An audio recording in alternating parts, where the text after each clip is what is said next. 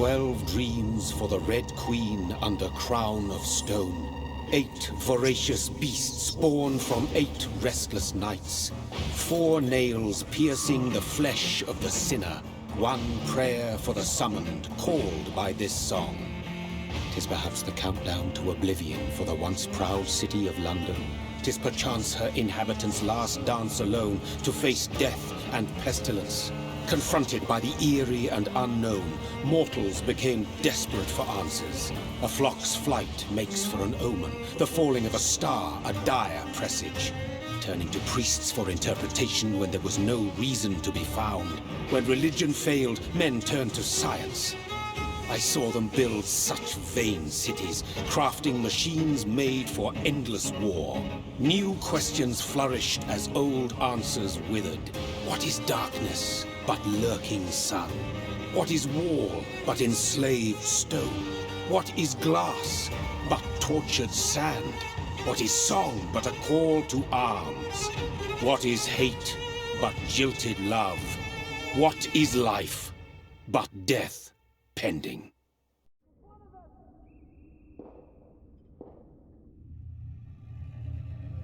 Death. Since the apple was plucked from the sacred tree, mortality was believed to be God's punishment, a righteous snare to keep mankind from ascending to the stars. They were all so wrong.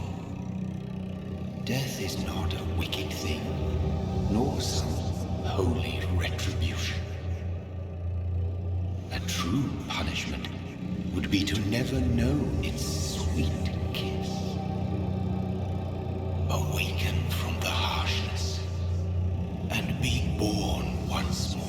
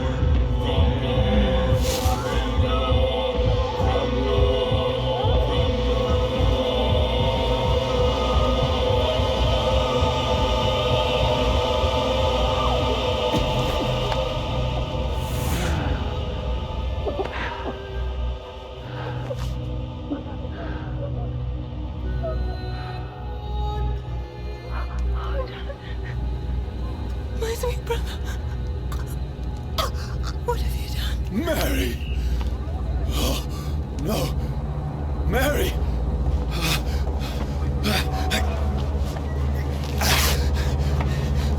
Hold on. Please, hold on. Oh, God. Oh, no. Mary. Mary.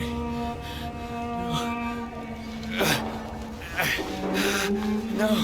No.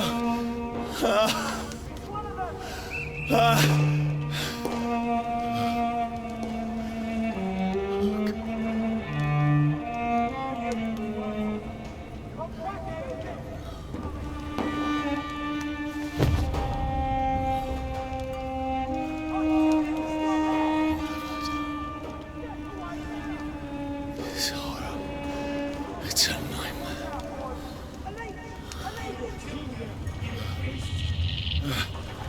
No! Please, a moment, let me explain!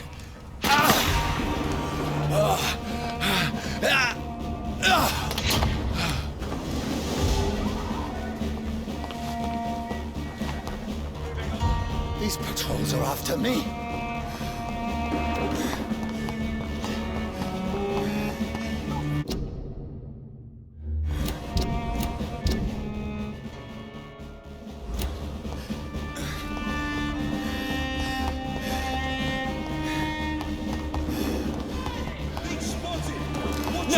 No! Don't shoot! This is a...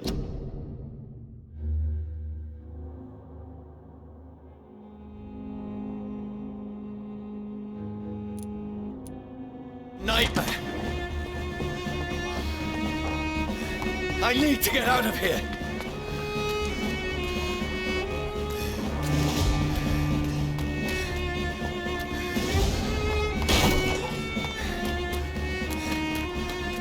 This can't be happening.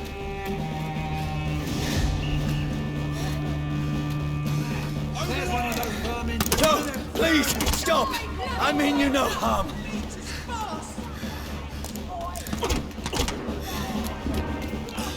Bonfire! Oi! You listening?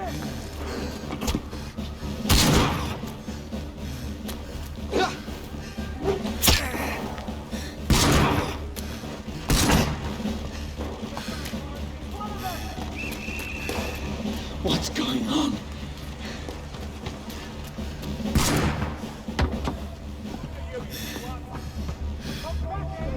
Oh, Mary. What have I done? What's all this about? Has it fled? Shit, where'd it go? Now, I can defend myself.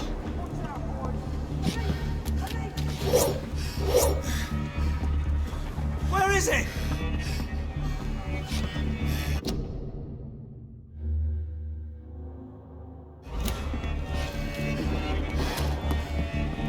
Shit, where'd it go? Has it fled?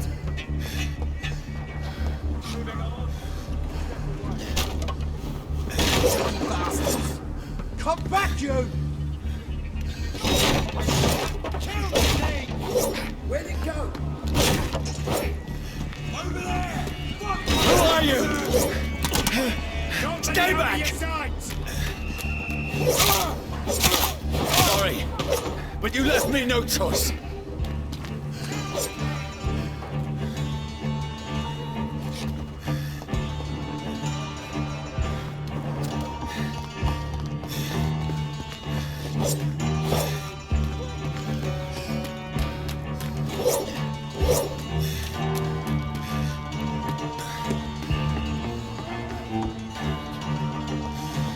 Who are you? Stupid beast!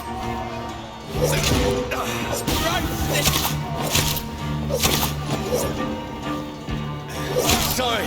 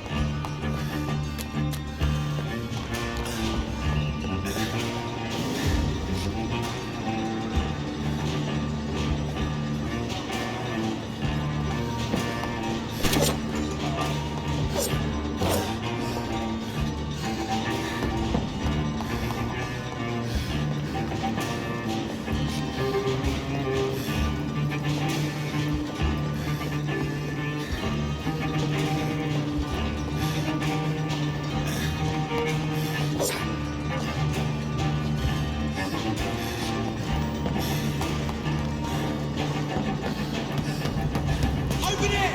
There's one of them! Please, stop! Who are you? There's one. What do you want?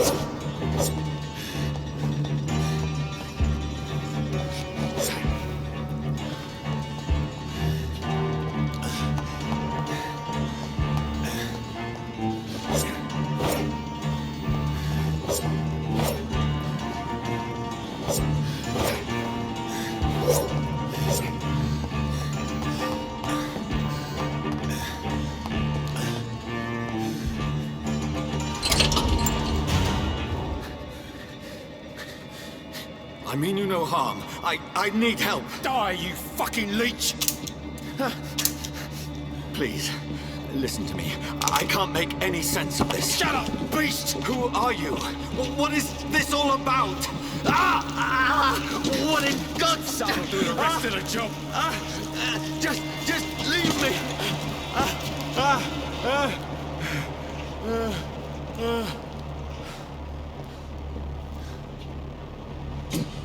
The sun. It feels like it's burning me to the bone.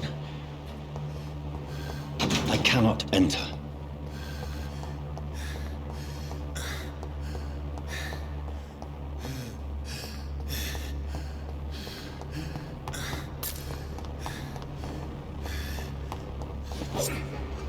I need to find somewhere to hide. Let me go!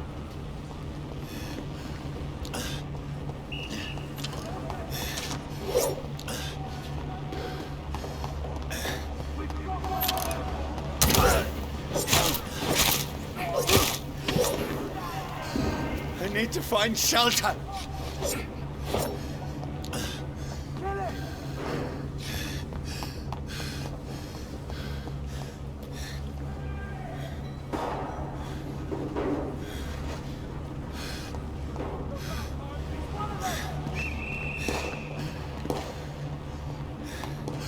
It's locked, all right.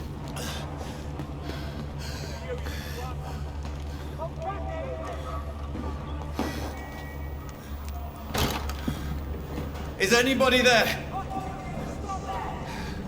What is this place?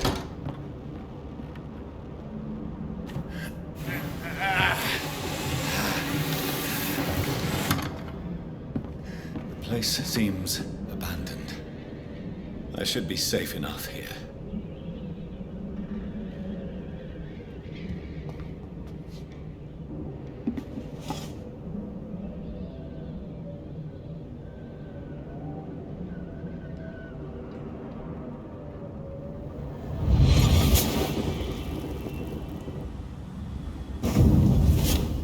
Brother,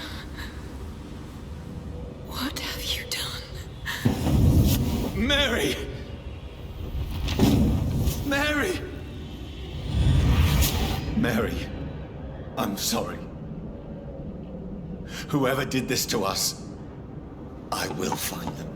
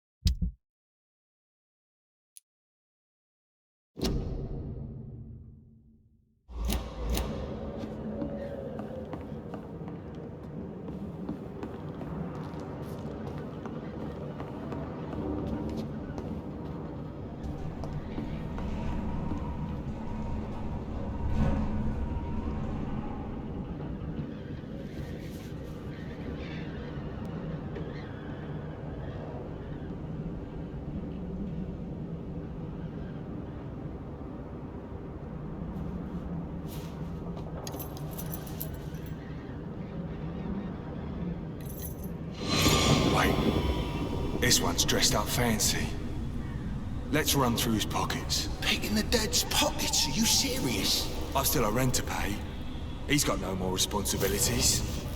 What's this? Gold watch. Beautiful it is. We fancy it and share the takings. I suppose we are undertakers. Now, give him an Eve.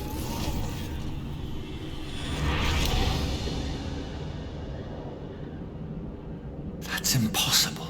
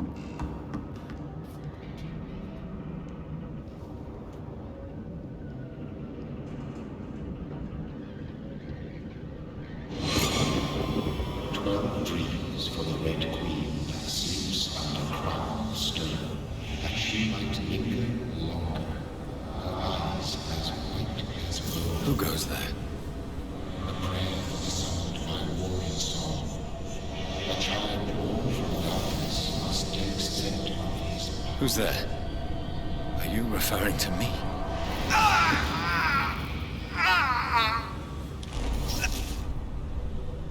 No!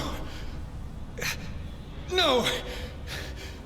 I still have so much to accomplish!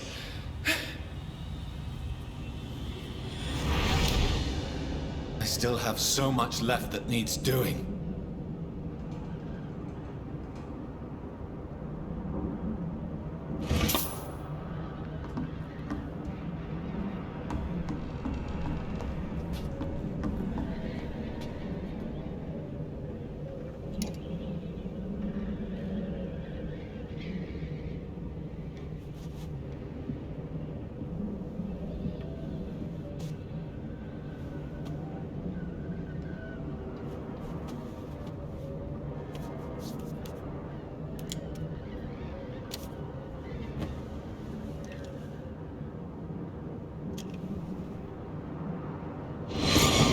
Johnny, this one's lost.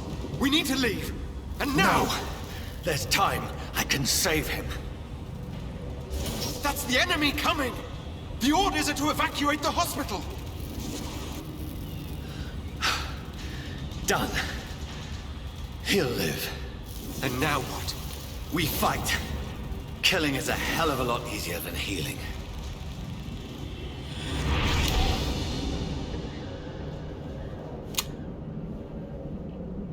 No, it never got easy.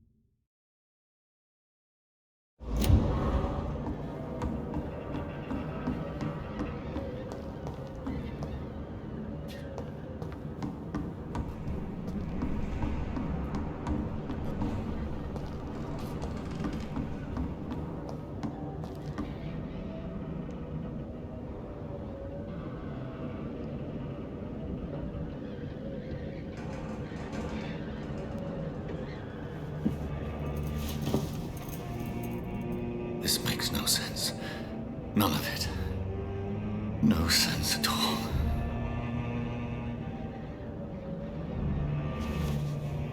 It's a nightmare. That's it.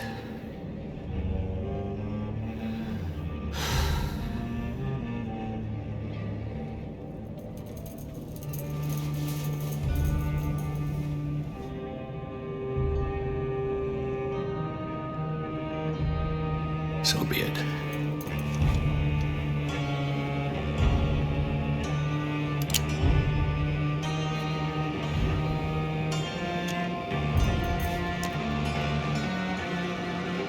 Rational thinking only.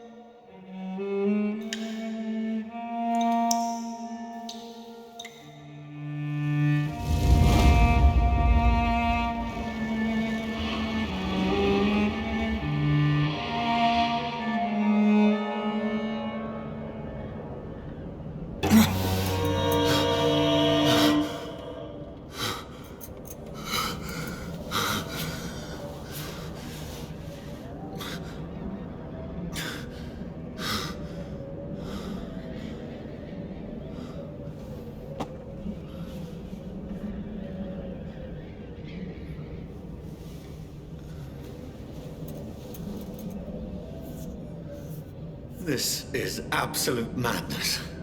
I've lost touch with the real. Madness it is, as mad as the moon, who turns blood in sunlight into a glowing reflection.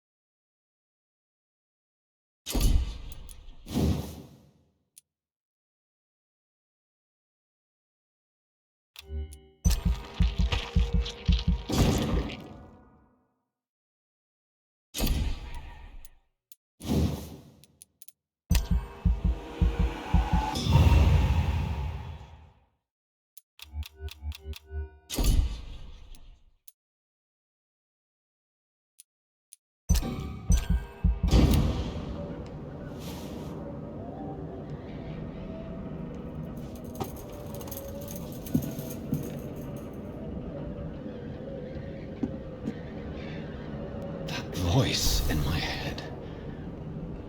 If I'm not mad, then it must belong to the one who made me what I am. I must find him to understand what I have become.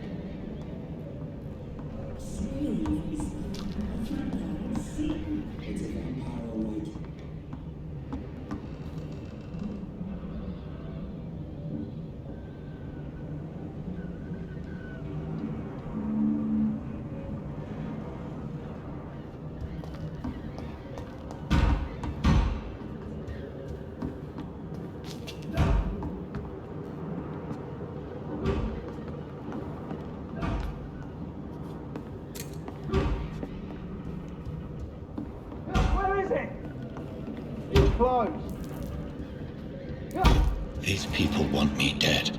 I need to leave now.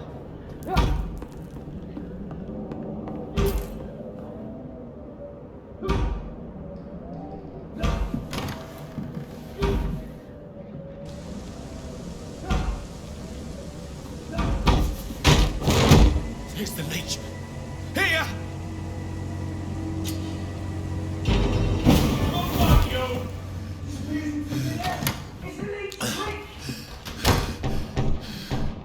My head's spinning.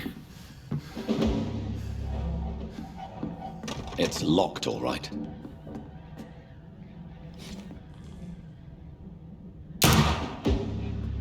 Oi! Come out, you coward! Fucking beasts!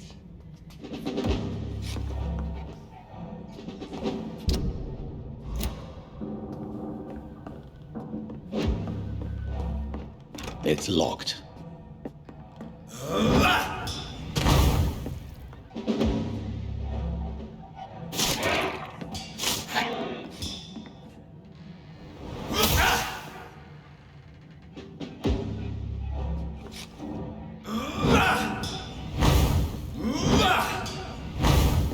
I cannot enter.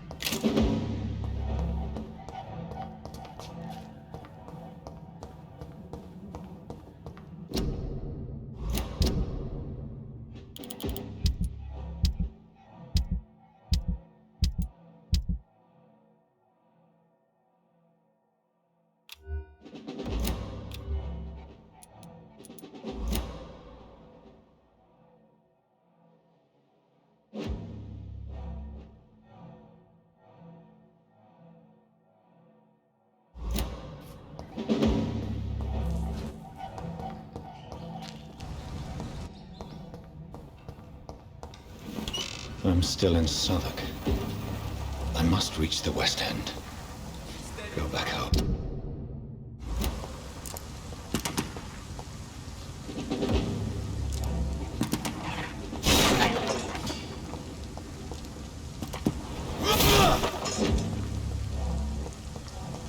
It's locked, all right.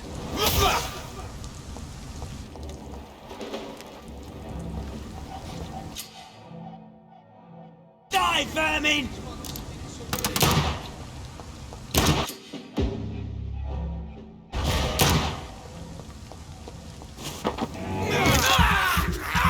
There's a strength I never knew I had.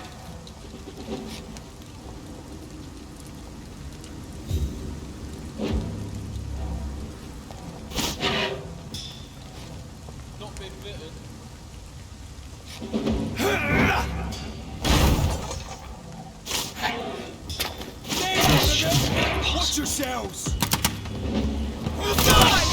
Every fiber of my being is afire. I feel like a child learning the limits of my body.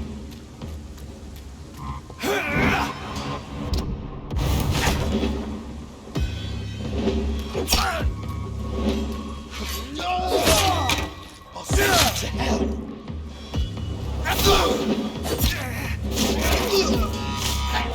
My strength, my reflexes.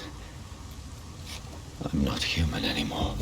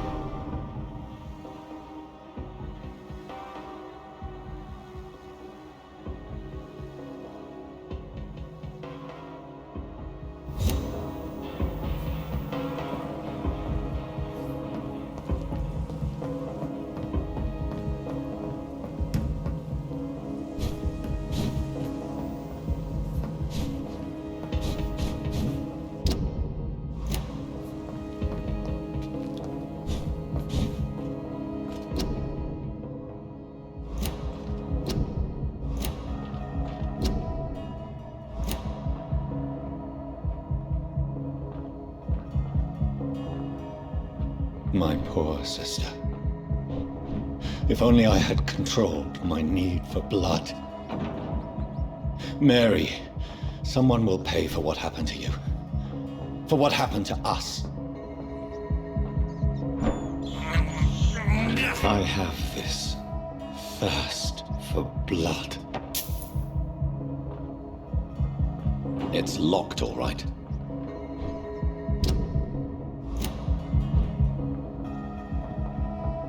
I cannot enter.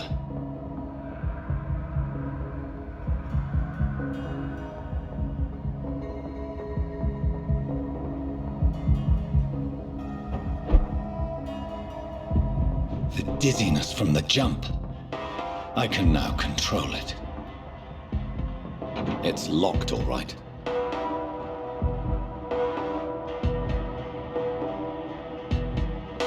I cannot enter.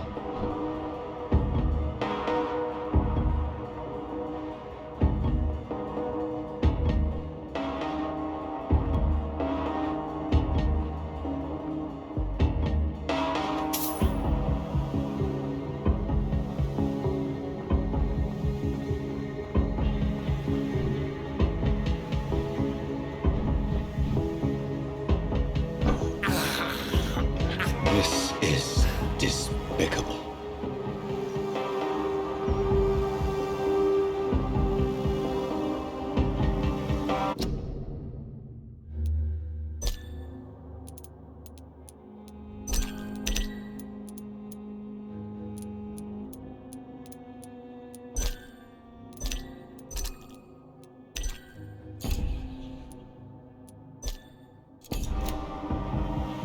What will London have to say to me?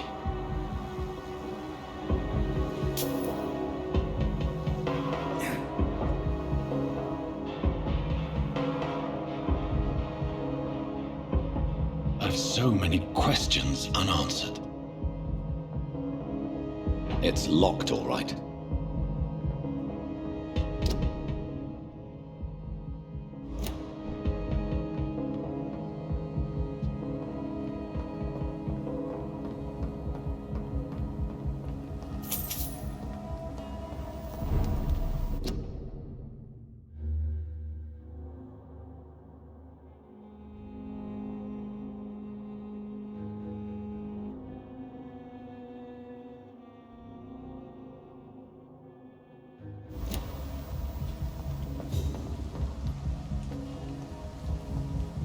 Another corpse. Have the very streets of London become a mausoleum?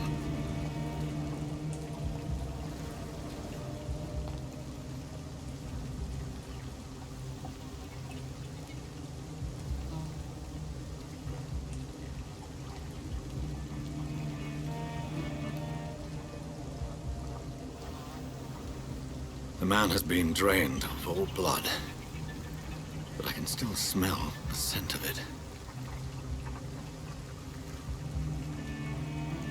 I follow the scent's trail. Perhaps it will lead me to my assailant.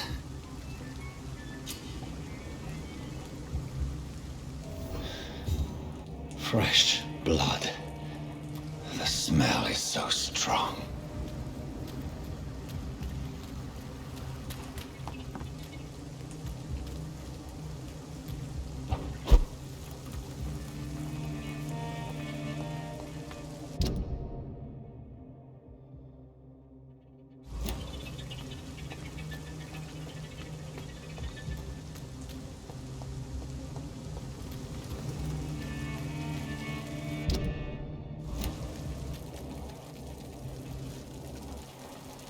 There is no one in sight.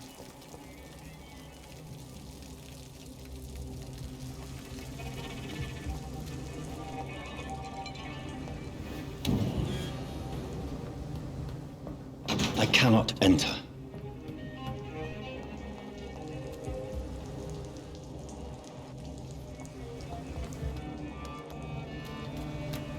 It's locked.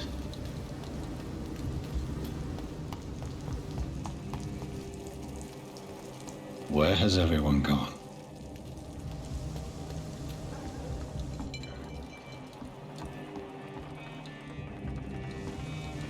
According to the blood patterns, that's where the victim was attacked. So that must be the killer's trail.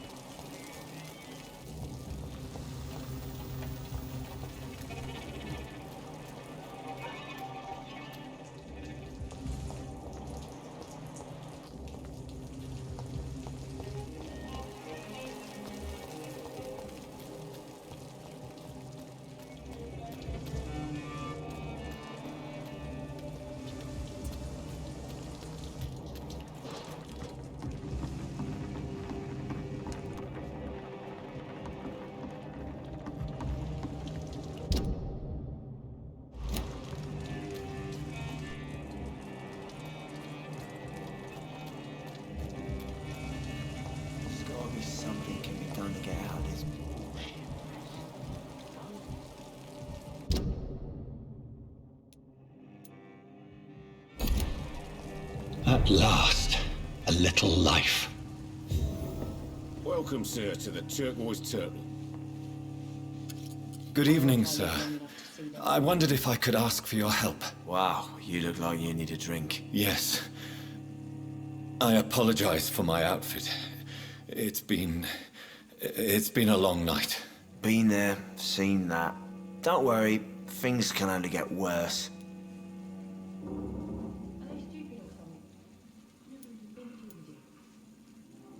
What's going on around here? It's like everybody is hiding. You must be new here. Have you not heard about the murders? Everybody fears the return of the sewer dog. Who is this sewer dog? It's the local bogeyman. Convenient answer for every crime that happened for decades. You murdered someone, blame the sewer dog, eh? You make it sound like it's a fairy tale. People will always believe in monsters. It's easier than accepting their own darkness. We can all be monsters.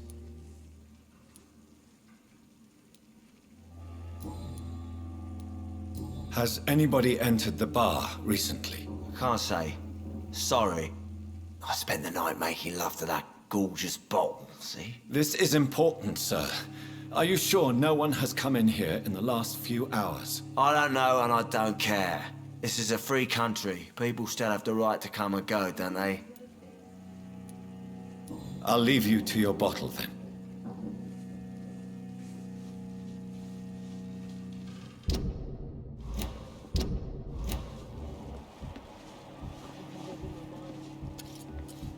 I should just run as far away from this place as I can.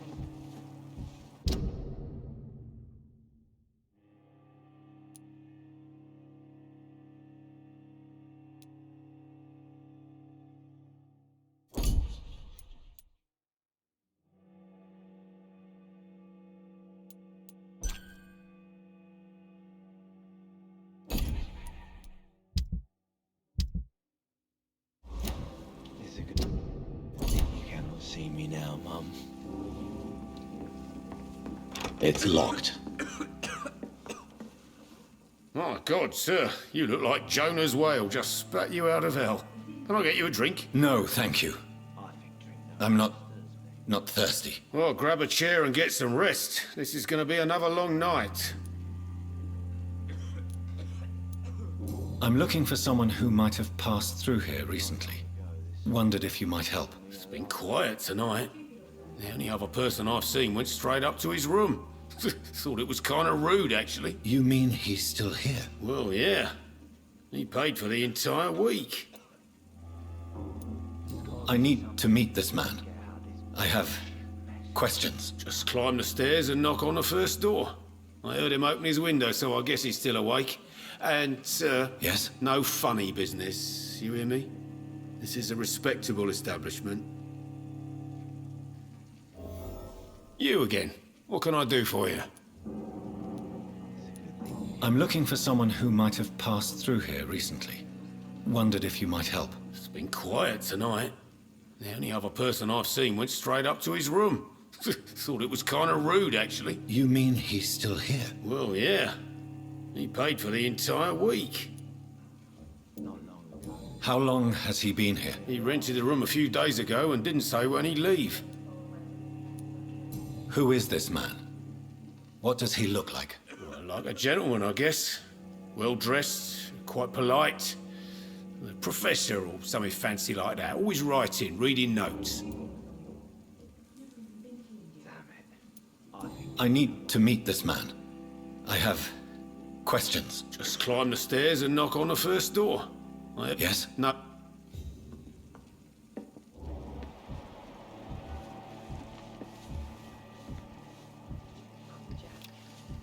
It's a good thing.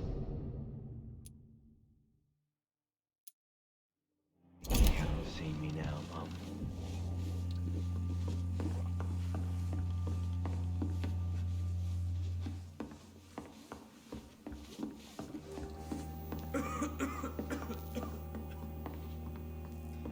Or something. I've never even been to India. There's gotta be something can be done to get out of this bullshit mess. No?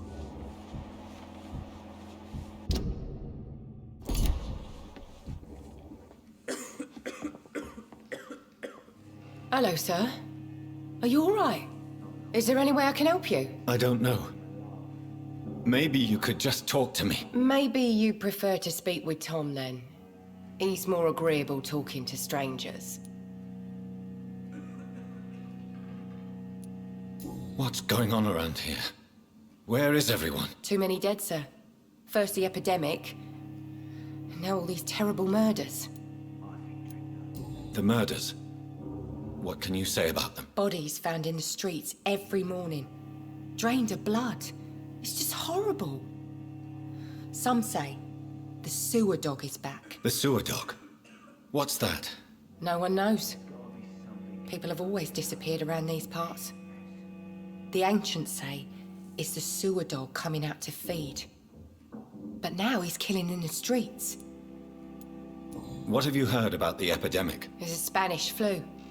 Yeah, killed so many last summer. Thought we'd seen the last of it. Dozens dying every week. Are the authorities doing anything? Nothing. There are so many quarantine zones in London now. It's gotten really hard to travel across town. I just want to talk. I didn't mean to scare you. I'm not afraid, sir. It's just I've other customers to take care of. I only see one customer. Oh. Well, yeah, of course. I mean, I best check on them. What is this place? This is Tom's bar, a turquoise turtle. I'm the barmaid here, Sabrina, if you want to know. Are you always open this late at night? No, it's only since the epidemic started. Tom thought that people may need a safe place to stay. You don't seem to have much business. Where is everybody? Well, most people are sleeping right now. And those that are awake tend to avoid going out. What with the murders and all. I'll leave then. Thank you.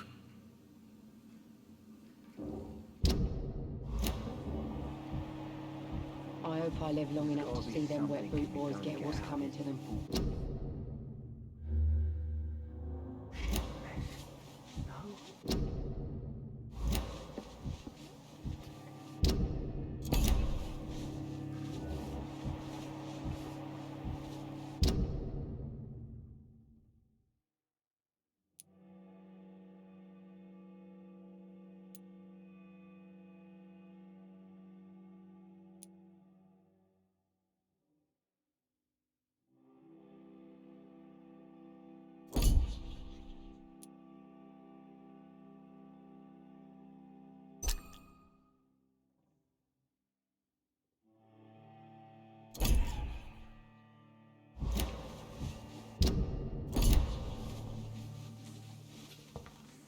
Poor Jack.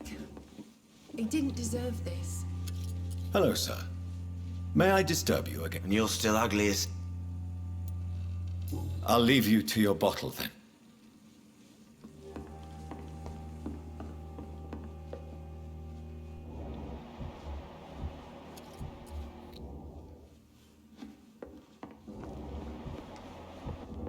It's a good thing you cannot see. This is no place for you.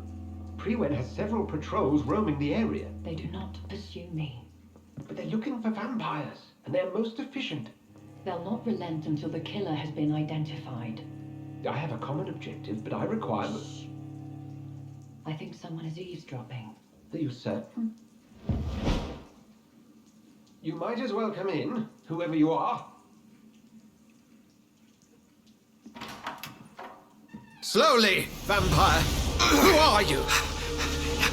I mean you no harm. Saith the vampire. Present yourself! I need a word. With anyone.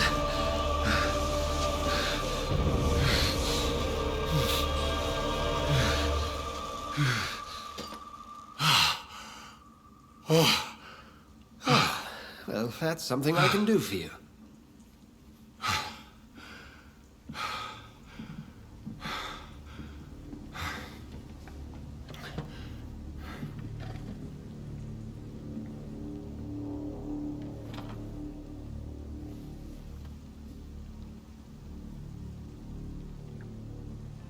And who might you be?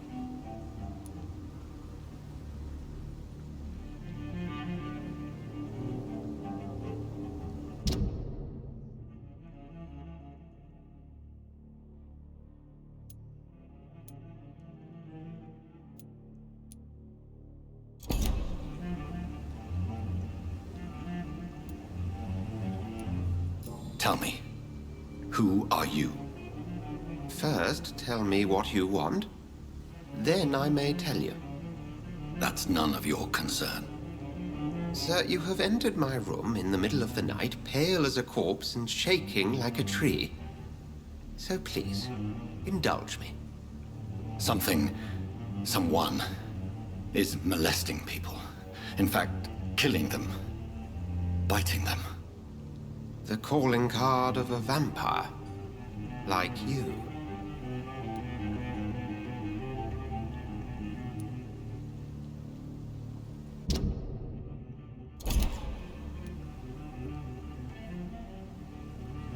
I've been hunted down in the streets and attacked. I'm a victim here too. I believe you. Then if you are not a vampire, who or what are you? Dr. Edgar Swansea of the Brotherhood of St. Paul. I'm performing an independent investigation here in an attempt to understand precisely what is going on.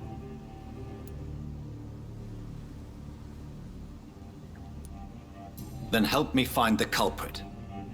I may, if you'll first tell me why you opened this door. I followed a trail. The scent of blood from a recent victim. It led me here. You thought I was your aggressor. That explains a great deal. We're both chasing the same shadow.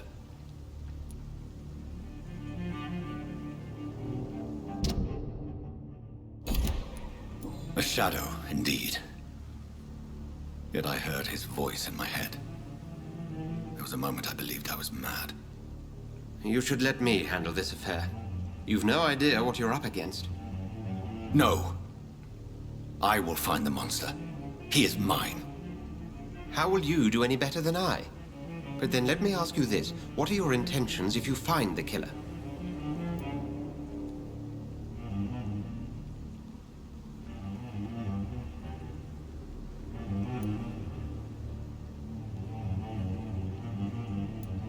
I will at last have the answers to my questions. Then I can only wish you good hunting. And pray we shall meet again.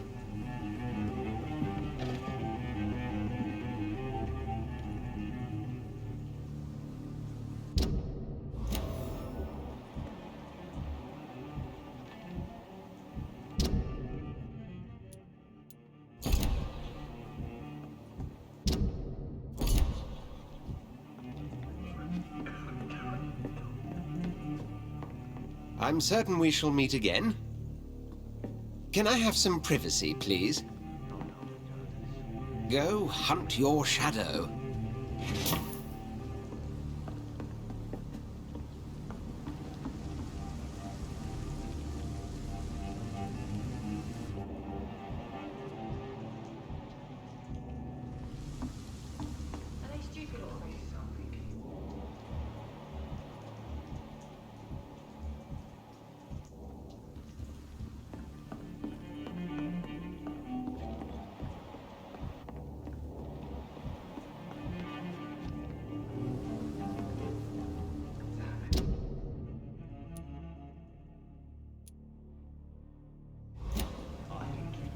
It didn't deserve this.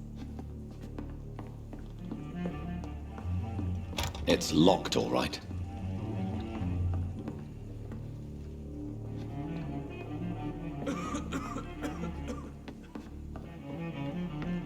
It's a good thing you cannot see me now, Mum.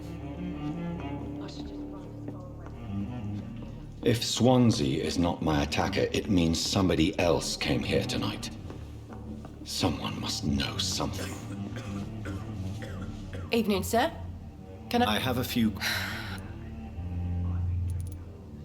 I spoke to Dr. Swansea. He's not the man I'm looking for. Now, I want the truth. The truth? What do you mean? I suspect that someone else was here tonight. And I don't think Tom wants to tell me about it. I'm just the barmaid here, okay? If Tom says you're the only visitor we had, then you're the only visitor we had. I can feel your fear, madam. Please tell me what's going on. It's Will. William Bishop. He came in here earlier tonight and he... Well, I thought he was going to clock someone.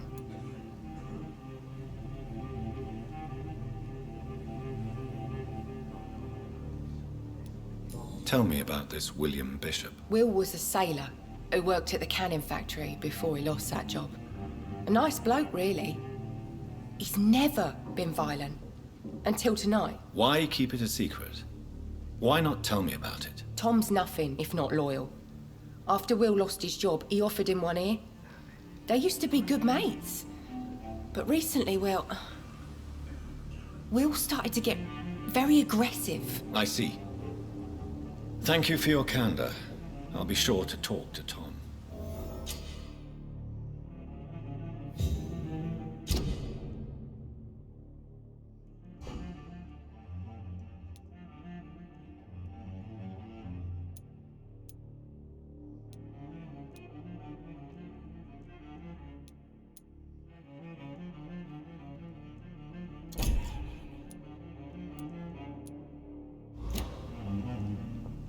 Please, leave me alone.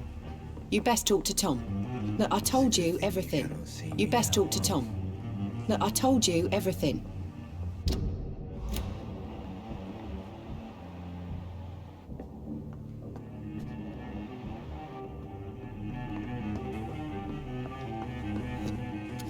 Hello, sir. May I disturb you again? And you're still ugly as sin. I'll leave you to your bottle, then.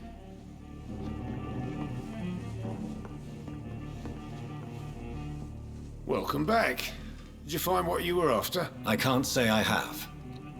Are you sure no one else came into your bar before I arrived? Hey, I told you, you were the only other stranger I've had.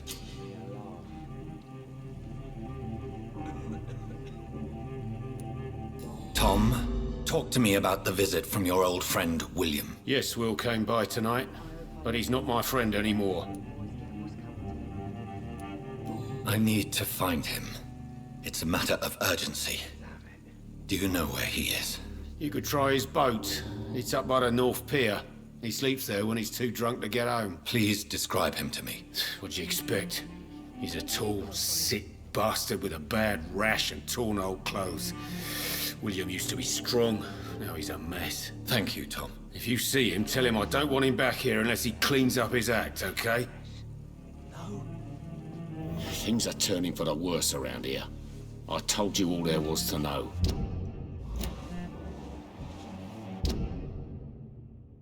I think I'm losing my mind. I should run as far away from this place as I can. Please, leave me alone. Hello, sir. May I disturb? And you're still ugly. I'll leave you to your... Poor Jack. He didn't deserve this.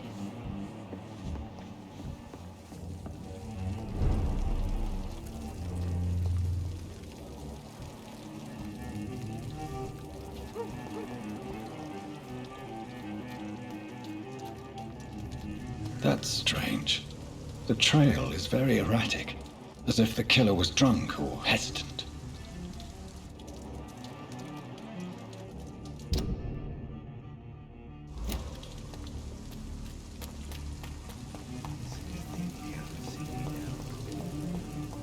I will get to the bottom of this intrigue. What's been done to me, to this city?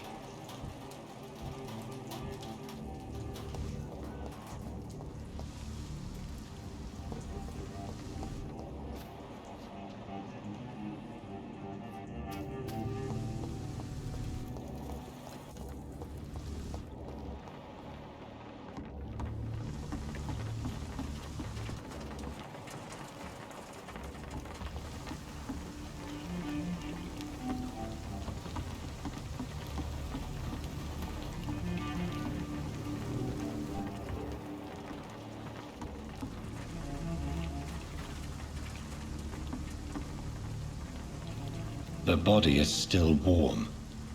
This man has just been drained of blood.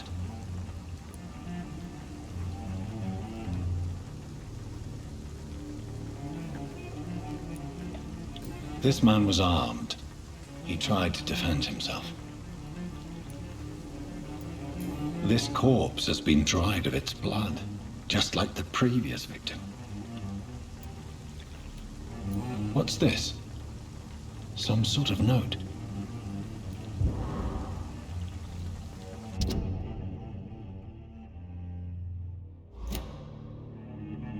These men, they're a company of professional vampire hunters.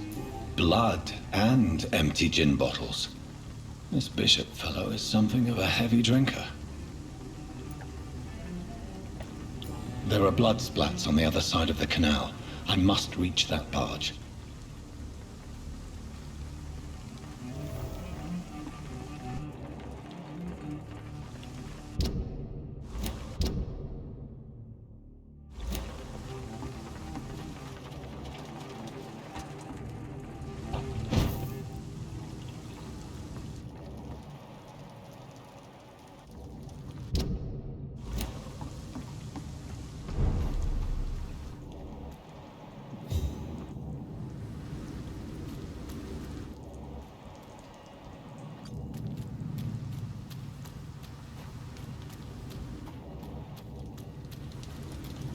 I cannot enter.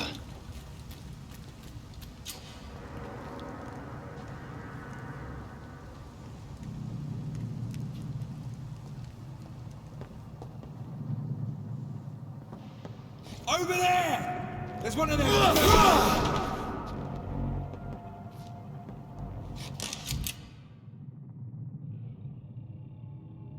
Ammunition crate. Good. I may need a lot of bullets. I feel like I'm back on the front line again.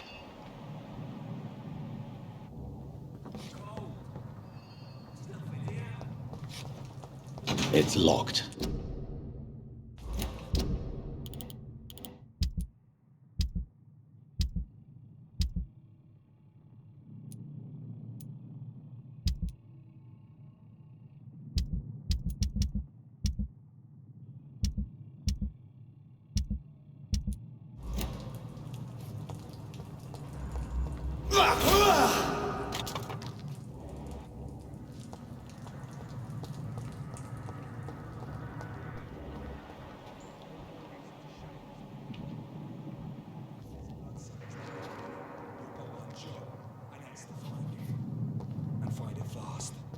Fair enough, Tom. But why do they hide where it's so damn cold?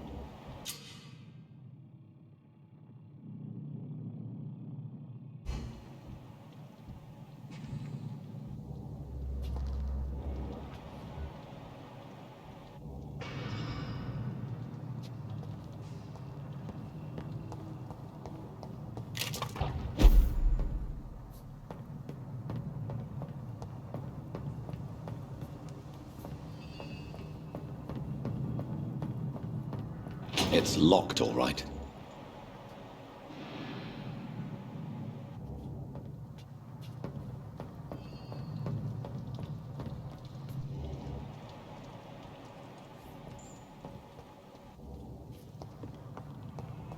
There's safer places to be than here.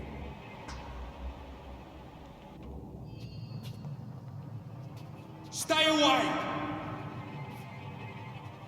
Over there!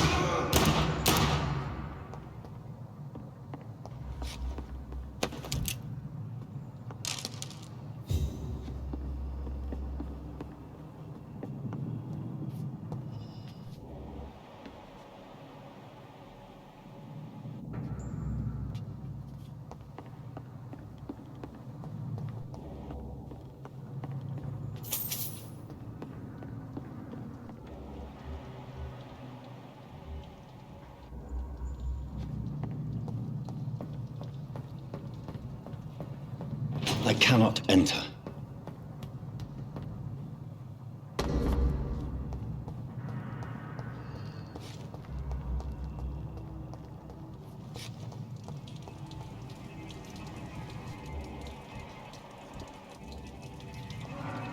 Everyone's mine!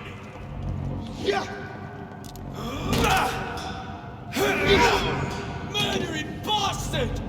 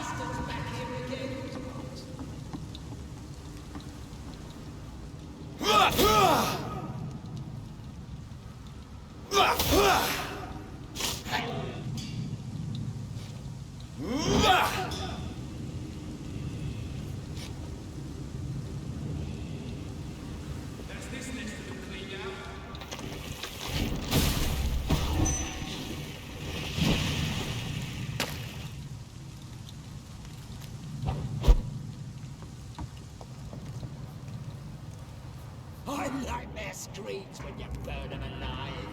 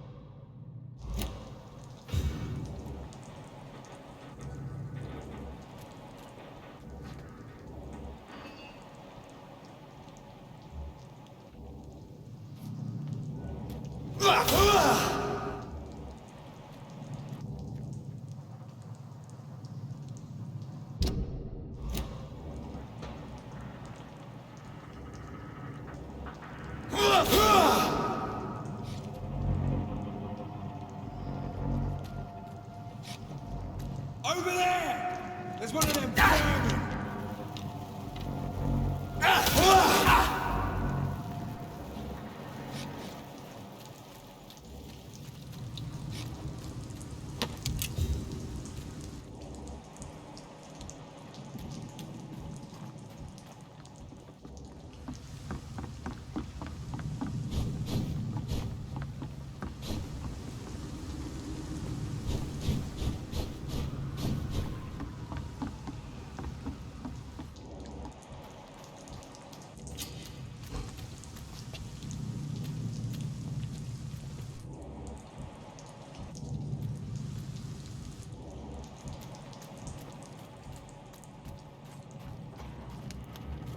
It's locked, all right.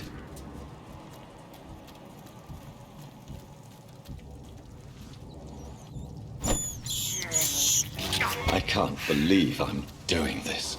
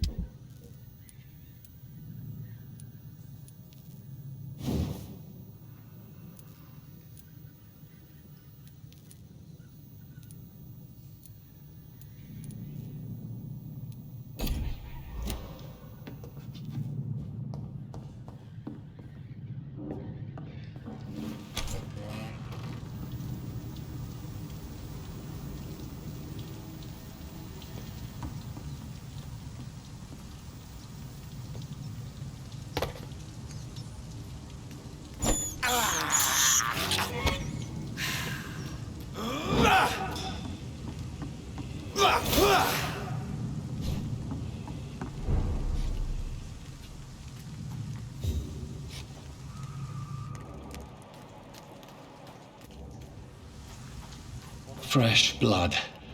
The whole building reeks of it. The scent is so strong it makes me dizzy.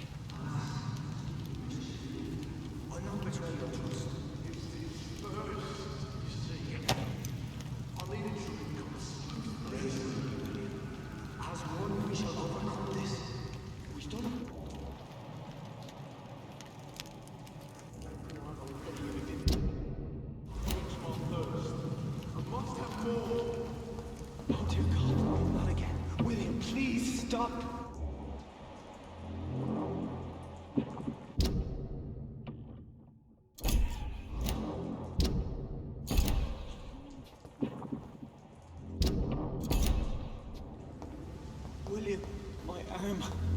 I can't feel it.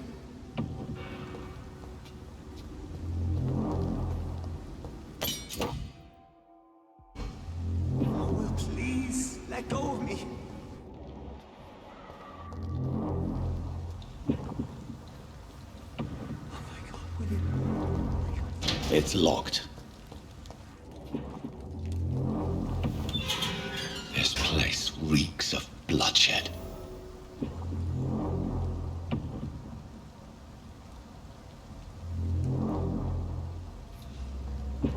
I could never harm you, Mr. Hampton.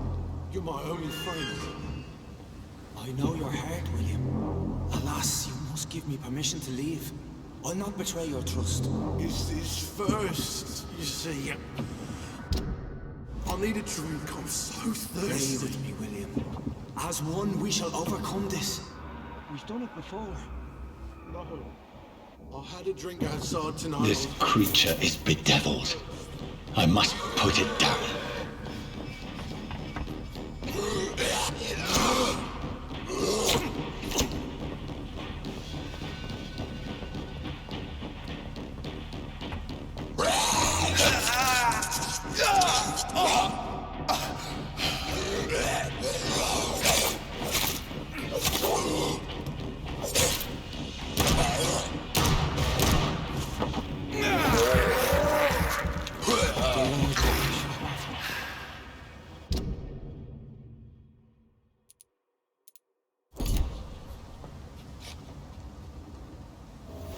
William was an honorable man. I could have saved him. Mr. Hampton, are you in there? I knew him well, another lost soul, a kindred spirit. Sir, listen to the sound of my voice. I'm a doctor. You're suffering from shock. I must return to my flock. They'll stray without me.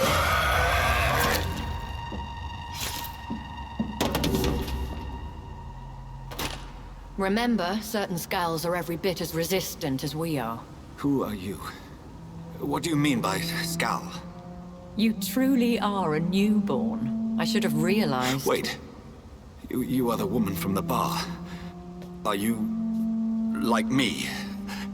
Can you help me? I believe, sir, I already have.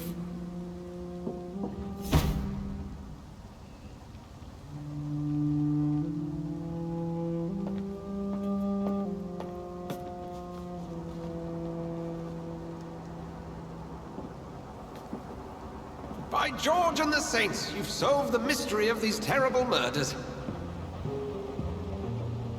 Patience, good fellows, I've come to offer help. Just give me a moment to secure my boat. We can leave this awful place. William was not the evil man they claimed. He was just taken by the thirst. He needed his drink. This man requires medical attention. We'll see he gets to the nearest hospital. No, please, I must tend to my fold. My flock needs me. There, sir. Go with the good Dr. Swansea. He's resourceful, and I'm sure he'll take good care of you. You'd best come as well. The sun is soon to rise, and you'll need a place to rest. I just need a moment. If I can learn something about what has happened to William, I'll be a step closer to understanding what happened to me.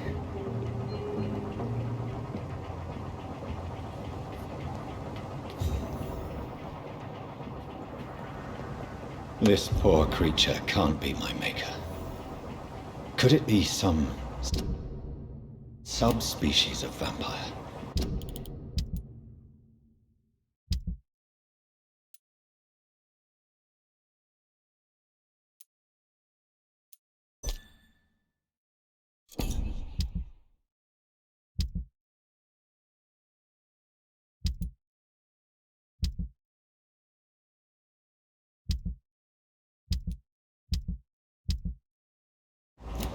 I must find a place to analyze the blood.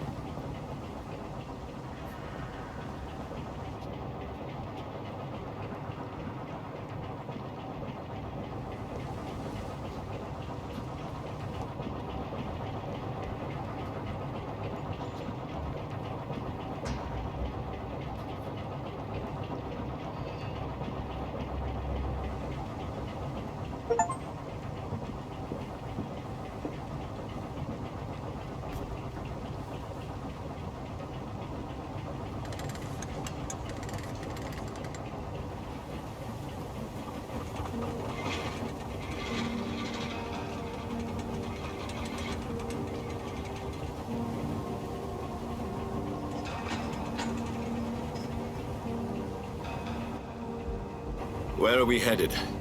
We're on our way to the Pembroke Hospital. It's just across the canal. They'll have a bed for poor Mr. Hampton. William was... What manner of creature was he?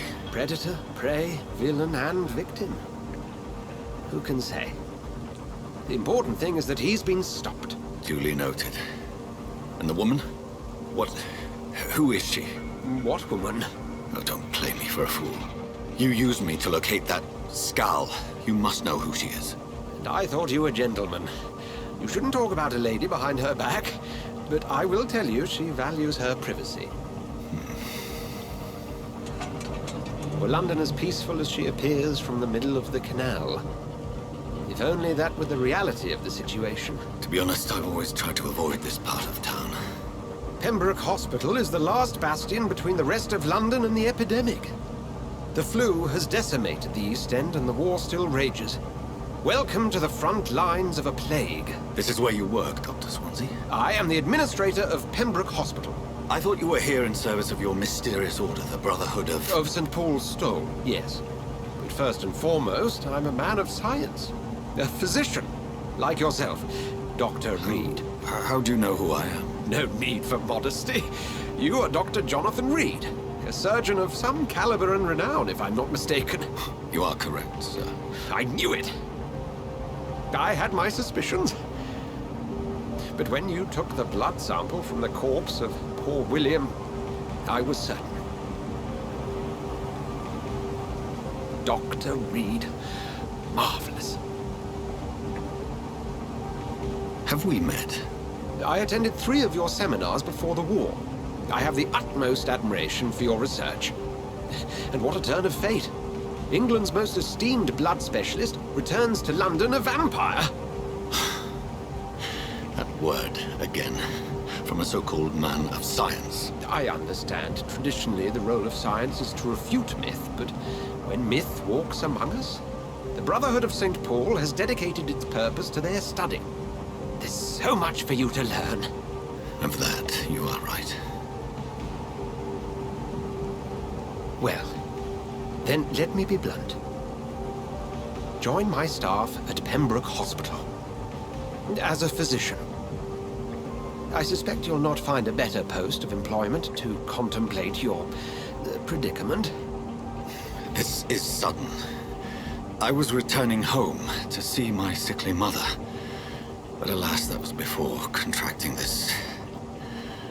affliction. Dr. Reed. Take a moment to consider. The post would be for the night shift, providing a good explanation for your absence during daylight hours. You'll be adequately reimbursed, and have a place to hide. I even had the forethought to bring some clean clothes. So, what do you say?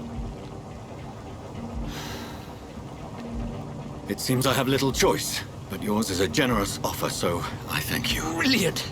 Oh, Jonathan, this is one for the book, and the beginning of a beautiful friendship.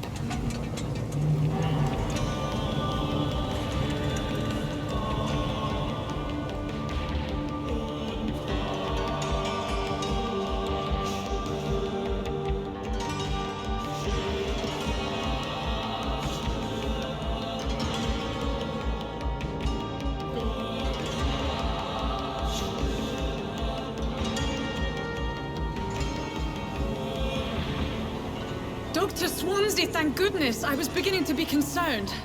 Worry no more, Nurse Crane, for I bring good news. Oh, Doctor, what a night. We lost 2 more patients. Nurse Scow said she couldn't take it anymore and resigned. Yes, well, I'll make a new rota in the morning. In the meantime, find a good bed for Mr. Hampton. Be sure to pay attention to his needs. Of course, Doctor. Oh, and Dorothy? Yes, Doctor?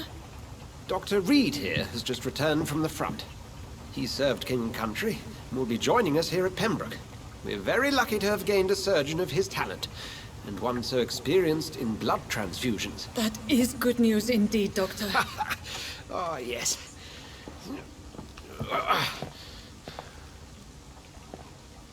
Here at Pembroke, it's not what we have, but what we haven't. It's only thanks to Nurse Crane and the staff that our ship doesn't sink. If you have any questions, just ask her. Duly noted. Thank you. Your assistance is required, Dr. Swansea, immediately. Welcome aboard, Jonathan. We'll catch up after my rounds. Coming, Nurse Crane. I'm coming.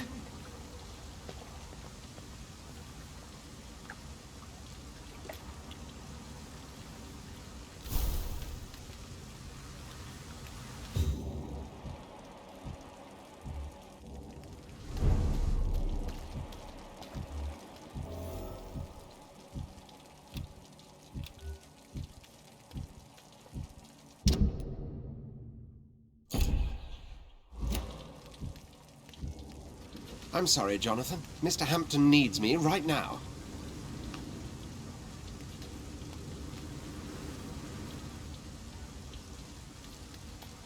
It's okay, Jonathan. I'll see you later. We'll have a word in my office later, Jonathan. I'm sorry, Jonathan. Mr. Hampton needs me right now.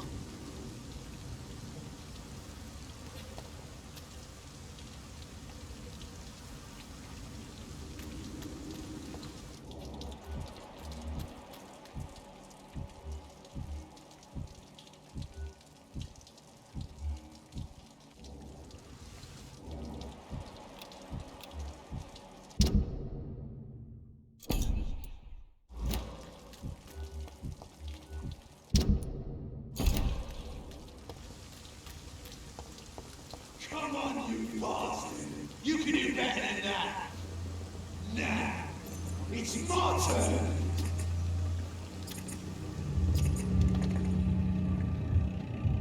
Rotten or pristine, each heart contains the seeds of life. Drink at this river, try it all.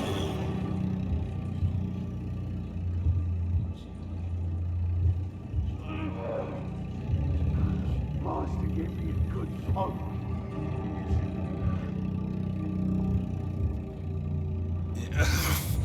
Oh, come on, you bastard! I won't bite. Sir, please. You've lost too much blood. Calm yourself. You think I didn't notice? Stop your staring and get me to an hospital, you arse!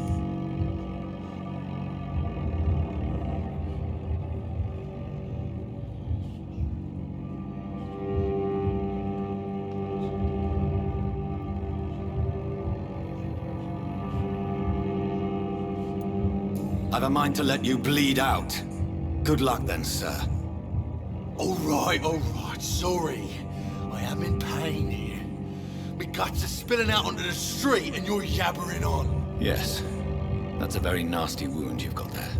Take my word, I am a doctor. Dr. Jonathan Reed. Name's Clay Cox. I'd appreciate you helping me to a better place, Doc. Follow me, Mr. Cox. Let me assist you to that better place.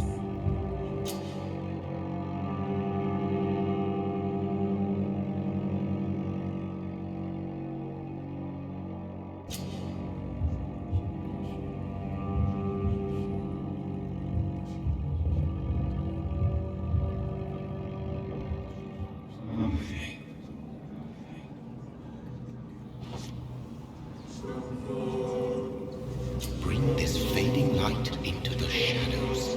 Dance with him the dance of life and death.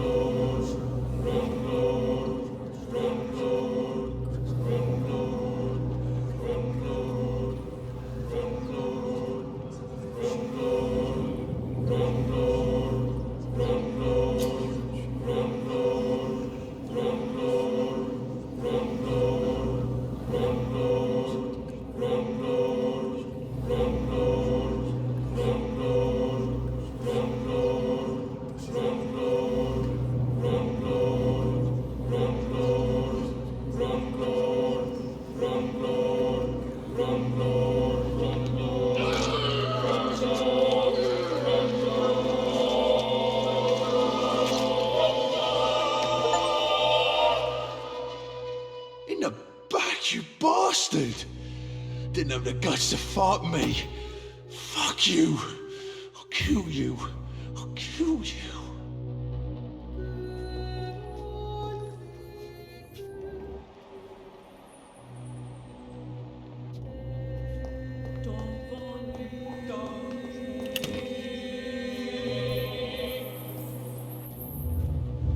To taste a life, to embrace its most intimate secrets.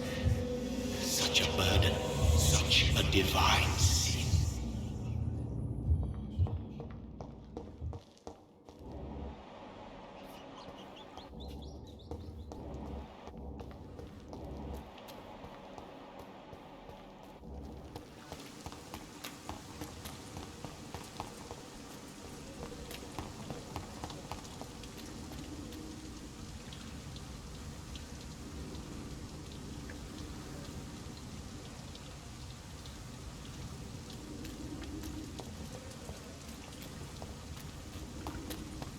I cannot enter.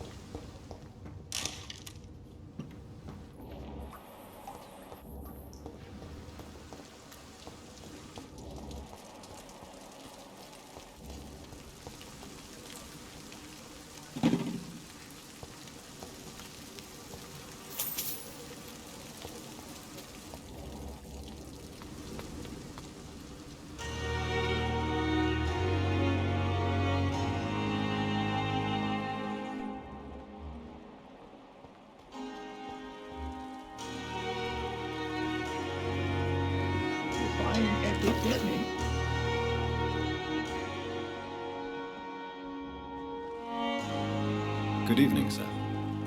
So it is true. The famous Dr. Reed has joined us. I can't think of any better news during these terrible times. Do we know each other? Actually, yes. We met once before, at the Rockefeller University in New York. Dr. Tippett, yes, I remember. I was assisting Professor Carell in his research about coronary bypasses. He had nothing but praise for you. He was also very confident about your future. And look at you now. Eminent surgeon and blood transfusion specialist.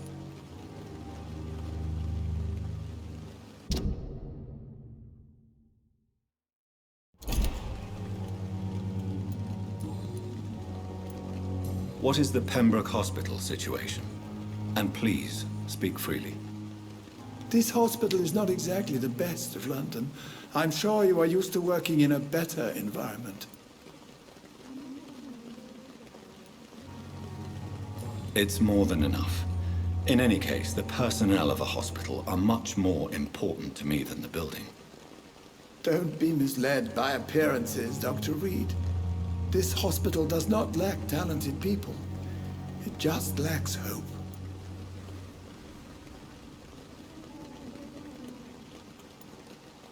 What can you tell me about the staff in the hospital? Some are really good, and others are not so good. But during this troubled period, there is no time for slander. I prefer to focus on the positive character traits. Tell me more about cherished people, then. Nurse Brannigan is a pearl. She is the most helpful and dedicated nurse I've ever worked with. A clever and cheerful woman. You really seem to admire her skills. I'll get...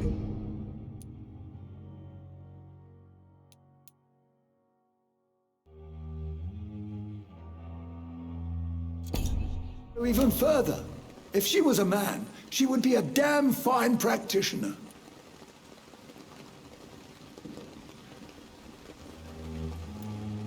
Any opinion about the management? I don't always agree with Dr. Swansea's reserve, but I must admit he does all he can to keep this facility running during this crisis. Ah, yes, the burden of command.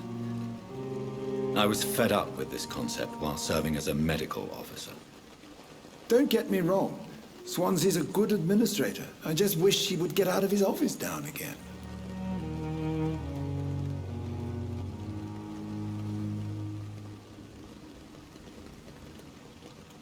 Do you need any medical assistance yourself, Doctor?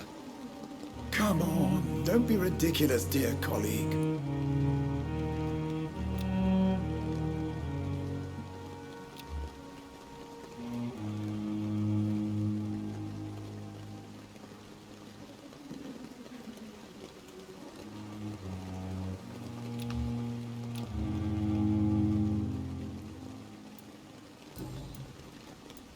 What can you tell me about the staff in the hospital? Some are really good, and others are not so good. But during this troubled period, there is no time for slander. I prefer to focus on the positive character traits. Any opinion about the... I don't know. Ah, yeah. Don't get me...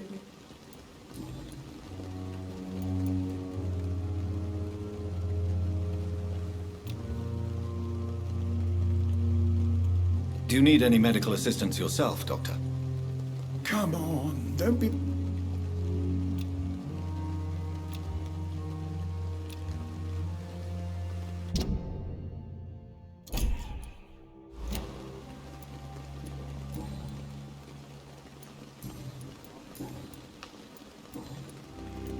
Goodbye, Dr. Tippett.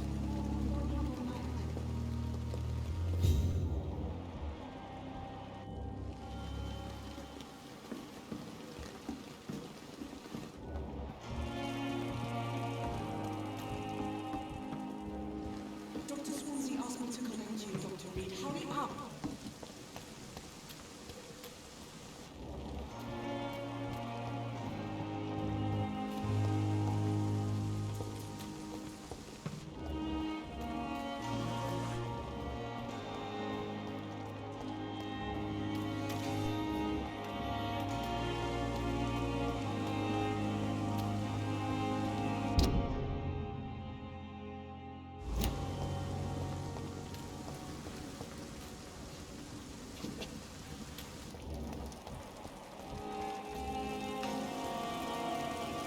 Doctor, where have you been? I've little time to play hide-and-seek with new staff members, no matter how illustrious they may be. I apologize, nurse. I needed some time to myself. This has been the longest and strangest night of my life. You delivered poor Mr. Hampton from a terrible fate.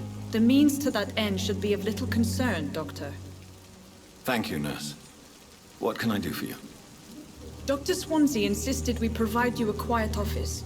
You'll find it on the second floor with your name on the door. Thank you. Nurse Crane, isn't it? Yes, Dorothy Crane. Welcome to Pembroke Hospital, Dr. Reed. Your office has been prepared. I would like to ask a few questions first.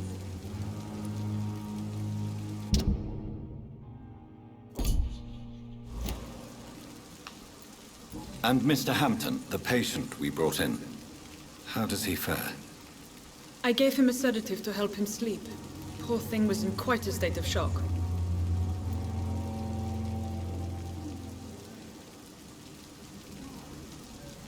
If you could point me in the direction of my room again, nurse. Second floor of the hospital, left after the stairs. It's the last vacant office at the end of the corridor. What kind of man is Dr. Swansea? Well, you accepted the job from him. I thought you would have known about your employer.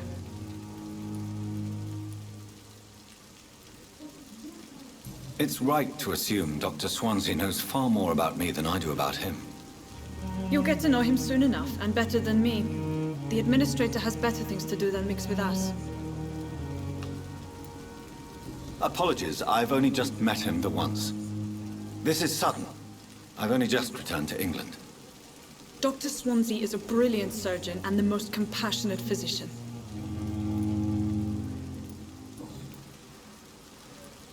Thank you, Nurse Crane.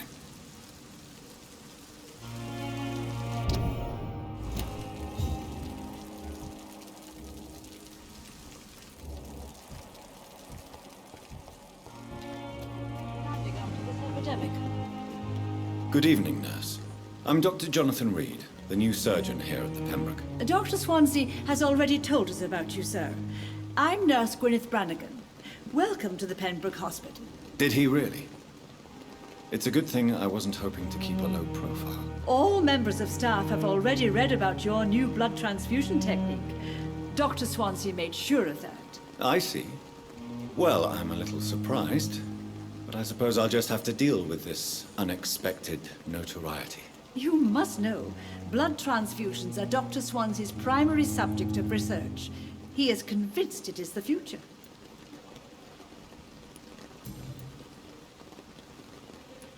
How are things here? Not good, to say the least. We're struggling against an invisible enemy, more lethal than any bullet from a gun. It's hard, Doctor. An invisible enemy? Quite a poetic term for a disease, especially from a nurse. Sorry, Doctor. These last few weeks have been exhausting. We could all do with a good night's sleep. Do you think this hospital can survive the epidemic? We are all volunteers here, and we're trying to hold fast, but how do we beat an invisible killer? Some nurses have already resigned.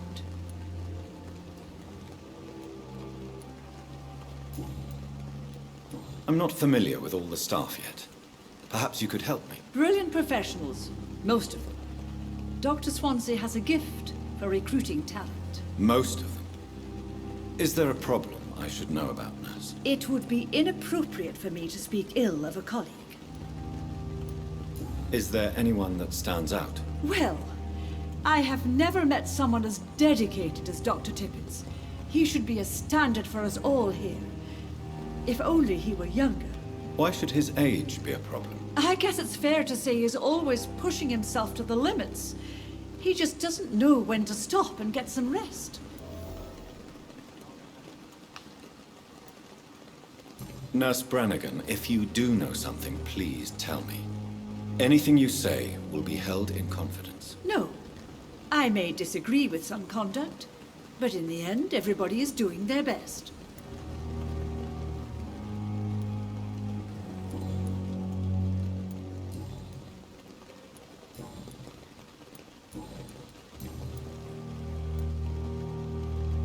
Why does Dr. Tippett claim you're the main reason he keeps working, despite his fatigue? If it wasn't for him, I probably would have left the Pembroke years ago. Dr. Tippett does not think of you as just a nurse anymore, does he? If you're suggesting he's not taking my gender into consideration when it comes to medical practice and knowledge, I really hope he doesn't.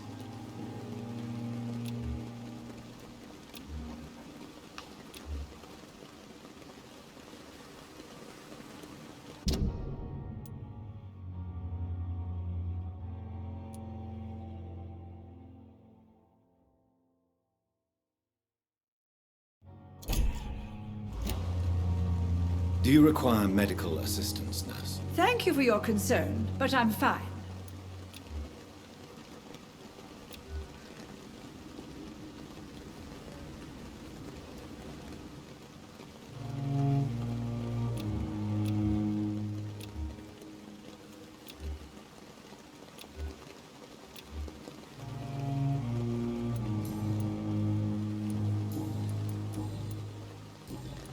Goodbye, nurse. Call me if you need assistance.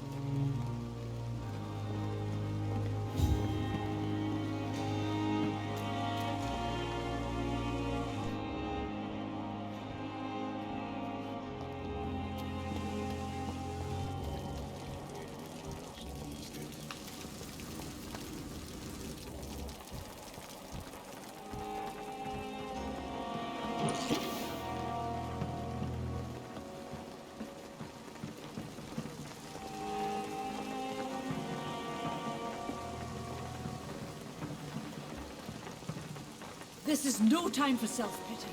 It is the last thing up. Good evening, Nurse Brannigan. Good evening, Doctor.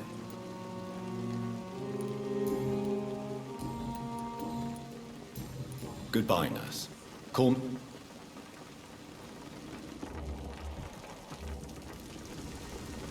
Good evening, Dr. Tippett. Dr. Reed, any good news to share?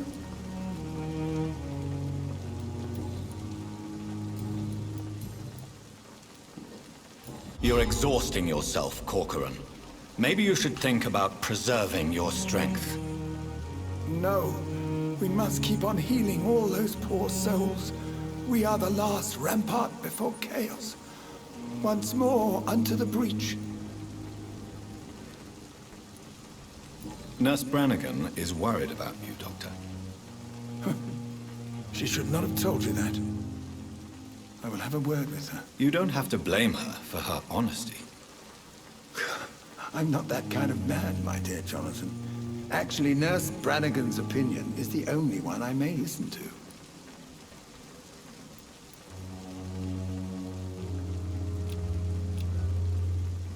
Do you need any medical assistance yourself, Doctor? Come on, don't be ridiculous.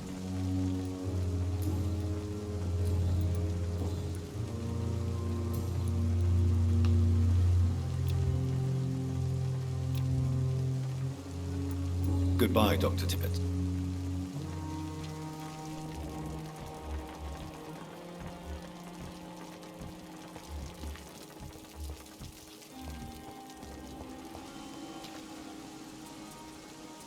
Good evening, sir. I'm Dr. Jonathan Reed. I'm new here. I've already heard about you, Dr. Reed. I'm Milton Hooks, the ambulance driver for this shithole of a hospital. That's quite a blunt introduction, Mr. Hooks. You can call me Milton. I like to speak my mind, Dr. Reed. Perk of the job. Don't judge me, and I won't judge you. I'm not sure I understand what you're talking about. Well, I'm no doctor, but I'm pretty sure a gun can't be used as a surgical instrument. You have a keen eye. I learned to shoot during the war, and have carried one ever since. Old habits die hard. No need to explain, Dr. Reed. And if you ever need a better gun, remember, I may have something for you. I'd like to see your goods. Wise choice, Dr. Reed. A reliable gun is what everybody needs these days.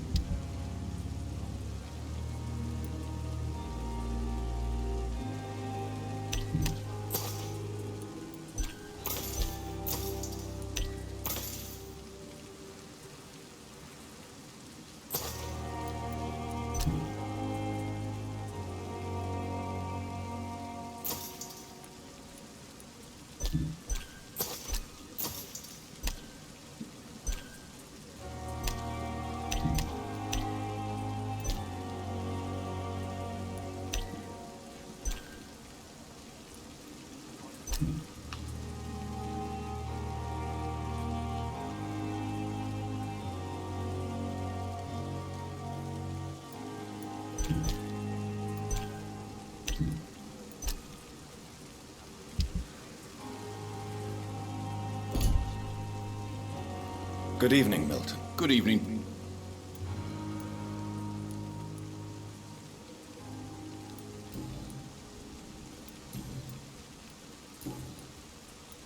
How is the situation around here? You want to hear the situation is all right? It's fucking awful. We lack everything, and it's getting worse every day. So what do you do exactly in this hospital? Apart from smuggling guns, I mean. I've been an ambulance driver since... too long, I guess. I'll bring sick people here night and day. It's a dirty job, but I get it done. Most of the time.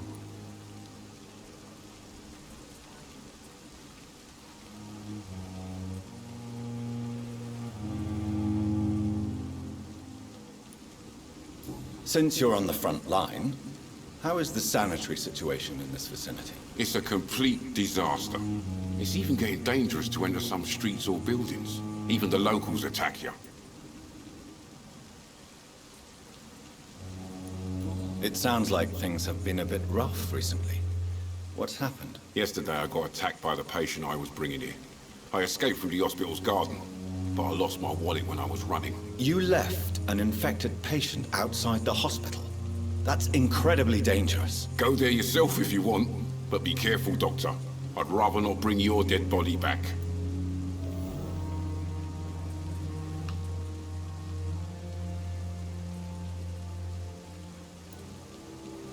Since you're on the... It's a complete... Are you really smuggling weapons through the hospital? And why not? I've already been attacked by patients, you know. And by gang members willing to steal my money. But you're not defending yourself. You're selling guns to civilians. You keep people alive your own way, Doctor. I offer them another way to protect their health. Do you need any medical help, Milton? I'm fine, Doc. Physically, at least. But I would give everything to be in a better place right now.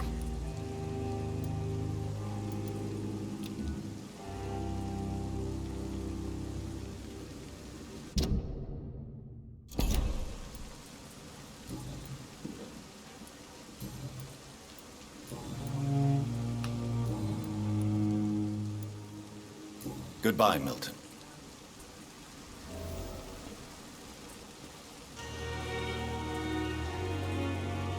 And I thought last summer's epidemic was...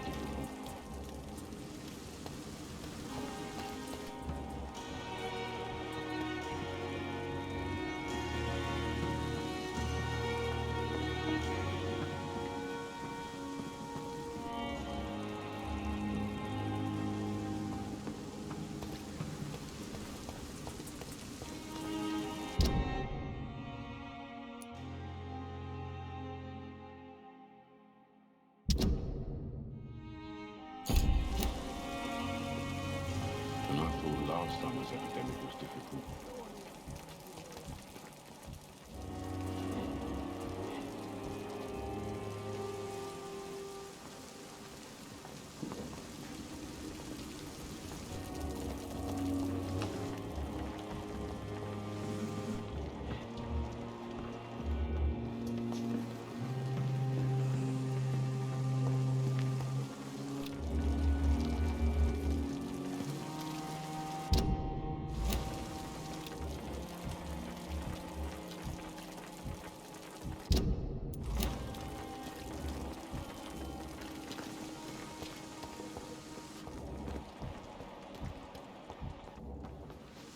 This is no time for self-pity.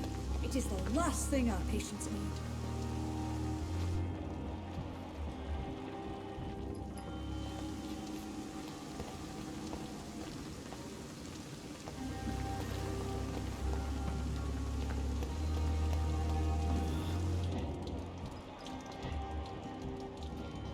Dr. Swansea is right. This place seems perfect to conduct my research.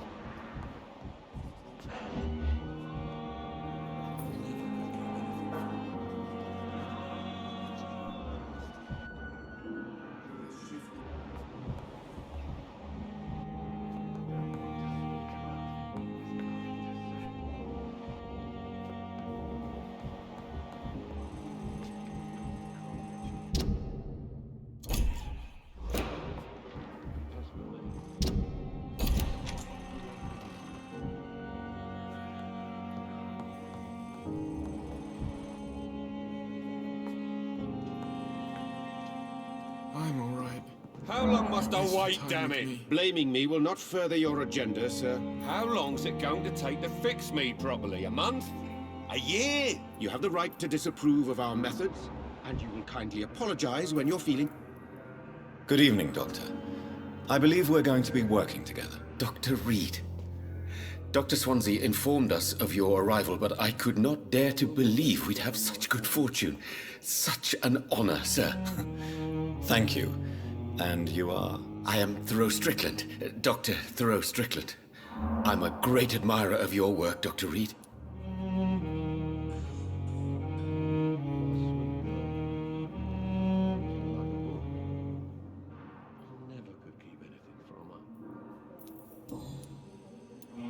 Please, could you tell me something about yourself? I'm a great admirer of your work concerning blood transfusion, Dr. Reed. I run my own experiments. I'm convinced it's the future. What made you choose to be a doctor? I'm not ashamed to admit you and your work have inspired me. I am honored to have the opportunity to work by your side. It's always a pleasure to share scientific and medical knowledge with someone eager to learn. I'll be glad to help you if I can. This epidemic may be the century's most terrible disaster, but I'm convinced that we, as doctors, are the only ones able to defeat it.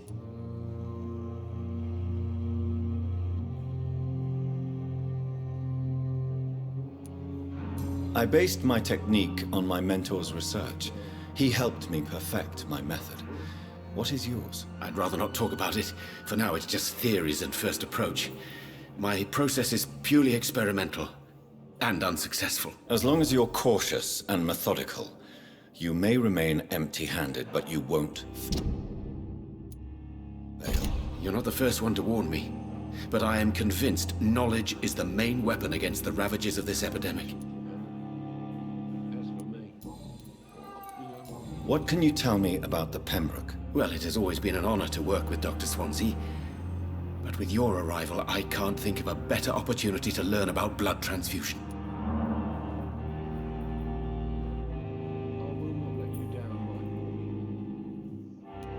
You seem quite optimistic. It's a rare and precious attitude in these difficult times. I'm convinced that this epidemic is a test of endurance and dedication for us men of science. Questions remain about our capacity to resolve the situation. True. Last summer, during the first wave of the epidemic, I used to joke with Milton about the extra work. We're not smiling now. Do you need help with anything in particular? Well, yes, maybe. I'm waiting for a batch of products I ordered for my personal research, yet my supplier seems to have vanished. Do you want me to play the errand boy for you? Oh no, Dr. Reed. But if you went personally to his shop, what with your reputation and all, he wouldn't dare to refuse the products I need. I see. Well, give me the address, for I may pass by if I have time. I will not let you down, my boy.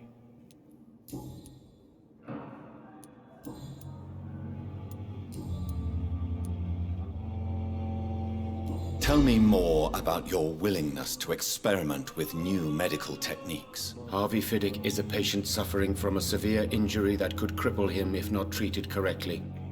I'm convinced your blood transfusion technique could help him. What is it you really want? To save him, or to prove your point? Fair question. I want nothing but to save my patient, Dr. Reed. Especially since I know Mr. Fiddick's story. You always knew the words to calm the children.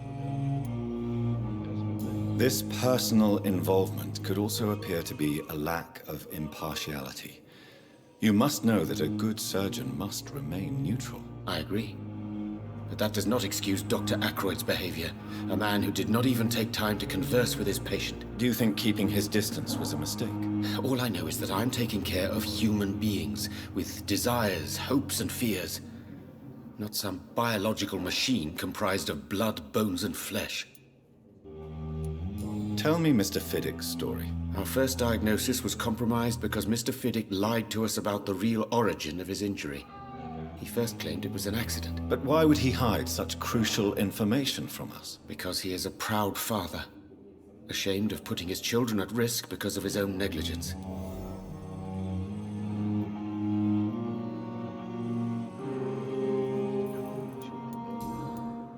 As for me, I'm below an idiot.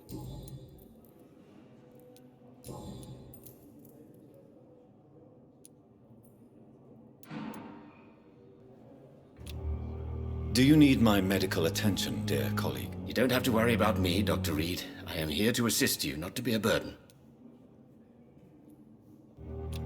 Do you need my medical attention, dear colleague? You don't have to worry about me, Dr. Reed. I am here to assist you, not to be a burden.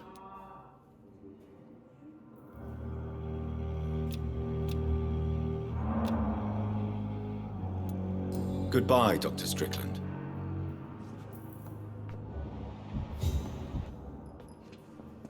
Good evening, sir. I'm Dr. Reed.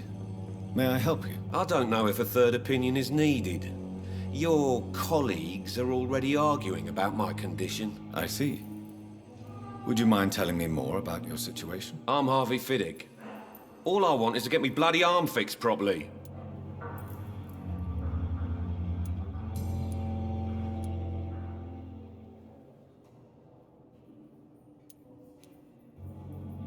Tell me about yourself, Mr. Fiddick. I'm just a regular guy waiting to get his arm fixed, so I can return to work and to my family. I was more curious about what you were doing before being hospitalized. I'm a carpenter, and a good one too. But that means I need both arms to feed my family, Dr. Reed. Tell me about the doctors who are arguing about your case. Strickland and Aykroyd. They both want the best for me, but there's a lot of pride there. Doctors are no different from carpenters, it seems. What do you mean? I often had professional arguments with rivals on a building site. Difference is I disagreed about wooden nails, not flesh and bones.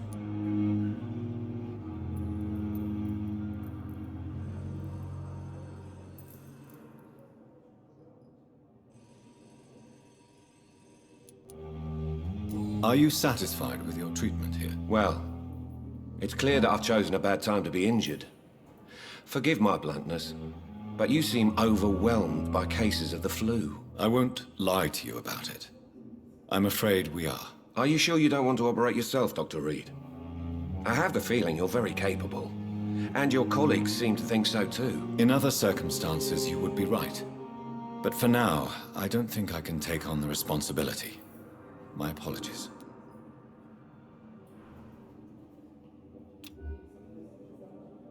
Is there anything else that's bothering you? Can I help in any way? I'm all right.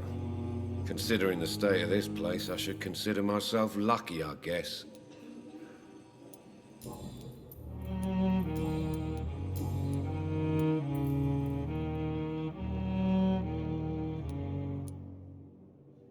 Tell me about your injury, Harvey.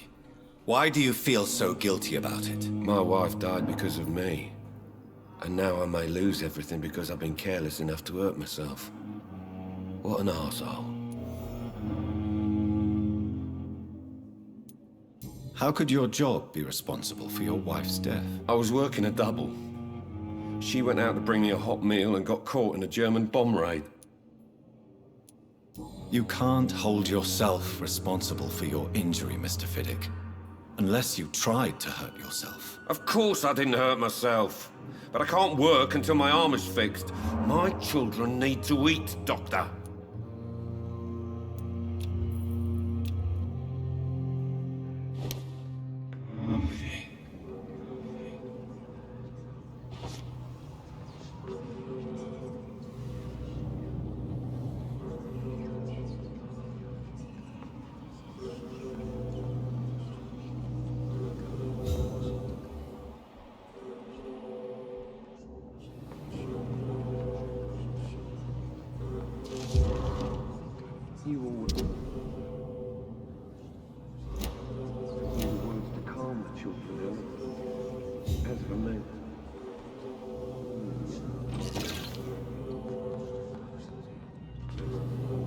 Good evening, Mr. Fiddick. Good evening, Dr. Reed.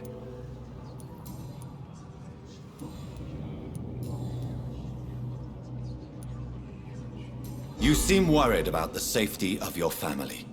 And it's obviously the reason why your wound troubles you so much. I cannot give up on my children now. They both need me living. What about their mother, if I may ask? She died in 1915 during one of the first Zeppelin raids. We never found her body. Tell me about your injury, Harvey. Why do you feel so guilty about it? My wife died because of me. And now I may lose everything because I've been careless enough to hurt myself. What an arsehole.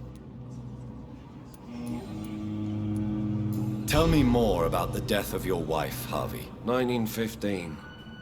I was in the army, building workshops for the Royal Flying Corps. Helen was happy I wasn't sent to the front. What happened? The Germans sent Zeppelins to bomb the construction site, but they missed their target. My wife was bringing my dinner when the bombs fell. I'm sorry for your loss.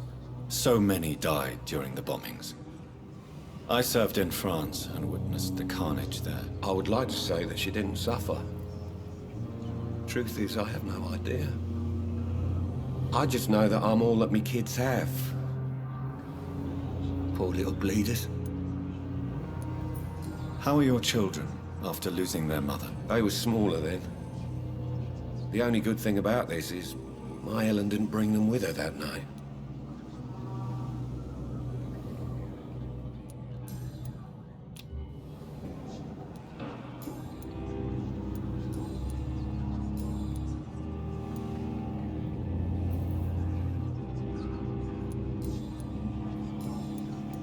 Goodbye for now, Mr. Fiddick. I'll see you later. I will not let you down, my boy.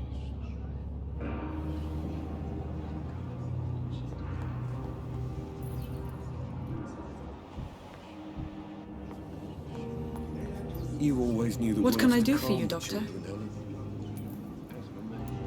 Thank you, Nurse Crane. I'm all right. Don't waste your time with me.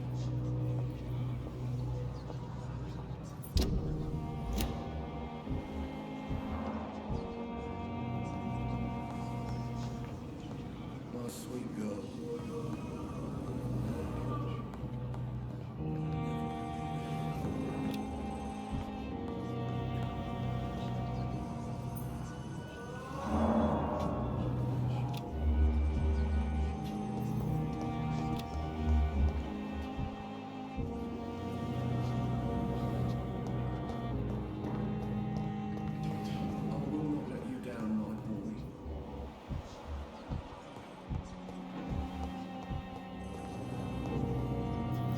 Good evening, sir. I'm Dr. Reed.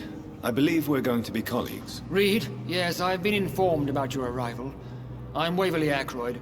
Welcome aboard, I suppose. Does my arrival inconvenience you in some way, Dr. Ackroyd? Let us just say that I don't particularly share Dr. Swans's enthusiasm for hiring you. What we need here are reliable professionals, not overrated dabblers.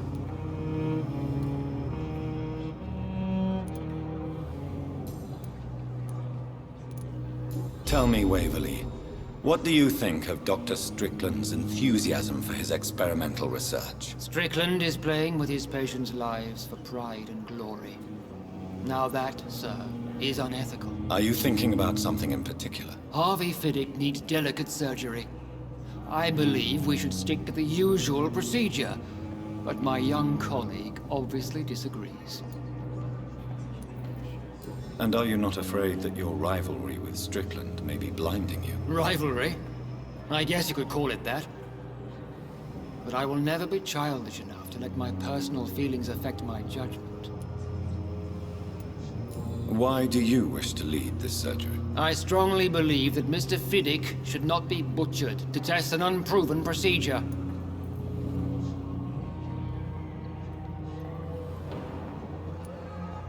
I really hope you're right about this, Dr. Ackroyd.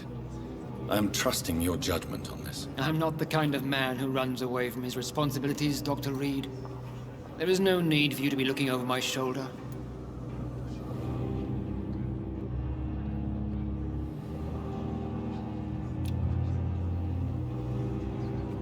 Do you need my assistance? Not at all. I'm sure that you are used to gaining people's trust with your impressive skills. Well, it will not be the case with me. Do you need my assistance? Not at all.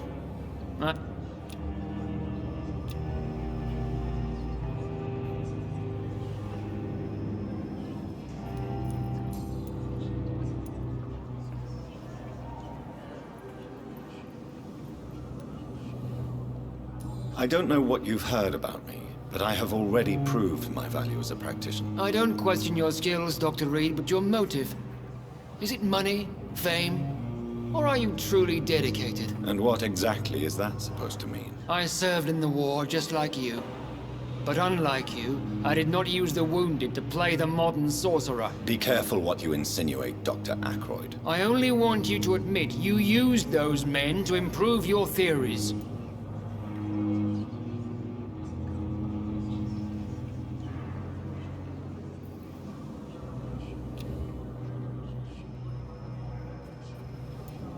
Knowledge has always been and will remain our main weapon, and it has always come at a price. And personal initiative. It is not a question of initiative, it is a question of integrity. These men and women have put their faith in us, Dr. Reed.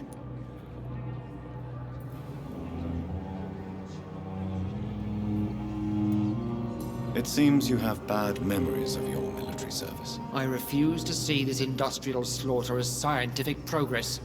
War only reveals the worst in men. We can at least agree on something, Dr. Ackroyd. Do you need my assistance? Not at all. I'm sure that you are used to gaining people's trust with your impressive skills. Well, it will not be the case with me.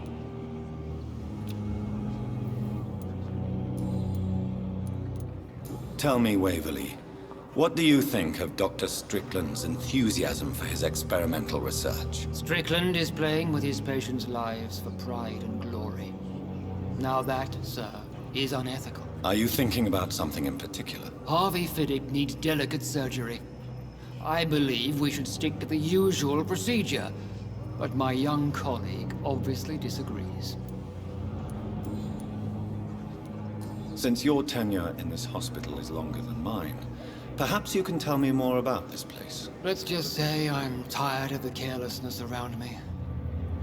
I have always respected the skills of Dr. Swansea, but over time, his enthusiasm has become displaced. Carelessness? Exactly what are you talking about? We're here to save lives. The people who trust us are not volunteering for experimentation. They're here to be healed. I don't intend to run any radical experiments, Doctor. Even if I, as any good practitioner should, express an interest in pushing the boundaries of medical research. Modern medical methods were created through audacity and ego. But there are rules in our line of work, and they're here to protect our patients. If you have a problem with me, Dr. Ackroyd, please feel free to tell me. Dr. Swansea has imposed your presence on this hospital without asking anyone's advice. The benefit of his position. But I don't agree with it. I know we've never met before, but I believe this hospital could use all the help it can get. You will agree with that, I'm sure. Oh, but I have heard about you, Dr. Reed. Of course, you can't say the same about me, since I have not wasted my time courting the press.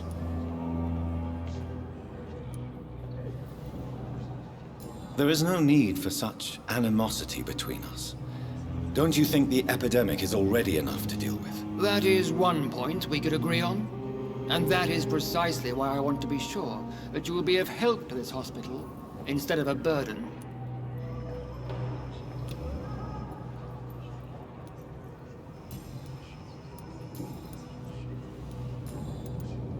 Thank you for your time. We'll talk later.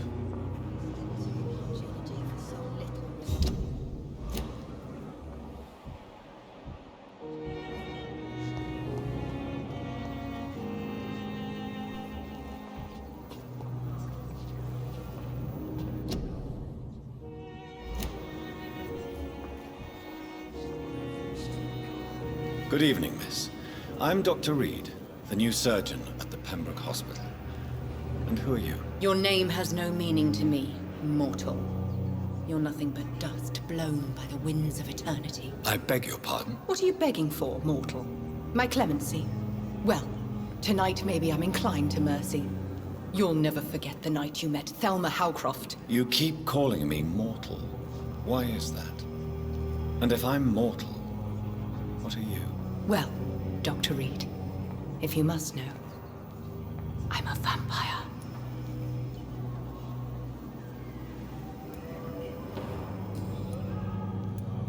Who are you really, Miss Howcroft? I mean, apart from being a vampire. Is that not enough for you, puny mortal? What do you require? Proof of my powers? I'm curious to know who you were before becoming a vampire. It was such a long time ago, I don't remember. Centuries of unholy life can have strange effects on one's minds, you see? Do you require my services, Miss Howcroft? I have no need for your medicine, Dr. Reed. Blood is the only drug I need.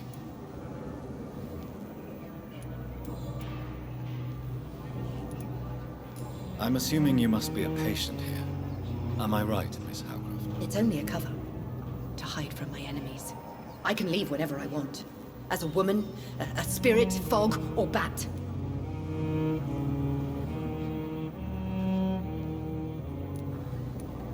The staff here are not your enemy. They're here to help you, to care for you. I'm not speaking of the doctors in white. I'm speaking of the men and women who hunt me. For I am a vampire. I see. Don't worry. These people will not find you here. I'll personally make sure they leave you alone. Thank you, mortal. But do not interfere with them, for you are no match for those that hunt me. Who are these enemies you mentioned? Can you describe them? I cannot say for sure. But I sense their eyes on me from nearby. I feel them watching me every time I visit the garden near the morgue.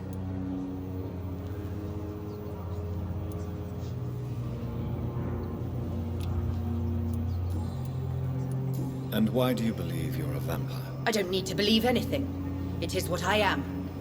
It is what I feel within this hollow shell of flesh. Please, describe to me how you feel. What is it like to be a vampire? I can hear my body crumble from the inside as my flesh cracks and fades. I sense the last pulse of postulant blood within my drying veins. I need new blood. I see. Have you ever heard of Cotard syndrome, Miss Howcroft? Never. It's a mental illness discovered by a French neurologist named Jules Cotard. The affected patients are delusional. They believe that they are putrefying, that they are dead, a ghost or a ghoul, or in your case, a vampire. Delusional, you say? Oh, sad and petty mortal.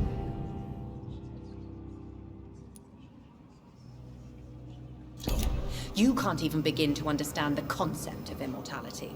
And you think it is I who am delusional.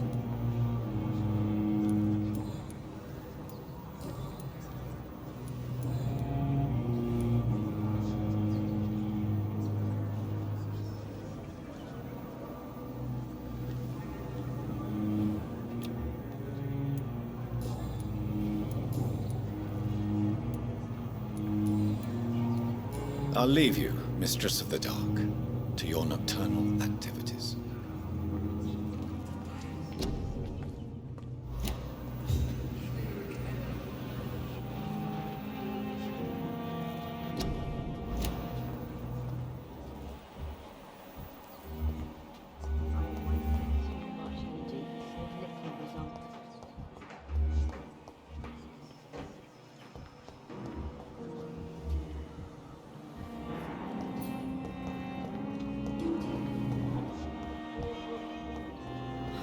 So many deaths.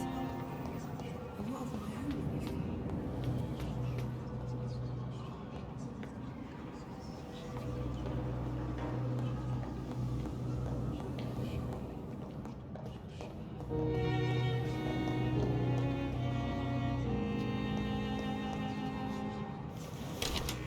This must be the place. It's definitely away from prying eyes. Relegated to the shadows. A kingdom of my own. At least I won't be sleeping in a coffin.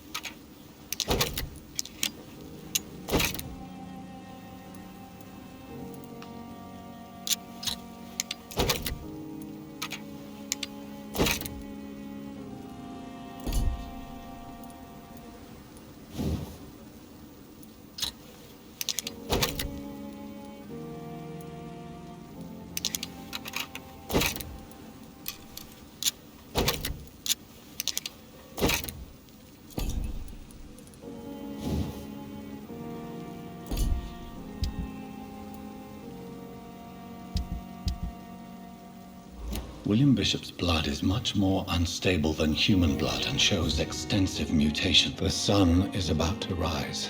I can feel it. I'll continue tomorrow night. I have so much time now. The flower's dying. It needs water.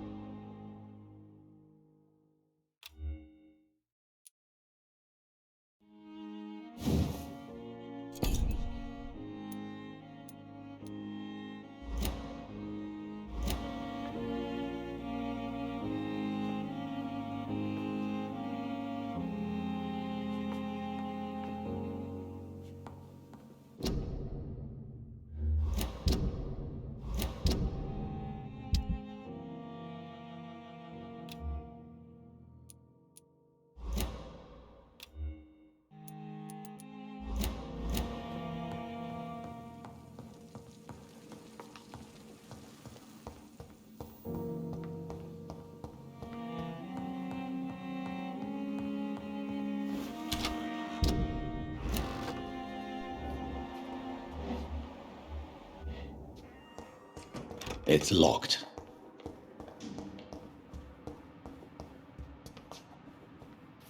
It's locked, all right.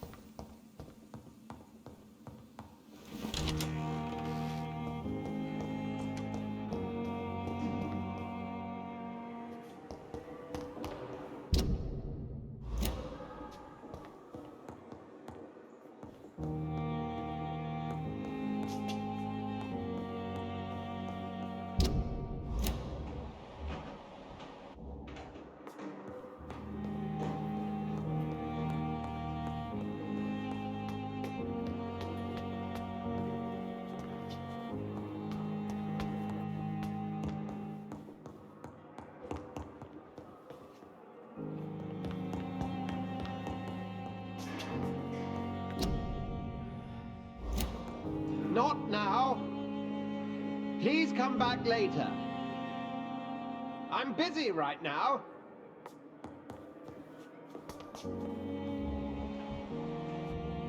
Not now. I cannot enter.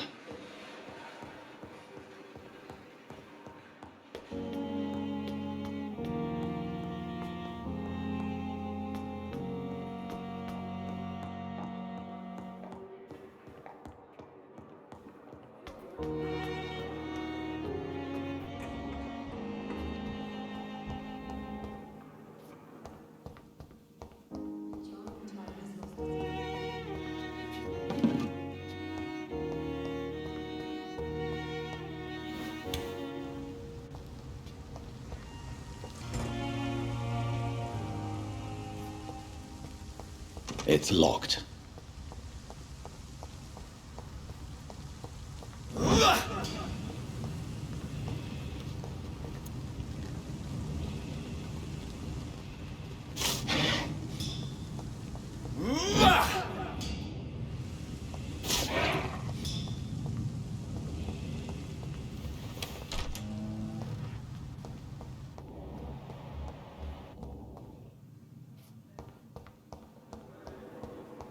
Flesh needs it.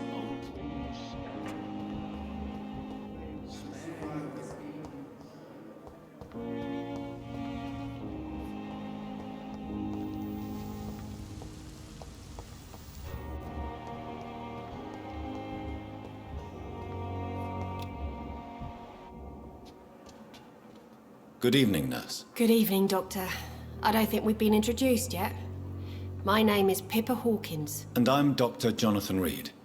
Dr. Swansea has recently offered me a position in this hospital. Well, it's a euphemism that your help will be appreciated, Doctor.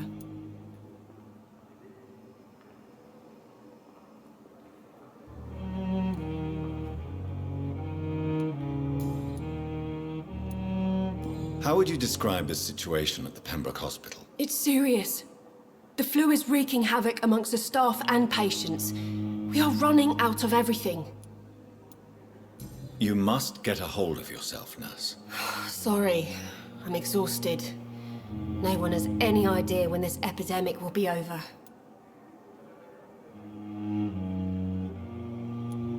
Nurse Hawkins, the Spanish flu won't last forever.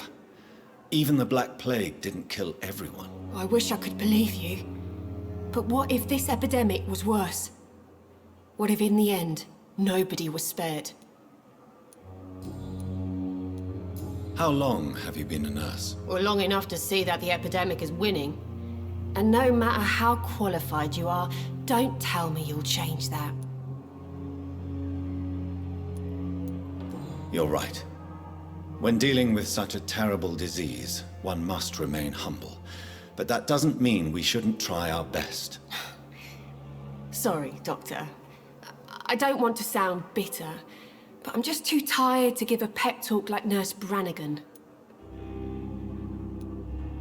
How long have you been a nurse? Well, long enough to see... You're right. How is the Pembroke staff coping with the epidemic? Well, not well. Milton, the ambulance driver, is even more grumpy than usual. Especially concerning doctors.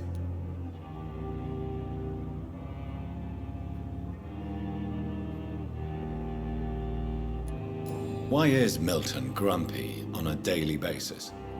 Is it just an act? Milton's not the kind of man who's bothered about a bad reputation, whether he deserved it or not.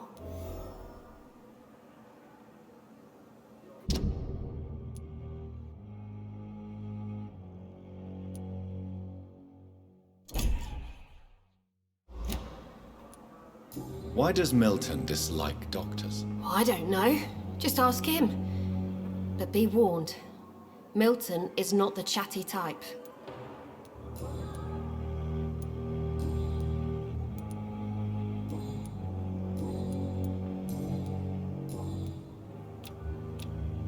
Do you need medical help yourself, nurse? I'm fine, really. I just need to sleep.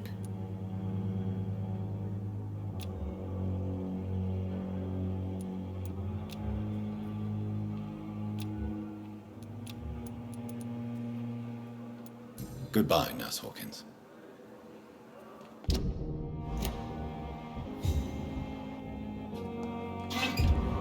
It's locked, all right.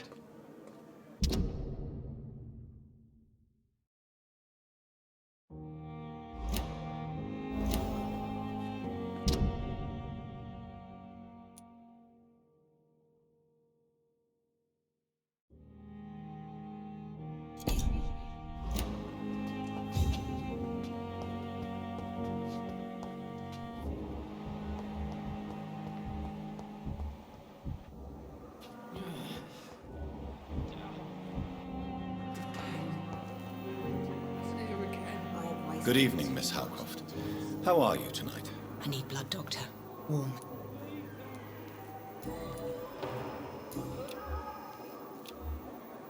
Do you require my services, Miss Howcroft? I have no need for your medicine, Dr. Reed. Blood is the only drug I need.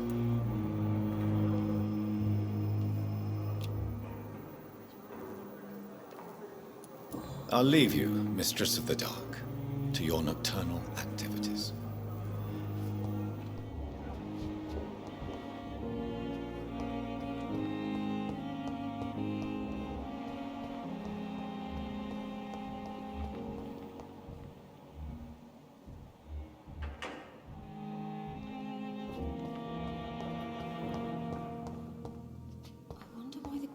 Came here in the first place.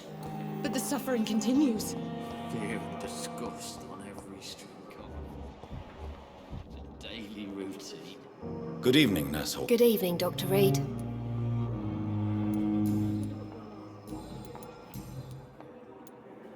Pepper, are you sure you want to leave this hospital? To become a nurse was a little girl's dream.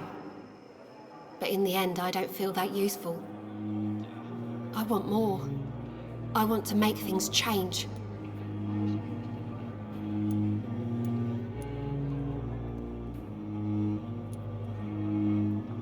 You should be proud of what you've achieved. This hospital represents hope for many people in need of help. Maybe you're right. But at the moment, I feel like we're just a cemetery waiting room.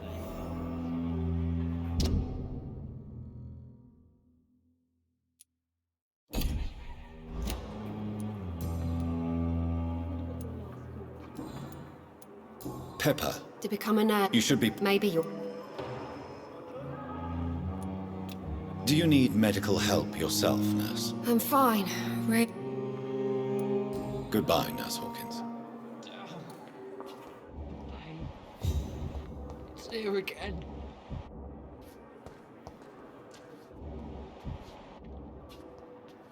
Good evening, sir. Can I help you? Unless you're here to fix my face. No. I don't think you can help me. I'm Dr. Reed. I've recently taken the position of head surgeon here. War injuries, am I right? You guessed right, Doctor. German shell took my pretty little mug right off. But they still call me Thomas Elwood.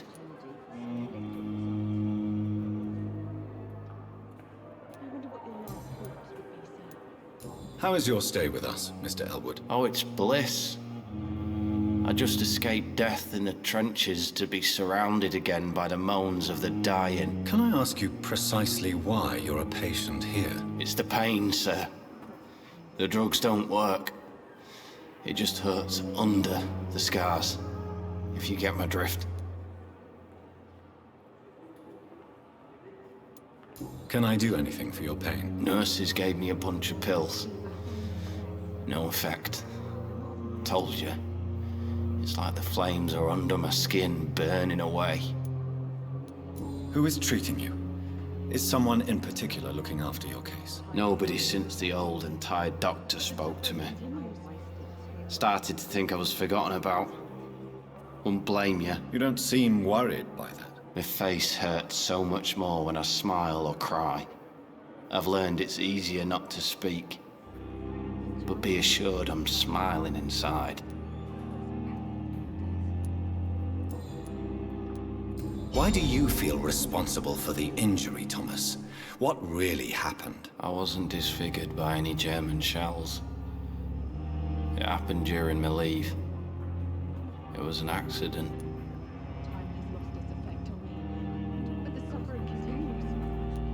Tell me what really happened then. I went with a whore in Rouen. Dead drunk I was. The hotel was a shithole. There was a fire that night. Did you start the fire? Were you trying to avoid going back to the front? That's not uncommon, you know. No. It's just that I was asleep when the flames reached the room. The girl was long gone. Bitch never woke me up. Left me to burn. Why lie about it? Come on. It's one thing to come back disfigured by the Germans, and it's another to get injured in an accident that could have happened to anybody. Reconstructive surgery has been very successful for some soldiers. I don't want to wear a bloody mask for the rest of my life. I'd rather stay here and just be forgotten.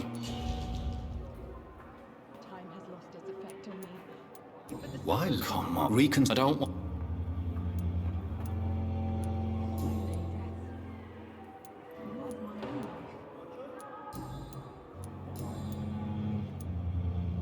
How close are you to Miss Horcroft? Are you aware that she thinks she is a vampire? To wait for her next nibble is the best reason to stay here. Every time she approaches my bed, she treats me like something tasty. A normal person. Aren't you afraid? She may hurt you if the game goes too far. She's quite harmless, I can assure you. Her head's broken inside is all. While I'm busted on the outside. But she's still beautiful. Living proof that there's hope for me.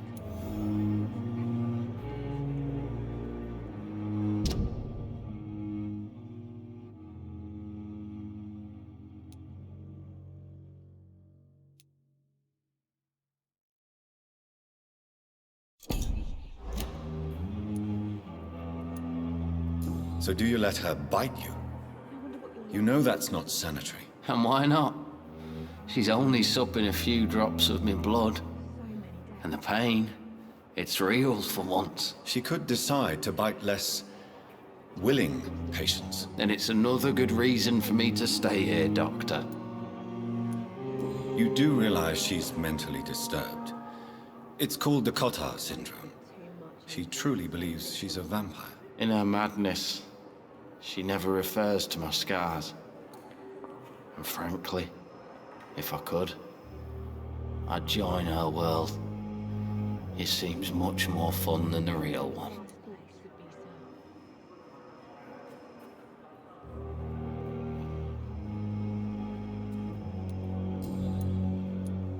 Where were you stationed, sir? Did you serve for long? I really don't want to talk about all this shit. No offense. I was pushing too much. I served in France myself. I just wanted to know what happened to you. You were an officer, weren't you? Then I doubt we fought the same war, sir. No offense.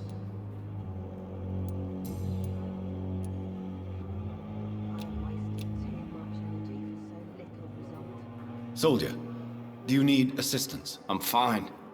Just do something for this pain, will you? That's all I'm asking. Soldier, do you need assistance? I'm fine.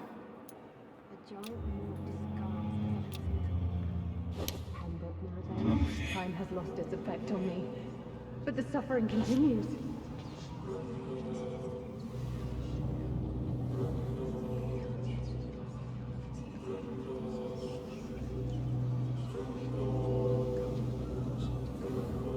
I wonder why the Goswicks came here in the first place.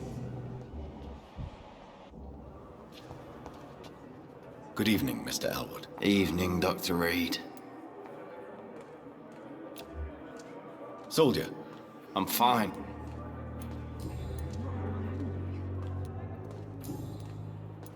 Goodbye for now, Mr. Elwood.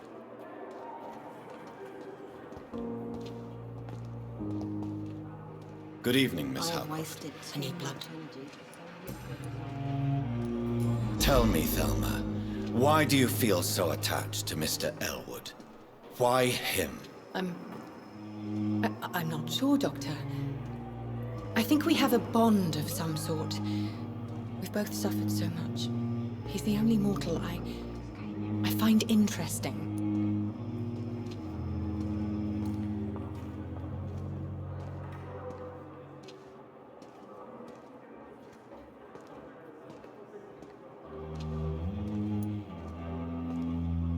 Do you plan to make him a vampire too? Of course not. How could I inflict my curse on anybody else? I'm not that cruel, Doctor.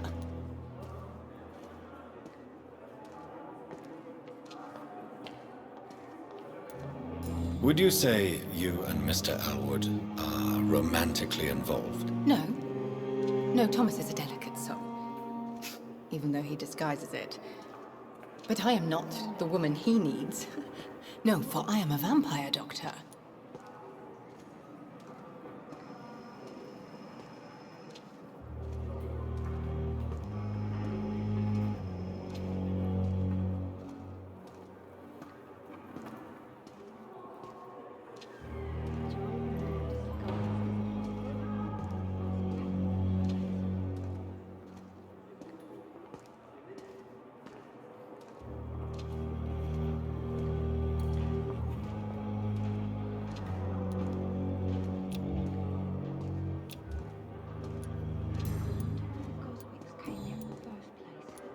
I'll leave you, Mistress of the Dark, to your nocturnal activities.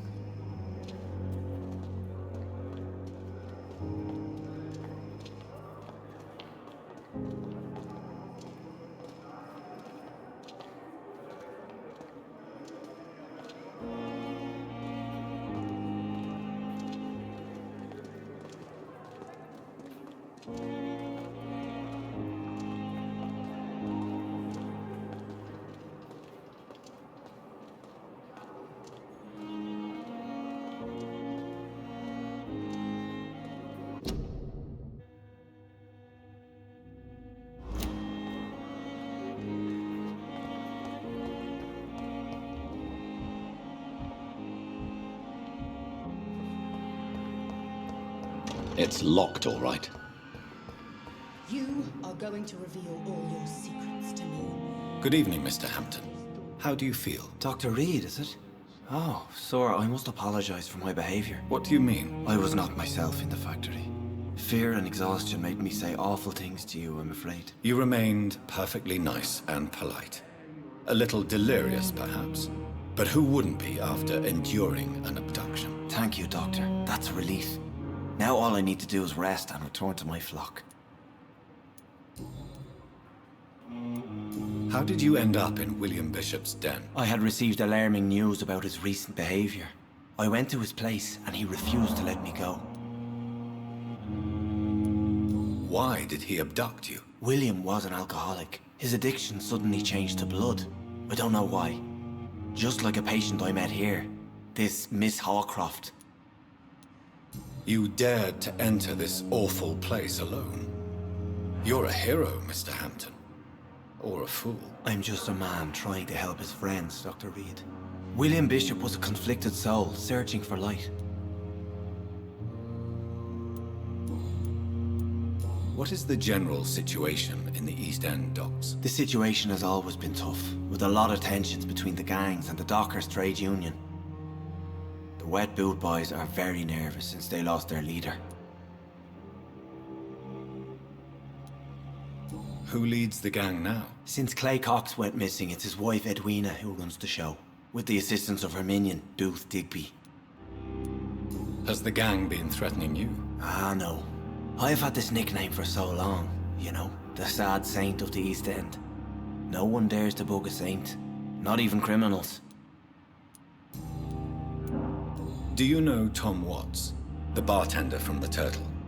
I met him before I found you in the canning factory. Tom? Yes, of course. Always the helping hand, good old Tom. Without men like him, corruption and despair would have wiped out the East End long ago.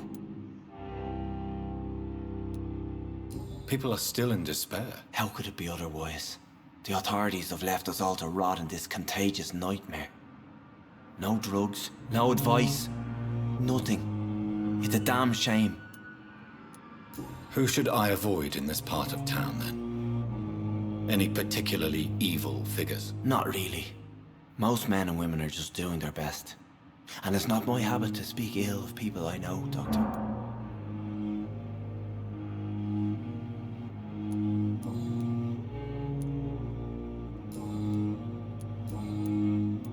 What do you do for a living, Mr. Hampton? I can't help but notice the cross around your neck. I manage a night asylum for the poor and homeless of the docks.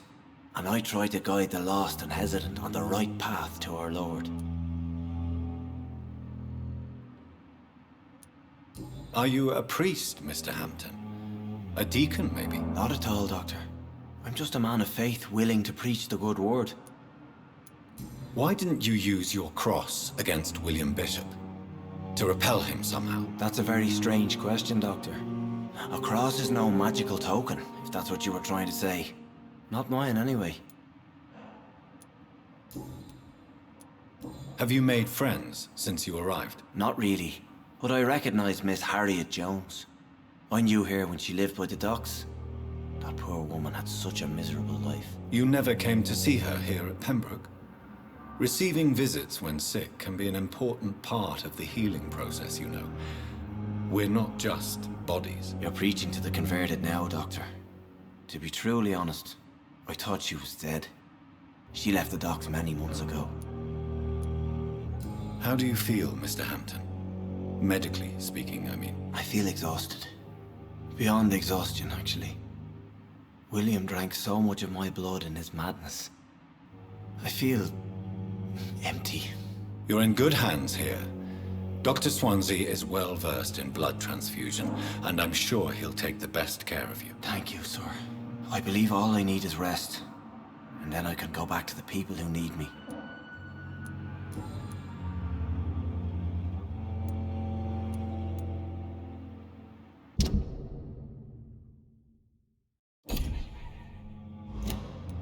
Goodbye, Mr. Hampton.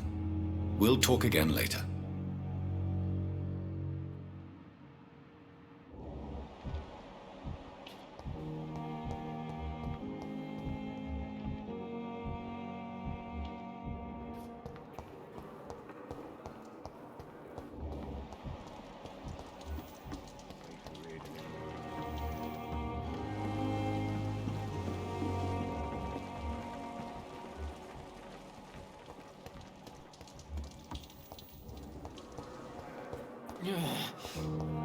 Damn. The pain. I cannot enter. It's here again.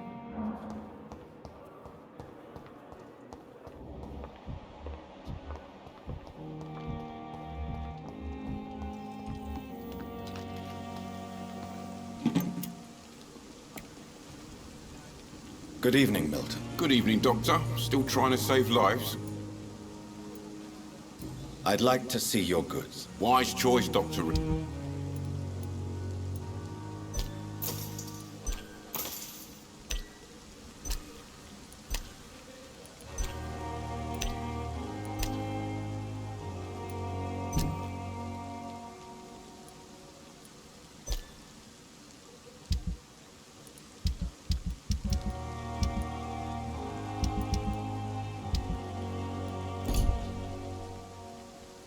Good evening. Good evening, Doctor.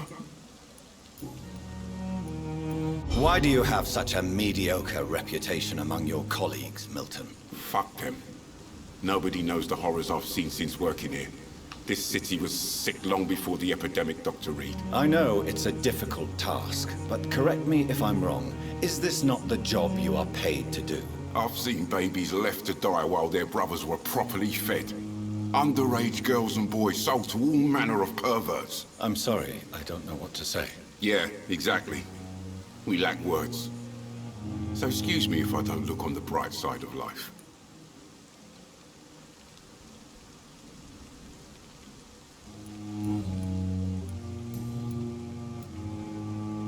Do you know that Nurse Hawkins is thinking of leaving the hospital? That's not a surprise. We've talked about it already. Does it not bother you? Sometimes I think she may be right. We should run away while we can. Question is, where can we go? Where is it safe?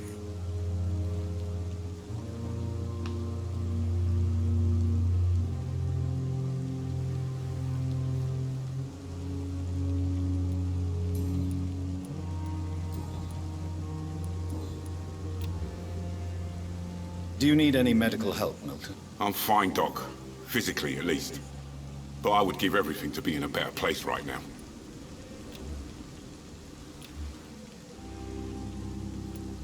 Goodbye, Milton.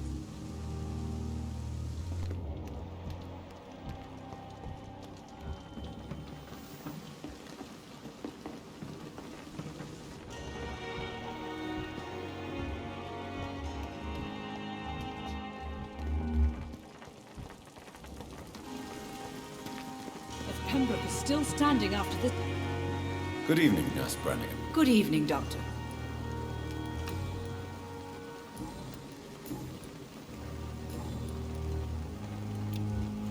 Do you require medical assistance, Nurse? Thank you for your concern, but I'm fine. Goodbye, Nurse.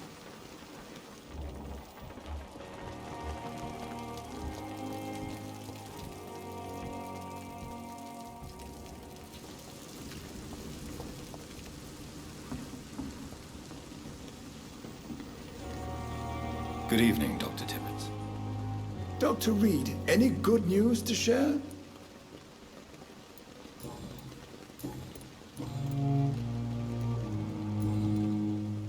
Do you need any medical assistance yourself, Doctor? Come on, don't be ridiculous, dear colleague.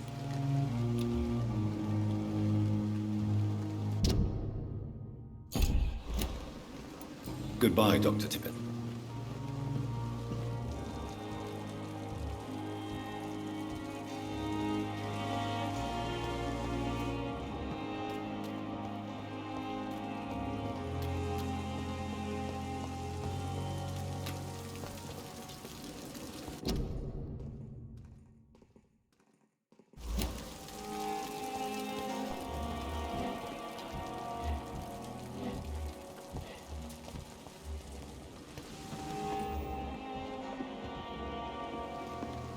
It's safer here than anywhere else.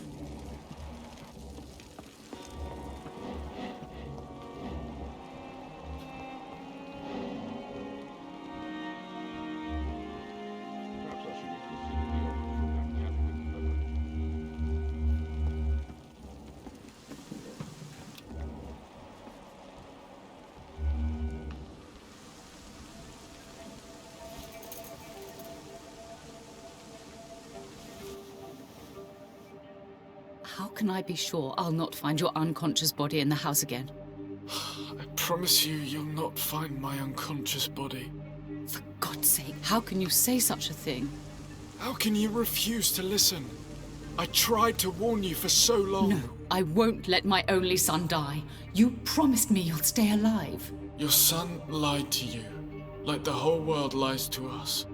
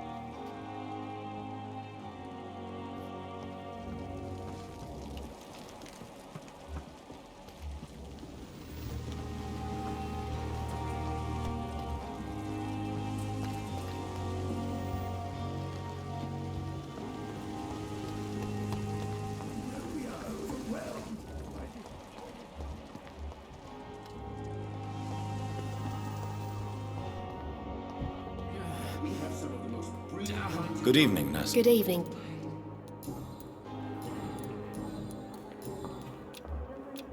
Do you need medical help? I'm fine. Goodbye, Nurse Hawk.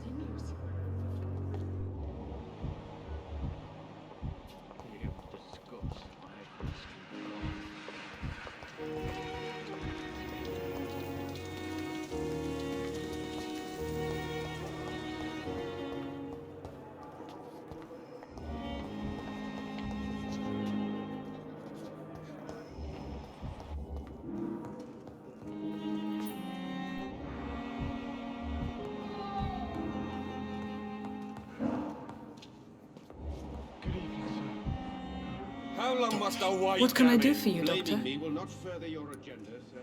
How long is it going to take to fix me properly? A year. You have the right to this. Thank you, Nurse Crane. And you will kindly apologize when you're feeling better.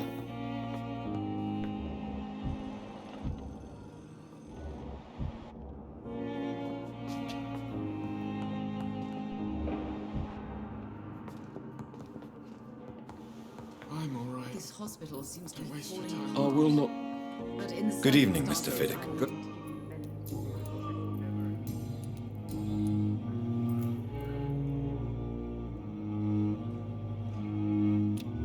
Is there anything else that's bothering you? Can I help in any way? I'm all right. Considering the state of this place, I should consider myself lucky, I guess.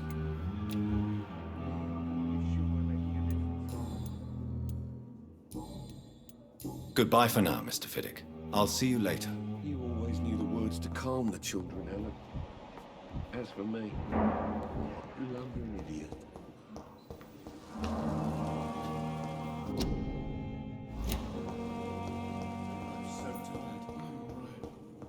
Never end. Time with me.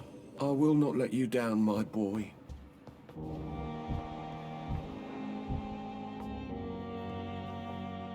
Good evening, madam. Can I help you? It's my son who needs you, sir. I'm Dr. Jonathan Reed. How can I help your son? I'm Beatrice Goswick, mother of Mortimer Goswick. Could you check on him, please, Dr. Reed? I've heard much of your talents as a physician.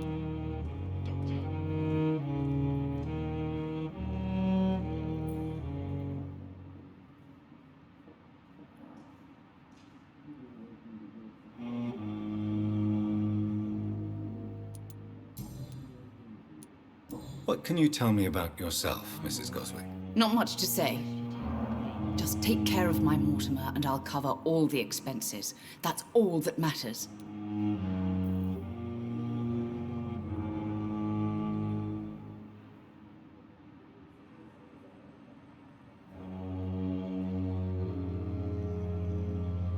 Good evening, sir.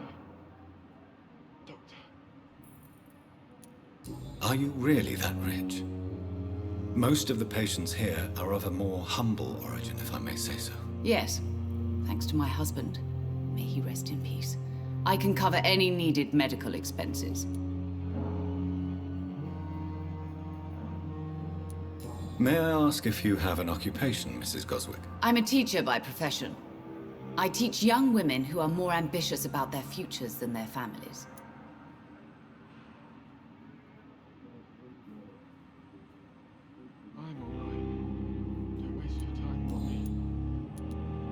What do you think of your reception here? Any complaints? I have had the uttermost reservations about this hospital since we arrived. But we had no other choice, considering the state of emergency. Is there something in particular that's bothering you? Some of the staff were not especially welcoming. I suspect they're not accustomed to dealing with patients of such social standing.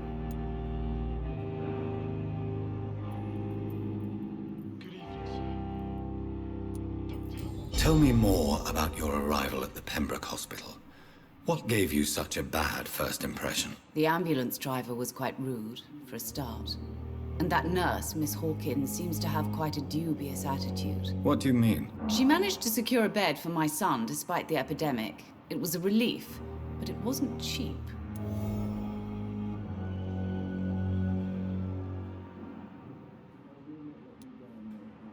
She charged you for a bed? Yes, and I paid without question, considering the urgency of the situation. I'm all right. Don't waste your time with me.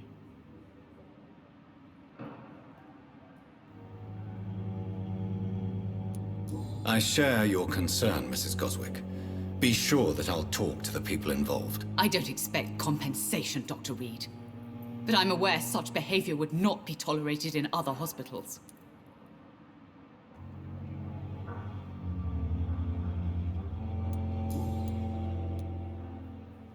Good evening, sir. Doctor. Your son wished to die, Beatrice. Why did you hide such crucial information? Are you not aware suicide is a crime? Mortimer could be thrown in jail. I can't let that happen. I will. I understand you fear the legal consequences, Mrs. Goswick. But don't you realize your silence significantly affects your son's case? All my son needs is help and comprehension. Not judgment and punishment for what he may or may not have done.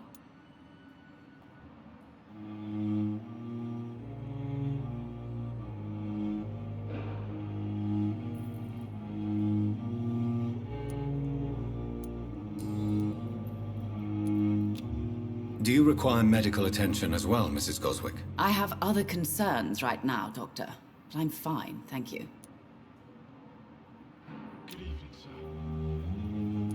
Goodbye, Mrs. Goswick. This hospital seems to be falling apart.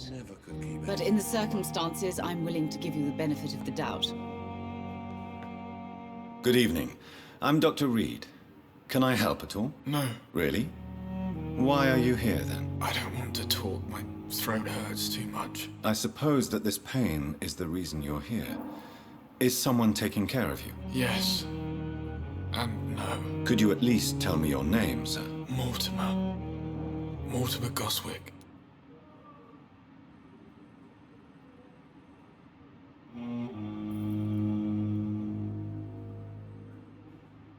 This hospital seems to be falling apart.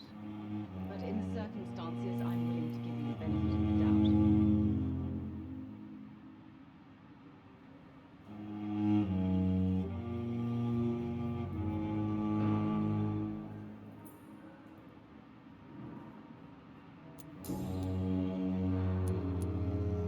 Why did your mother have you hospitalized here?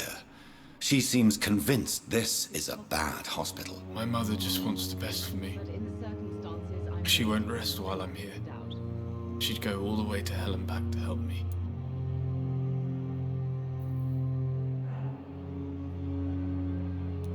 Pembroke Hospital may look unorthodox, but rest assured you're in good hands here. It's not me you have to convince, Dr. Reed. It's my mother. But in the circumstances, I'm willing to give you the benefit of the doubt.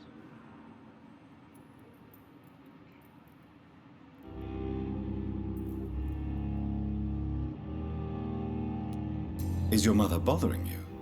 As your doctor, I can ask her to leave you alone if you would prefer. That's tempting, Doctor. But you have no idea what my mother is capable of. She would tie herself to my bed if you asked her to leave. But in the circumstances, I'm willing to give you the benefit of the doubt.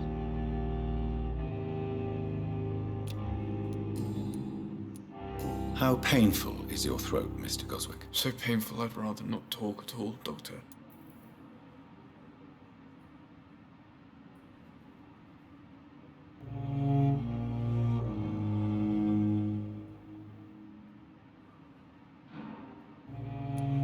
I'm sure you realize a doctor and his patient have to communicate, sir. Would it help if I gave you some paper and a pen? Not really. I see. Then maybe it's not just your throat that hurts, Mr. Goswick. Perhaps your sore throat is just the consequence of something more hurtful. Yes, maybe. But I don't want to talk or even write about it now.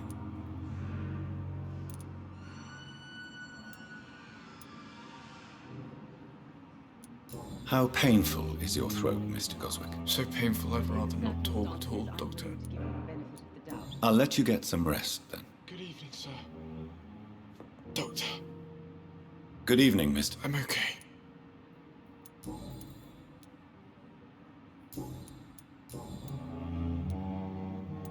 Tell me about yourself, Mr. Goswick. I don't want to talk, Doctor. Admit it, Mortimer. Your mother had you hospitalized here because you tried to kill yourself. Yes, it's true. All right, then. This is the first time we've really shared information about your case. Shall we call this progress? Call it what you want, Dr. Reed.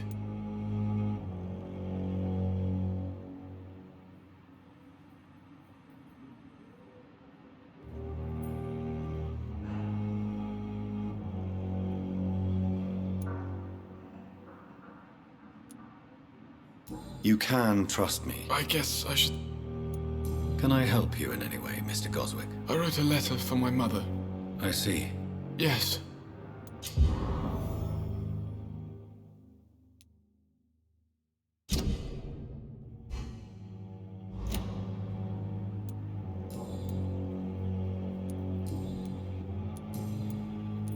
How painful. So painful.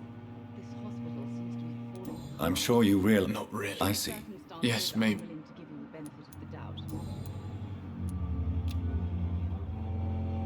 Do you need any help? I'm afraid I may, sir. I don't mean to be a burden.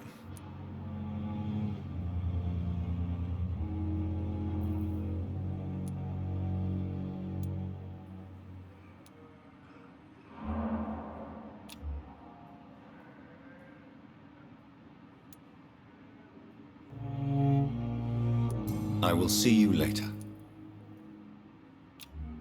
This hospital seems to be falling apart, but in the circumstances, I'm willing to give you the benefit. I have to go now. Good evening, sir. Doctor. Good evening, Doctor.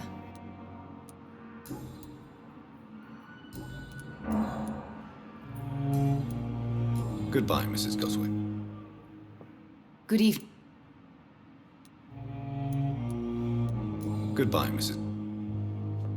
This hospital seems to be falling apart, but in the circumstances, I'm willing to give you the benefit of the doubt. I'm all right. Don't argue with me.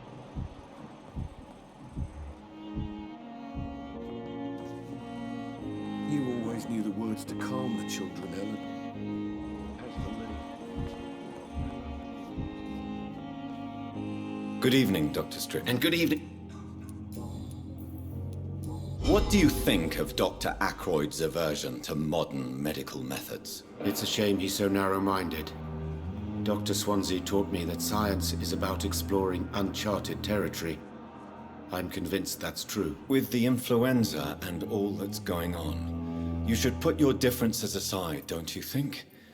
Why is it so difficult to work together? I believe that if Dr. Ackroyd had been the one to discover the transfusion process, he would be the first to recommend its use. So you believe it's just a question of jealousy and pride? Dr. Ackroyd is as proud as he is blinded by his obsolete concept of medical science.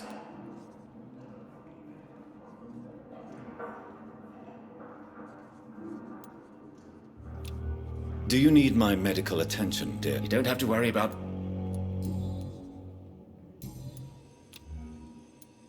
Goodbye, Dr. Strickland.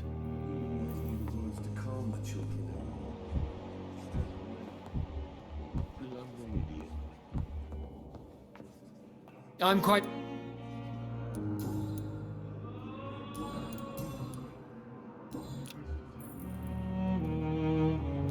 Thank...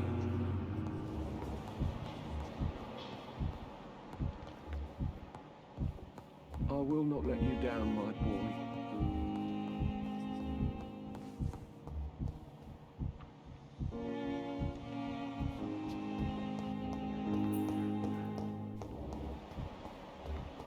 Thelma Howcroft said she was being watched by vampire hunters.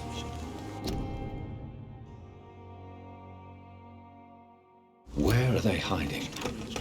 I should investigate. I hope that might help.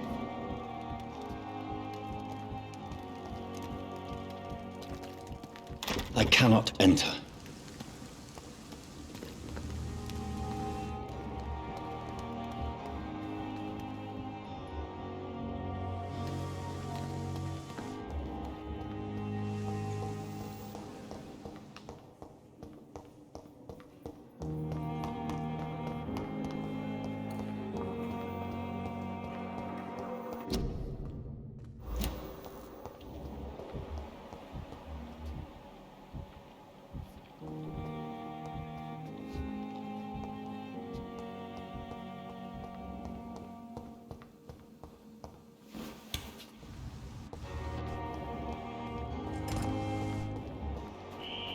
Scowl voices in the garden. I should investigate. If they were to find somebody...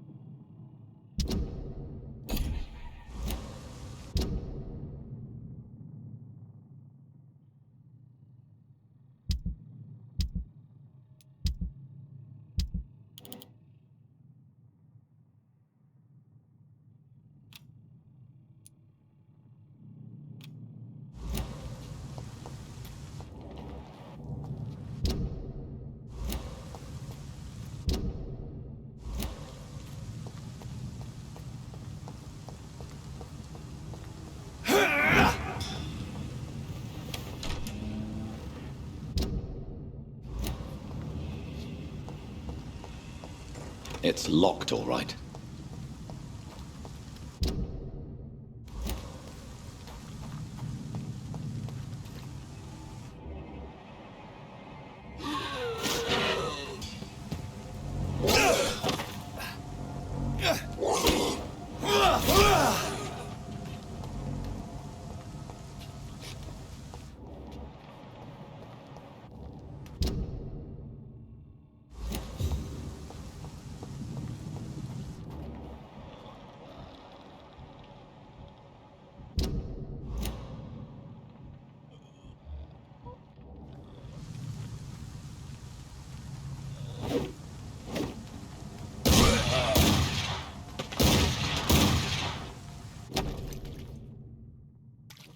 So, Mr. Hooks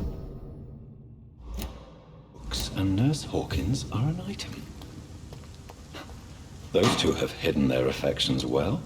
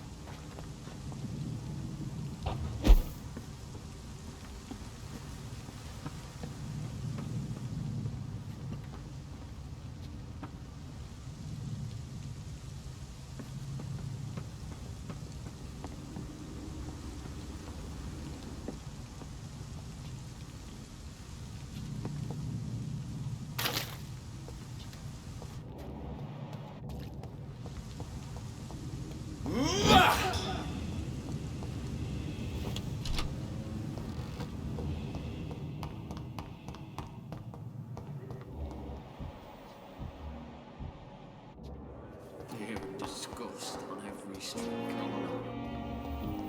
Daily routine.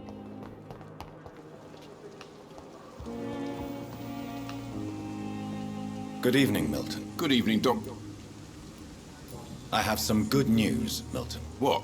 The epidemic's over? I retrieved your wallet with all the money and a certain picture. Well, yeah, Pippa Hawkins is my girl. So what? Is it the difference of skin color that bothers you? Not at all, Milton. Good. Please, take this money anyway. To remind you to...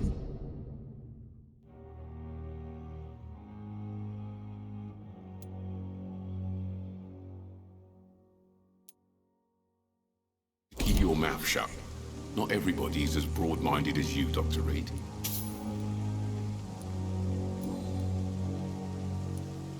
What's going on between you and Nurse Hawkins? Pippa's tired. Tired of all this shit. Tired of all those corpses piling up. She's as depressed as I am. During the war, I witnessed a few couples just like you come together in difficult circumstances. It can be very damaging. Maybe you're right.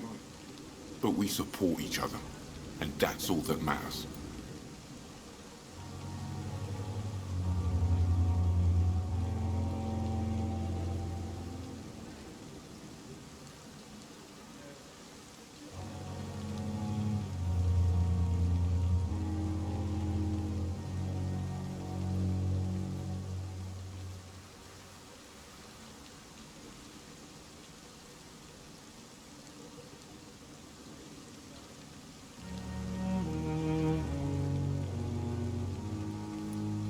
You do realize you could both get fired.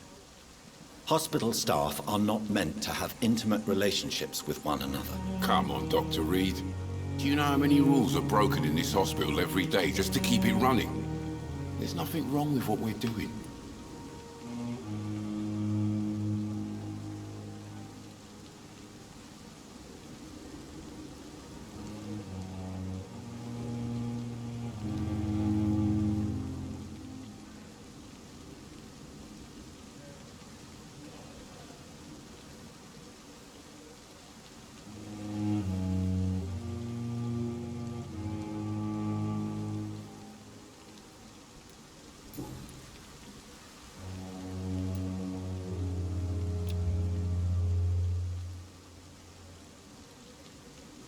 Do you need any medical help, Milton? I'm fine, Doc.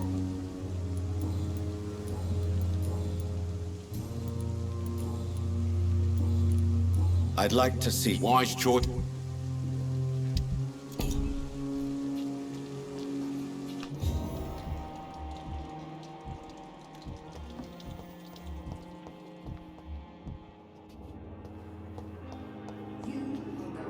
Good evening, Nurse Hawkins. Good evening. Pepper, I know you're very close to Milton Hooks. Yes? Milton Hooks is my man. If you want to report me for that, just feel free, Doctor. I have no intention of reporting you, Nurse Hawkins. But are you aware of the risks? The rules say I won't be allowed to work as a nurse anymore. But here at the Pembroke, we break rules all the time. Is he worth the risk? Hey, I'm no perfect woman, and Milton is not the finest bloke. But we do our best to get by. That's all any of us can hope for nowadays.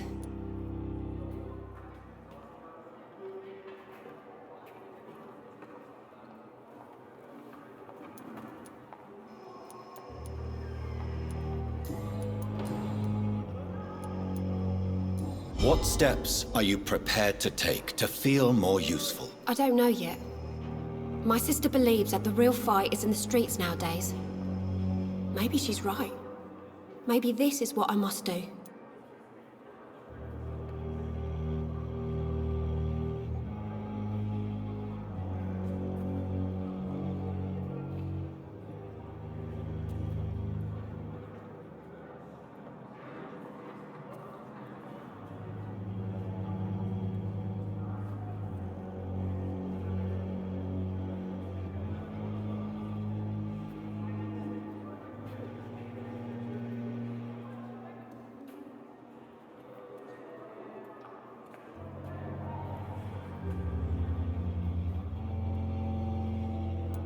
And what about Milton Hooks?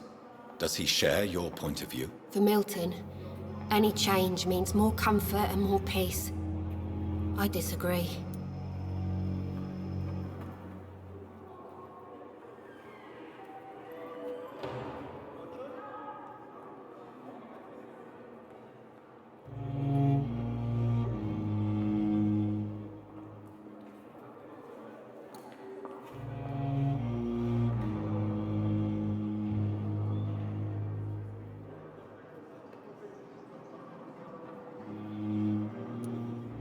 If you feel that saving lives is not useful enough, perhaps it means that you've lost faith. On the contrary, my faith has never been stronger.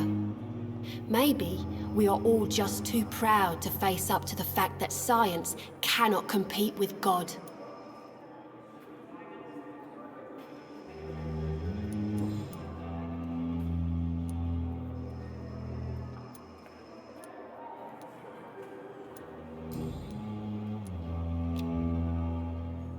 Do you need medical help yourself, Nurse? I'm fine. Goodbye, Nurse.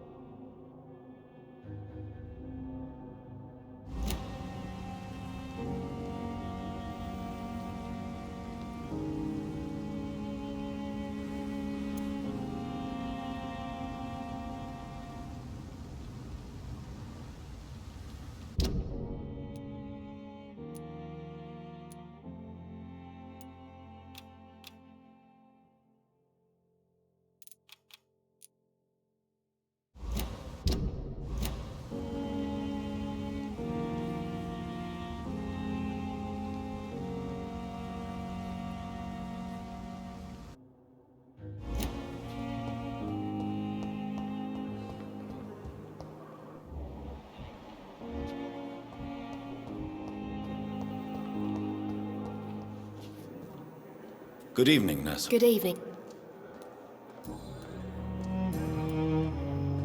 Goodbye, Nurse Hawkins.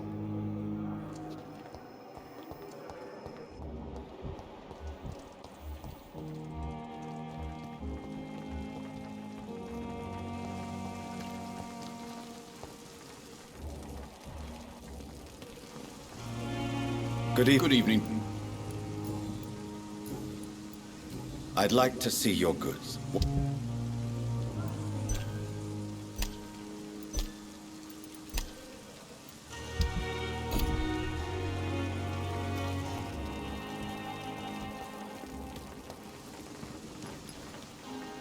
Good evening.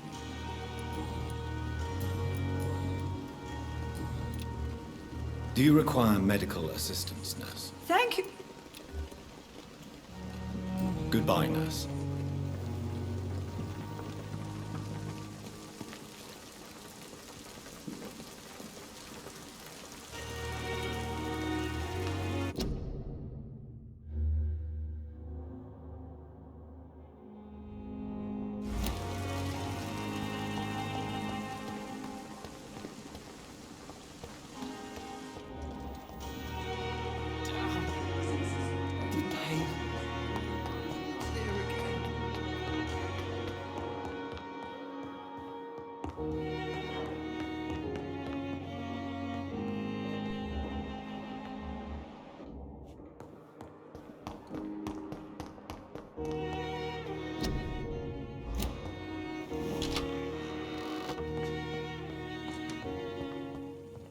The flower's dying. It needs water.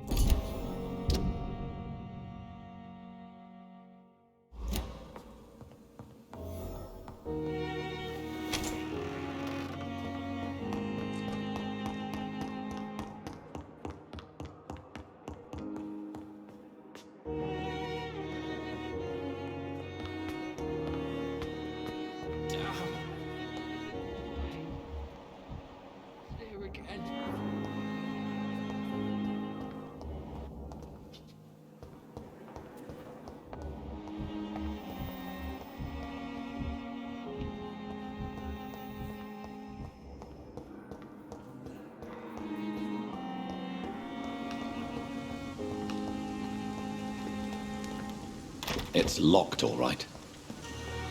It's locked, all right.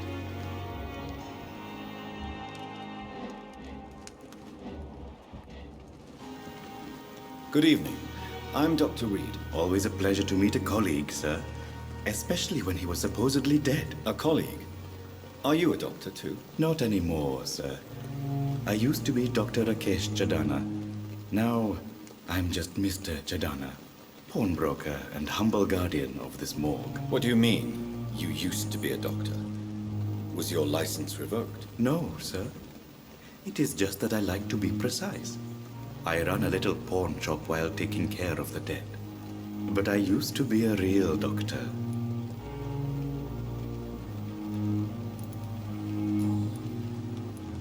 Are you afraid or uneasy being surrounded by so many corpses? Why should I? These bodies are empty vessels. Flesh left to decay. Poof. No soul anymore. All gone. An interesting point of view. And quite an exotic one, too. Most people fear, or at least have a respect, for dead flesh. Sir, as a medic during the war, I learned to face my death and the death of others. It's the pain we have to tame, not death itself.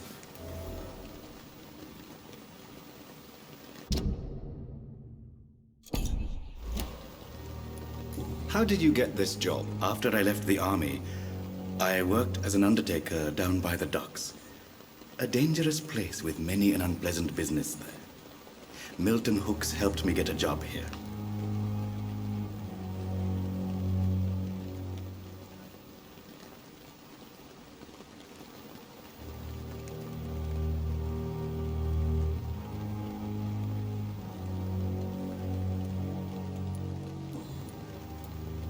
Have we met before? I don't think so, sir.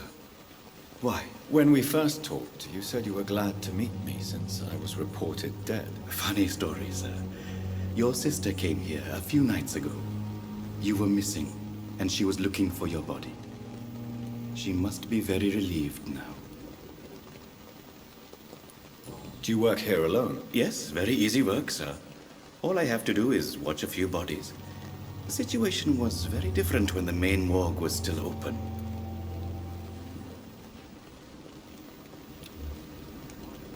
Why do you have to watch these bodies? Because these poor fellows have no names. We keep them in case someone comes looking for the missing. Sadly, very rarely happens. Why close the hospital's main morgue? It was for sanitary reasons after the beginning of the epidemic. Cadavers had to be moved to the nearest mass grave.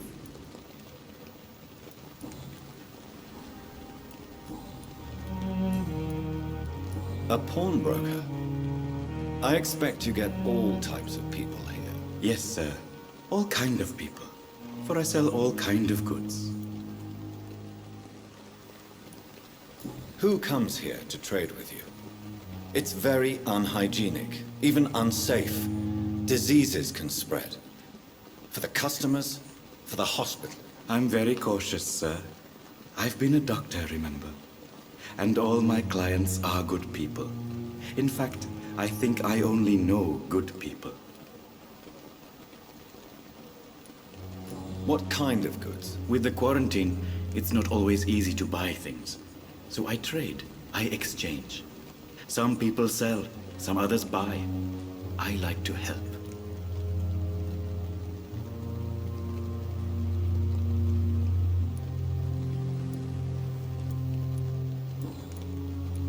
Since you're not afraid of dying, do you believe in life after death, Rakesh? No. I believe we must do all the good we can while alive.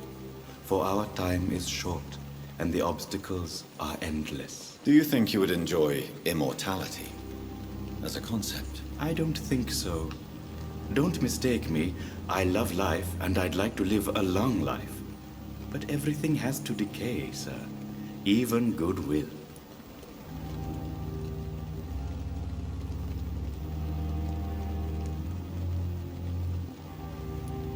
Do you really believe goodwill cannot last? As I said, sir, everything decays. If I was to never die, goodness, I would be bored or worse. And I like to be helpful, sir. Quite depressing, wouldn't you say? Yes, but the good news is we'll all die before losing our humanity, sir.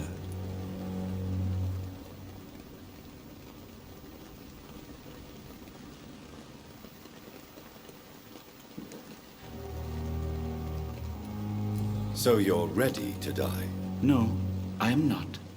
I don't fear death, for I won't see it. What troubles me is the pain my death will inflict to those I know. You're a wise man, Mr. Chidana. No, Dr. Reed. I am a foolish man. But I like to think otherwise.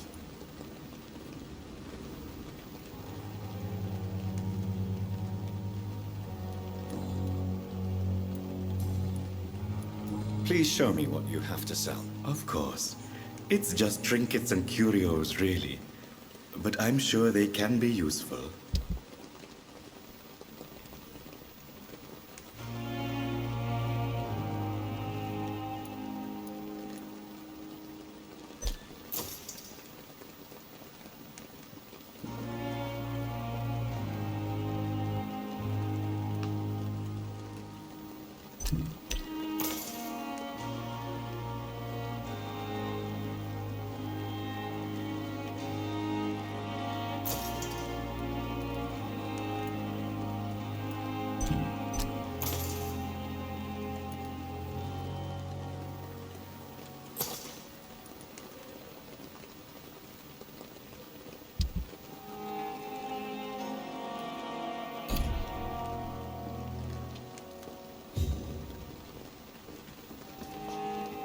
It's locked, all right. Good evening. Do you need medical attention? I'm feeling all right, Doctor. But perhaps it is because I, too, am used to the smell of the dead. Goodbye, Mr. I cannot enter.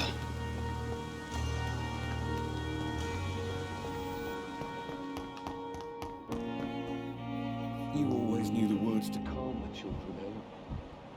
As for me, what a blundering idiot. Circumstances, I'm willing to give you the benefit of the doubt. Don't wait. Good evening, Mr. Goswick. I'm okay. Do you need any help? I'm afraid... You are not a burden, sir. Healing you is my responsibility. And you have my gratitude for that. This hospital seems to be falling apart. But in the circumstances, I'm willing to give you the benefit of the doubt. How painful is your throat, Mr. Goswick? So painful, I've... Do you need any help? Thank you, I have to go now. I'm all right. Don't waste your time with Good me. evening, Doctor.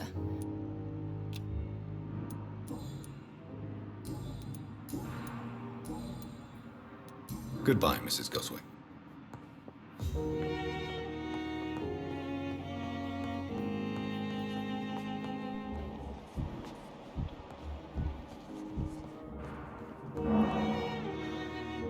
Good evening. Good evening.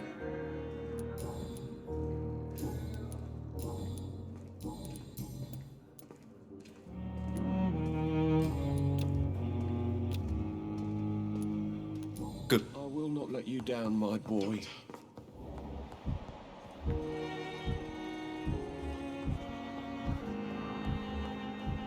So many deaths. And still more coming.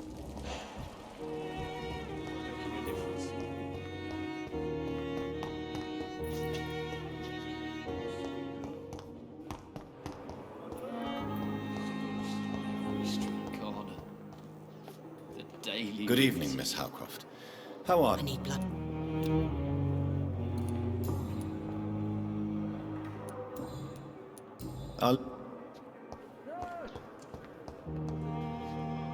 Good evening. Evening. Soldier. I'm fine. Goodbye. Dear, disgust on it.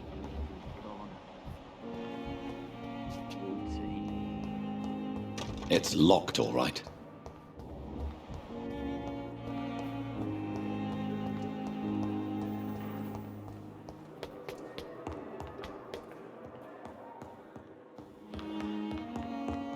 I cannot enter. Not now!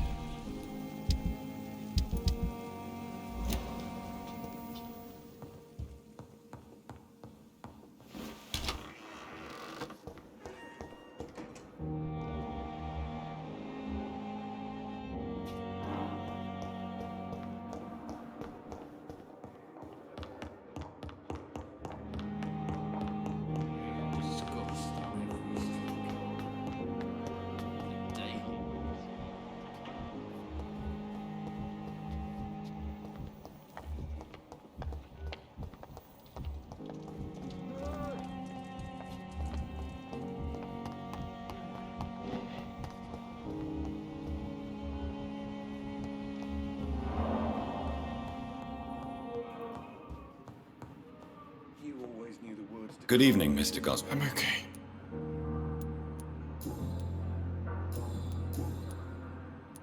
How painful. So painful.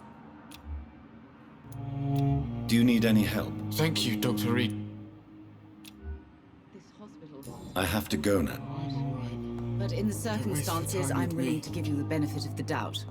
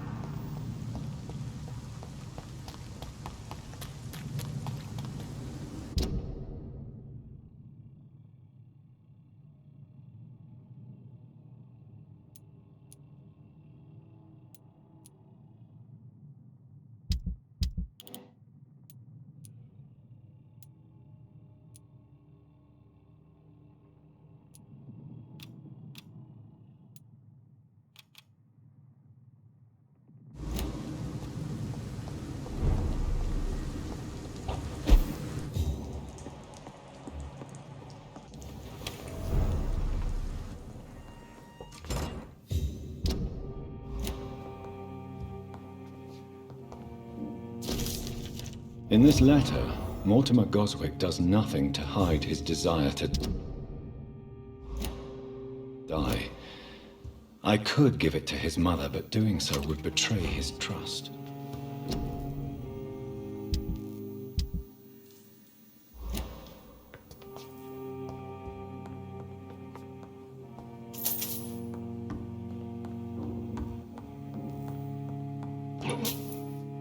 It's locked, all right.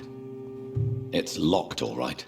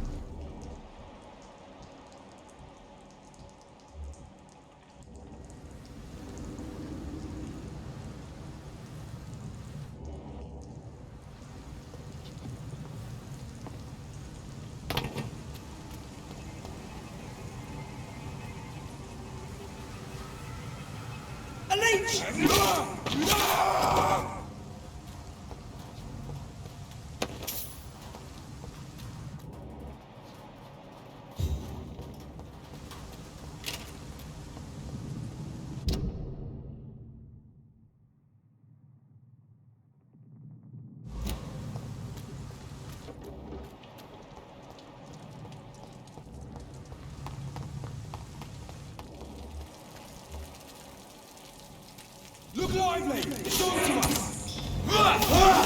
Murdering bastard!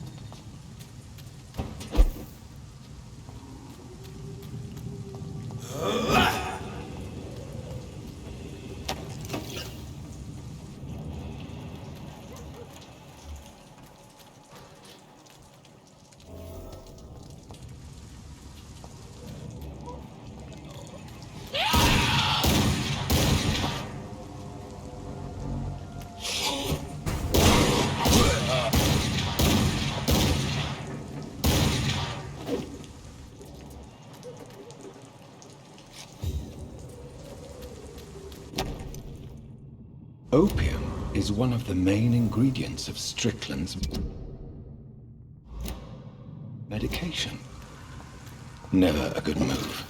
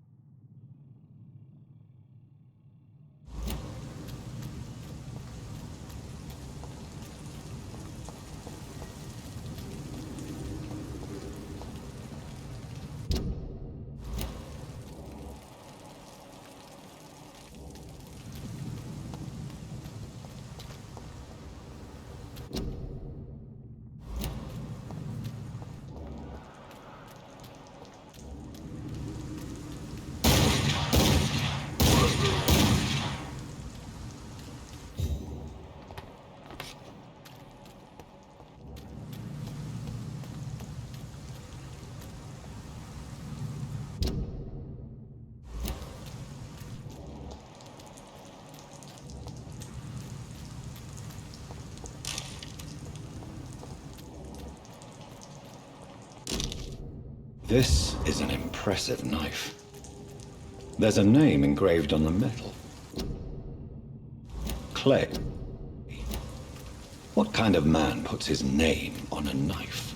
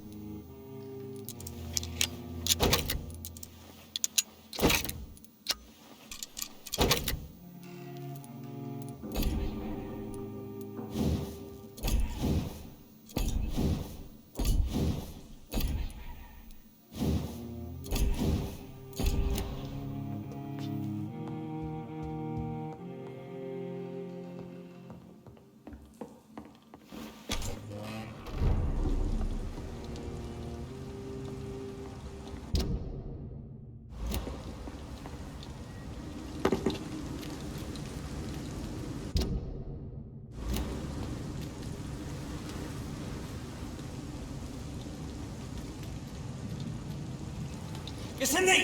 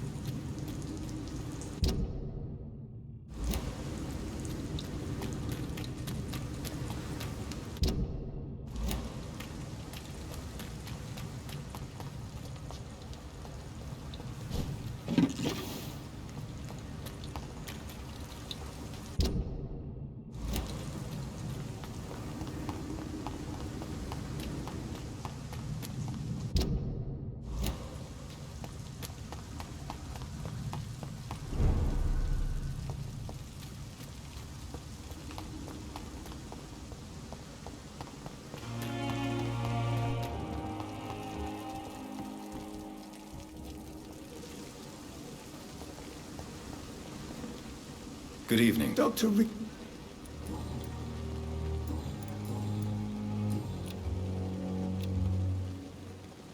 Good.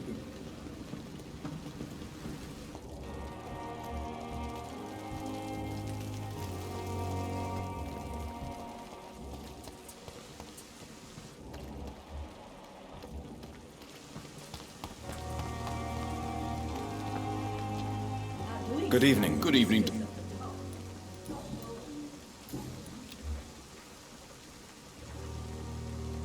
Do you need any I'm fine.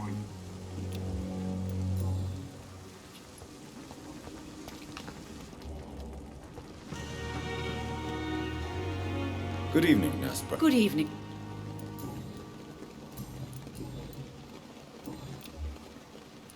Goodbye now.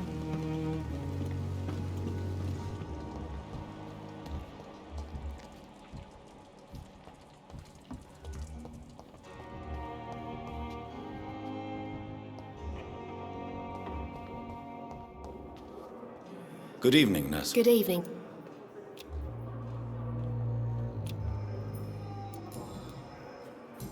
Goodbye, Nurse.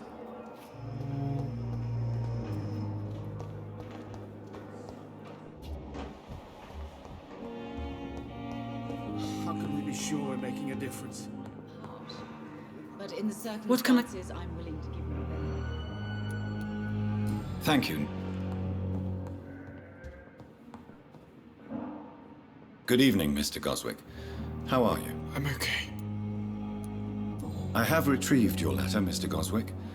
I can assure you that nobody read it but me. Thank you. This is for you, then. For your help. And for your silence. I think you should talk to your mother. It would be good for both of you. Thank you, Dr. Reed. I'll think about it. Now, please, let me be. But in the circumstances, I'm willing to give you the benefit of the doubt. How painful is your throat, Mr. Goswick? So painful, I'd rather not. I'll let you get... Good evening, sir. Good evening. I'm okay.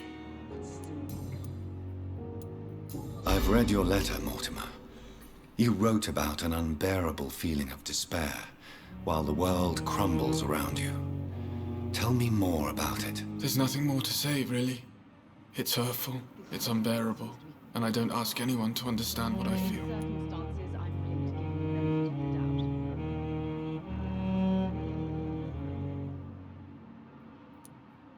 The world is bleak, but maybe the pain we feel is the best compass for making it a better place. How can we repair the world, Dr. Reed, when mankind is the biggest problem? Yes, the world will be a much better place when we're gone.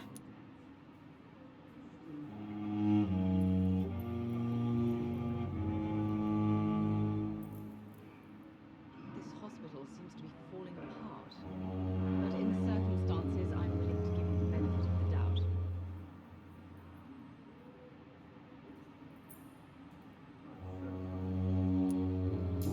There's nothing. The world. How can we... Do you need any help? Thank you, Dr. Reed, but you've done enough already. The rest is up to me now.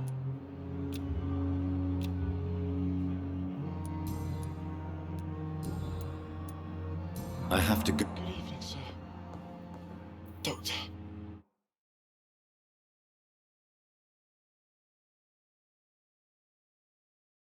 I will not let you down, my boy.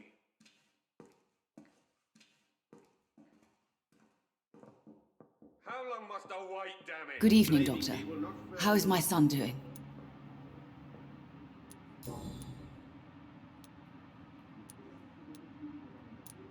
I have read your son's suicide note. It was not an impulsive gesture, nor was it his first attempt. He threatened to kill himself a few times before. But I never thought he would dare to punish me this much. Punish you? Why? I've known for a long time he was not happy with his life. But I always hoped he cared enough to avoid making me suffer like this.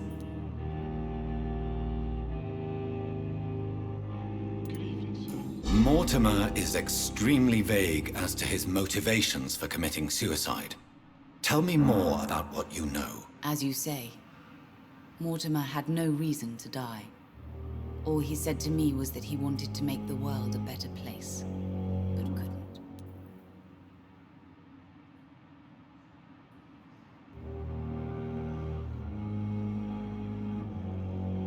I'm alright. Don't waste your time with me.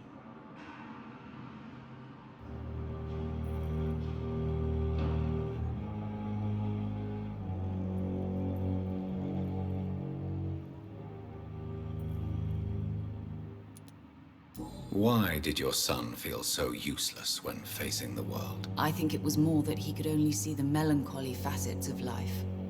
He couldn't help but dwell on such things.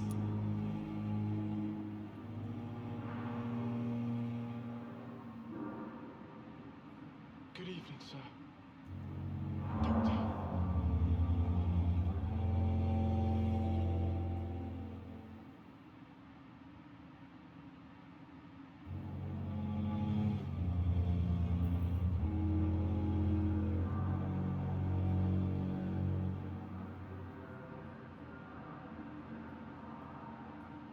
I'm alright. Don't waste your time with me. What do you think he meant by making the world a better place? Mortimer has always been a sensitive soul. He wouldn't talk to anyone for months after his father passed. It's like he carries everyone's sadness with him.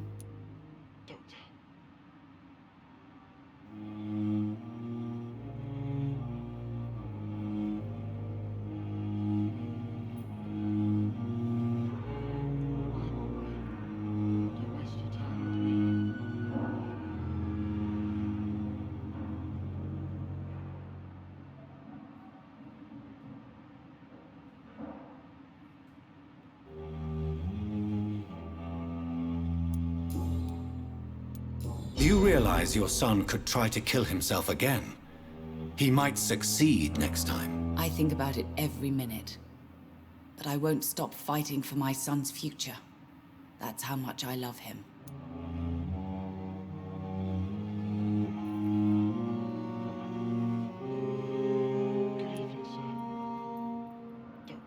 You're right. Your son's death was not fatal. And unlike many on their own, he is lucky to have you by his side. I can't give up on him. I just can't. I have conceded many times in my life, but giving up on my son is something I am incapable of. I'm alright.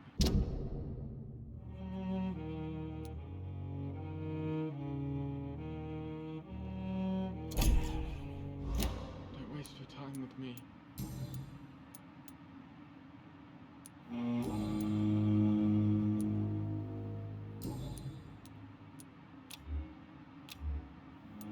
Goodbye, Mrs. Goswick.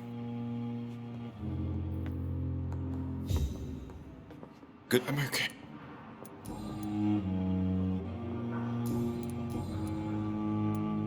Your mother won't let you down, Mortimer. Don't you share her hope for a better future? No. I don't. Won't you even try? Do you want me to promise you I'll get better? Do you want me to tell her the same thing? I could, but it would not change anything.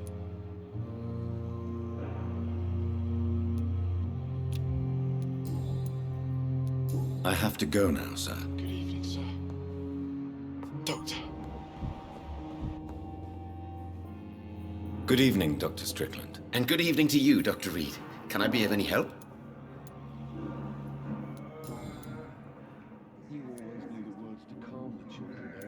Tell me, Harvey, what is it, Feck?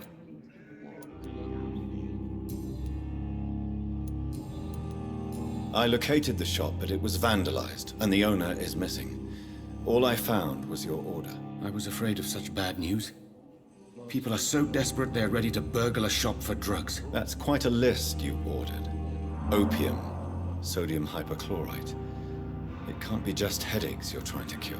This dreadful influenza, of course. I already ran some tests on hopeless cases. Without success, I must admit. Do you realize you could create a lethal poison without the correct dosage? Then there are the legal ramifications. Is this not true of any medical substance, Dr. Reed? However, if you would agree to improve it, I'd be glad to accept your help. As long as you promise to be scrupulous with your experiments. I may try to gather these substances, and even help improve upon the mixture. That's all I'm asking for, Dr. Reed. That's all I'm asking.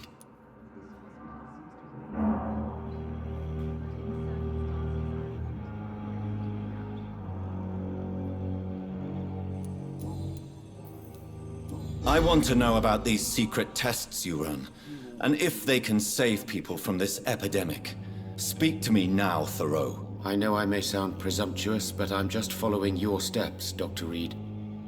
I'm casting away the shadows of ignorance by daring to face them. Self-confidence is essential in our line of work, my young colleague, but only if tempered with the correct amount of cynicism. But you never doubt yourself, Dr. Reed.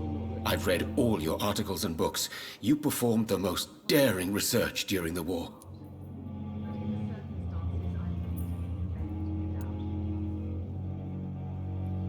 You have my support, Dr. Strickland. I know exactly what it feels like to battle an unknown disease, with only your mind and force of will to help you. Thank you, Dr. Reed. You don't know what that means to me.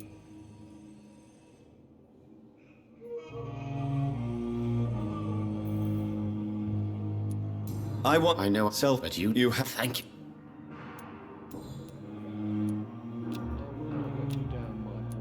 Goodbye, Doctor. I can't let Strickland put his patients at risk with opium.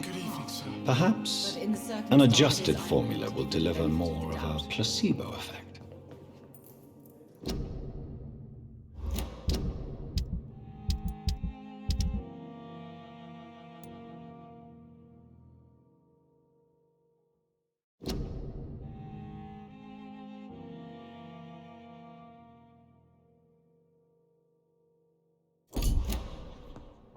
You always knew the words to calm the children.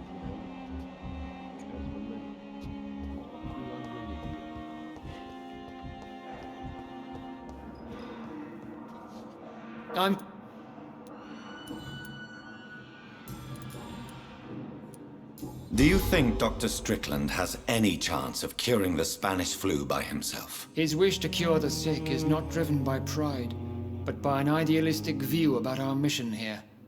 Honestly, I don't know which is worse. You consider him a good practitioner, yet you will not report his methods. Strickland may be a rival, but I will not use dirty tricks or regulations to prove him wrong.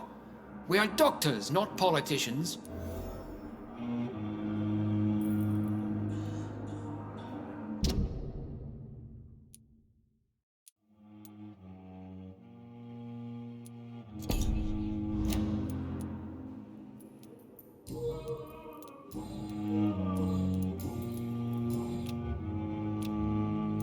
Thank you for... Words to calm the children, Ellen. This hospital seems to be full. Good evening, Good evening, Doc. But in the circumstances, I'm willing to give the benefit of the doubt. Goodbye. You always knew the words to calm the children, Ellen. As for me...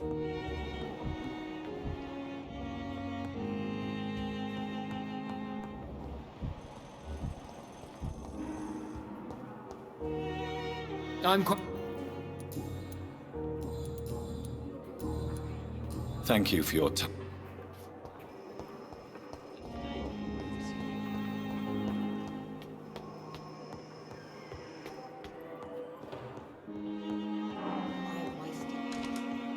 Not now!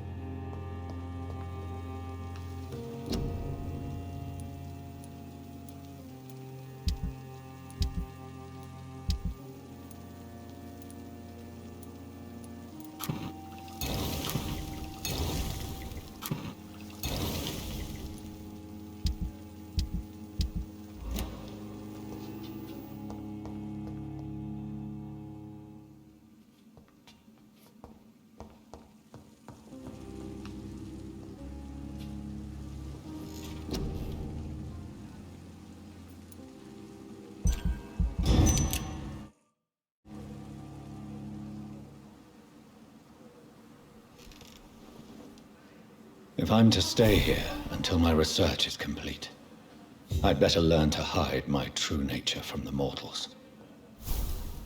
But what about my thirst for blood?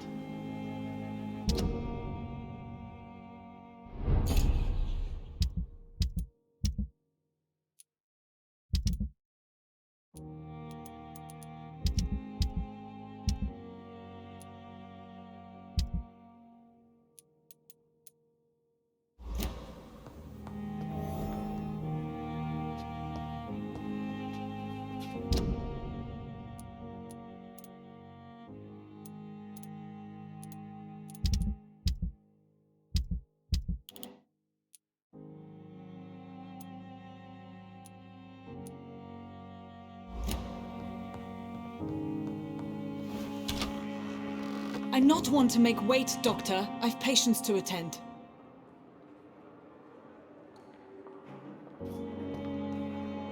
Yes, Nurse Crane? How can I help you?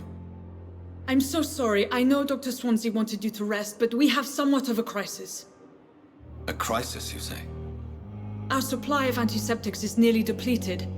I was hoping there was another box up here, but...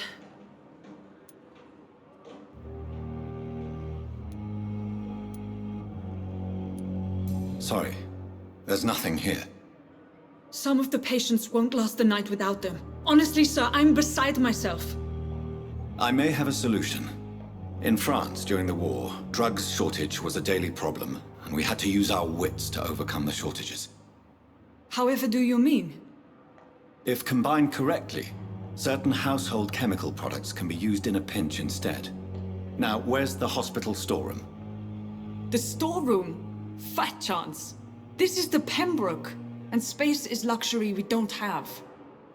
Everything used to be stored in the old morgue. Perhaps I should look there first. Where is this morgue? It's the large building behind the hospital.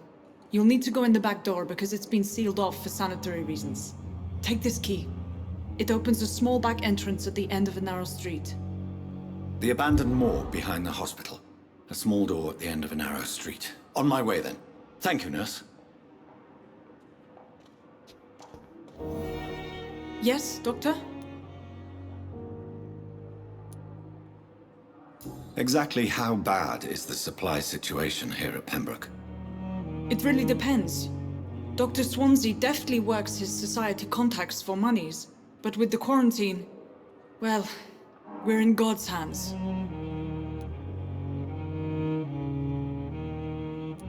Please, could you point me in the direction of the morgue again?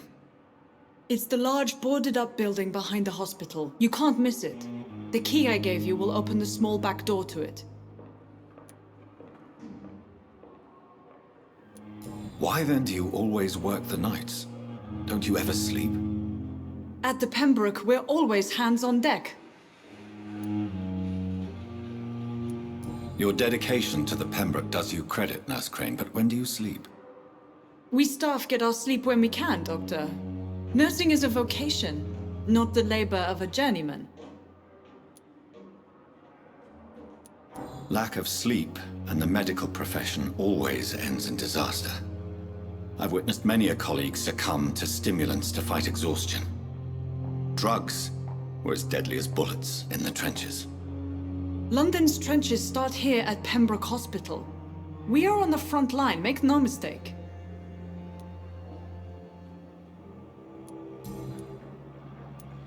That's all for now, Nurse Crane, thank you.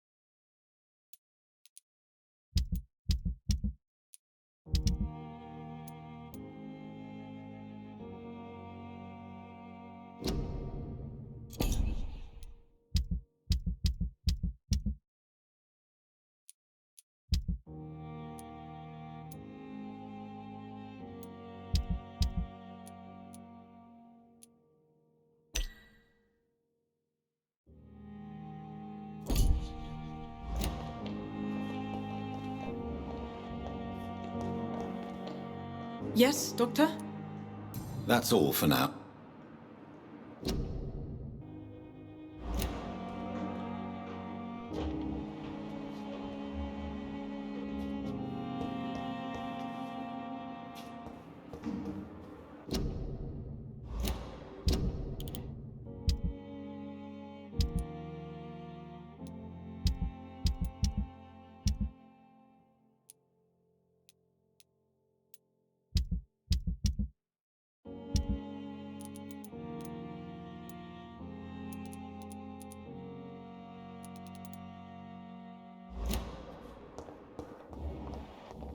It's locked.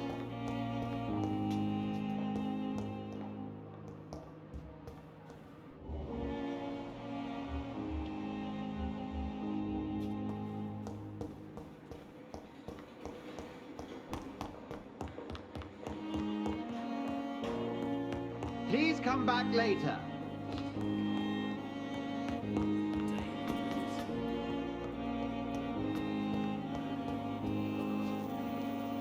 Good evening, Miss Howcroft. I need blood, Doc.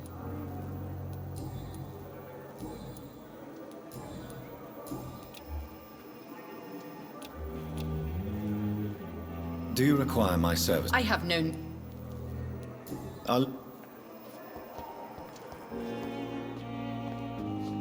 Good evening, Miss... I need blood, Doctor. I'll leave you.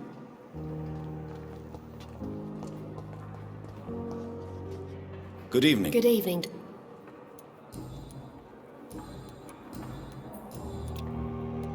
Goodbye.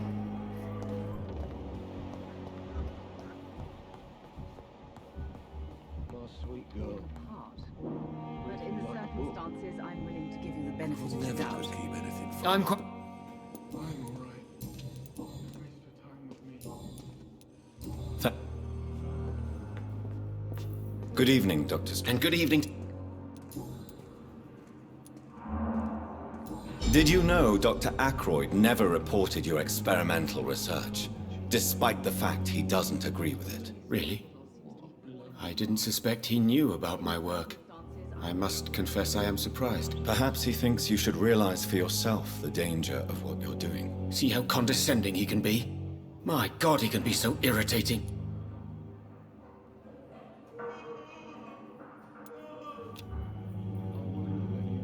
Do you need my... You don't have to...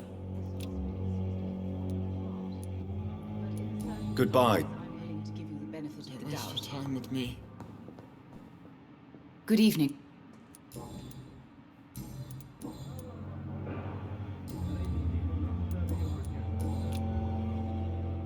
Goodbye, Miss... Good evening. I'm okay. How... So painful. Why did your mother... My mother...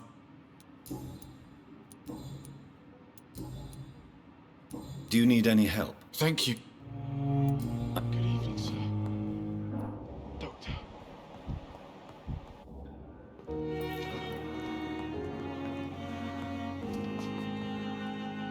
I will not... Good evening. Good evening.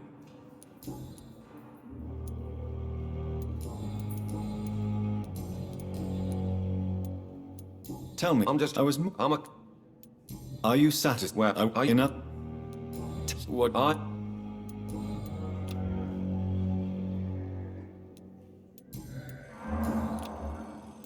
Goodbye for... I will not let you down, my boy.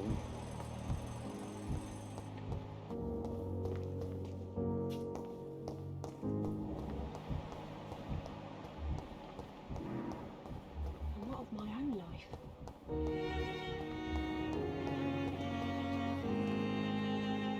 Good evening.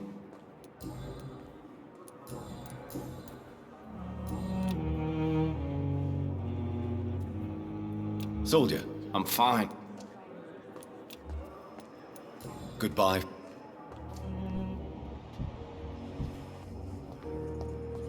Time has lost. It's locked, all right. But the suffering continues. Goodbye, Miss... The pain. It's here again.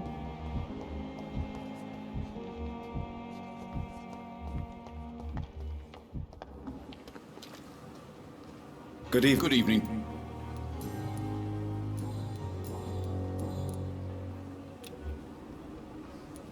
Good.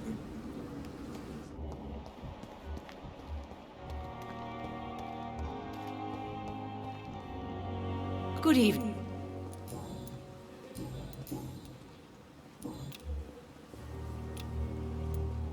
Good.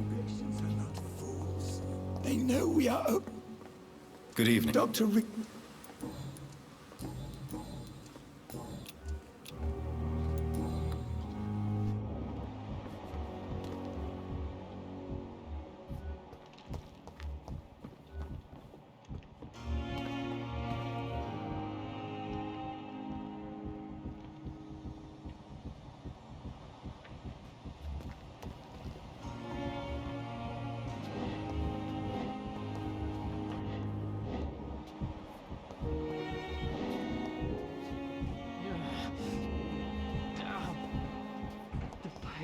The giant morgue disguised. Good evening, Dr. Tippett. Dr. Goodbye, Doctor.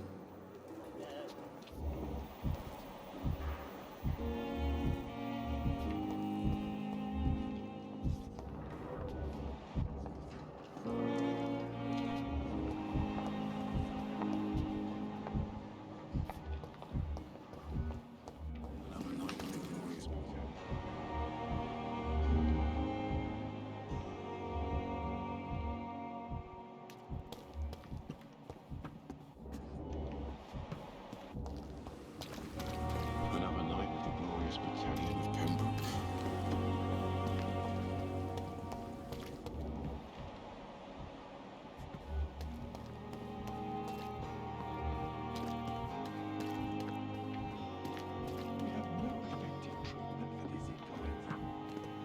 We are horrific liars.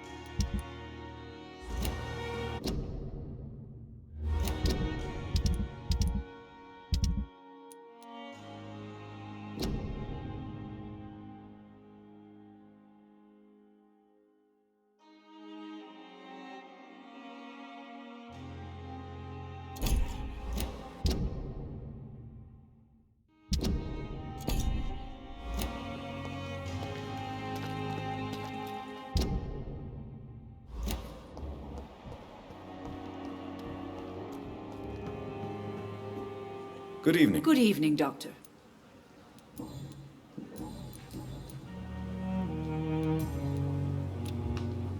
Good.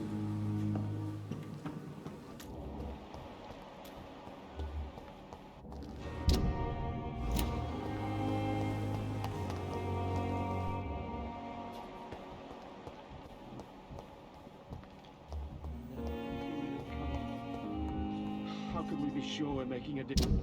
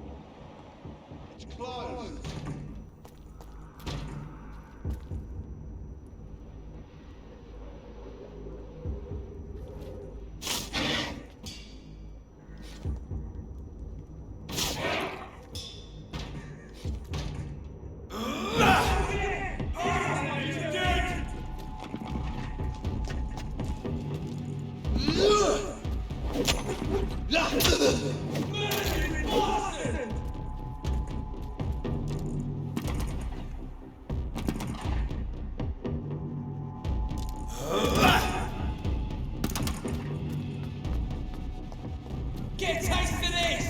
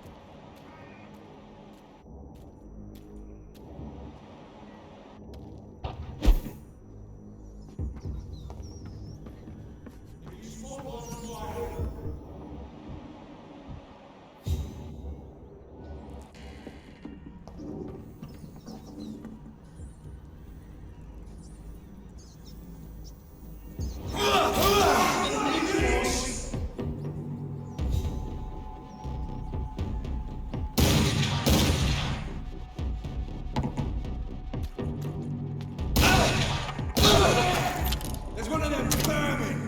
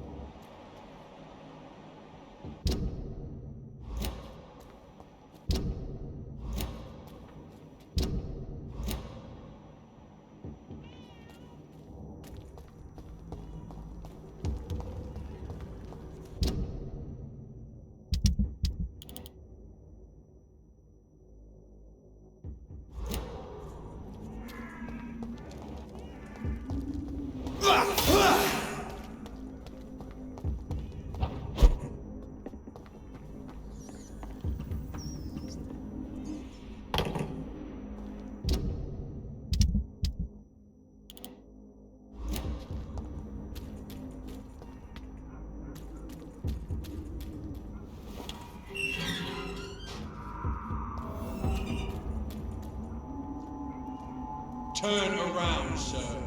Dive! React! That leech is fast!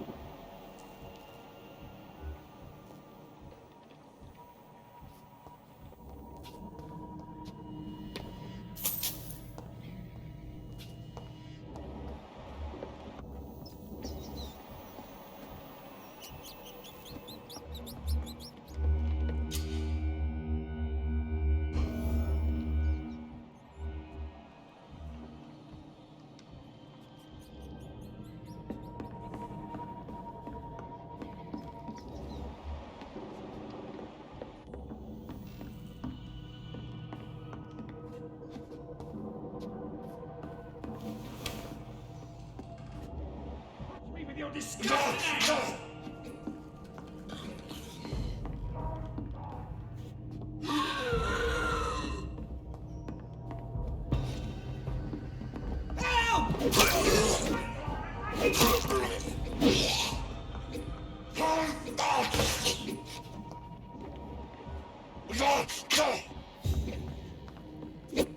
Get away from me! Don't touch me with your disgusting hands!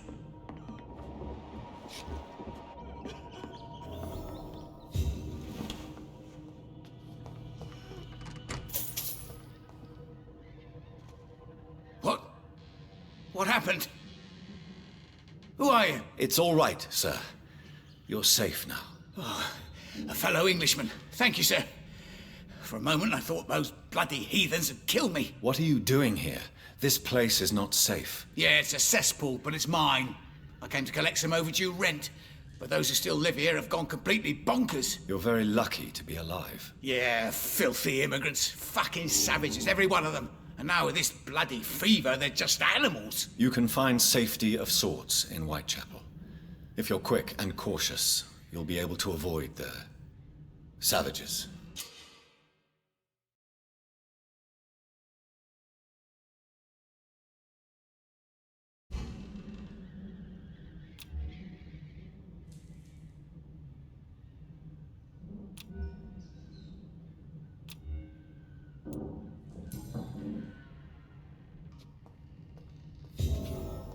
You had better return to Whitechapel without delay.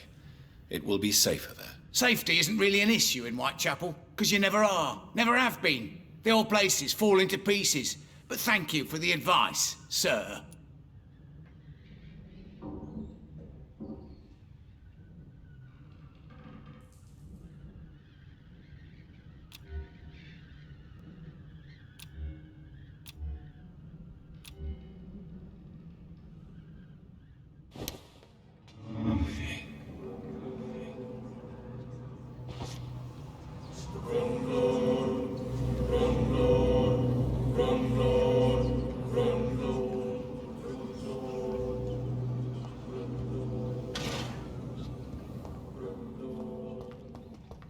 This is Braille.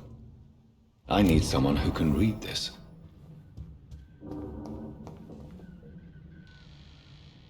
You had better return to White... Safety!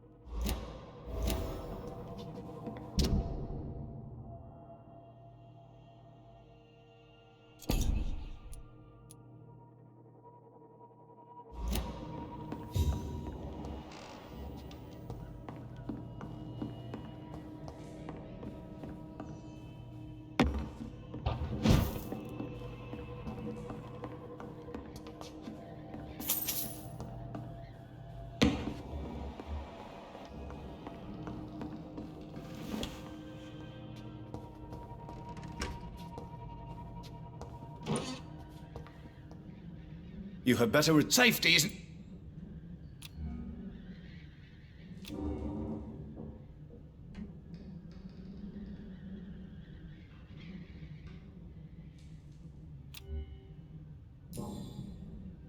You had better return... Safe!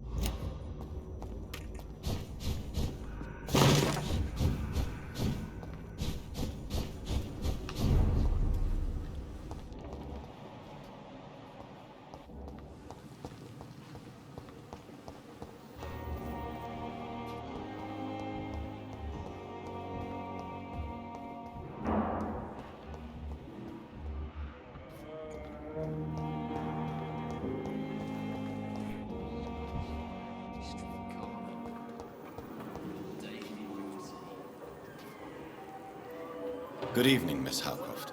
I need blood, Doctor. I have made inquiries about the men who were tracking you, Miss Howcroft. I did not expect a mortal to have this sort of courage. Speak, Doctor. Why are they hunting me down?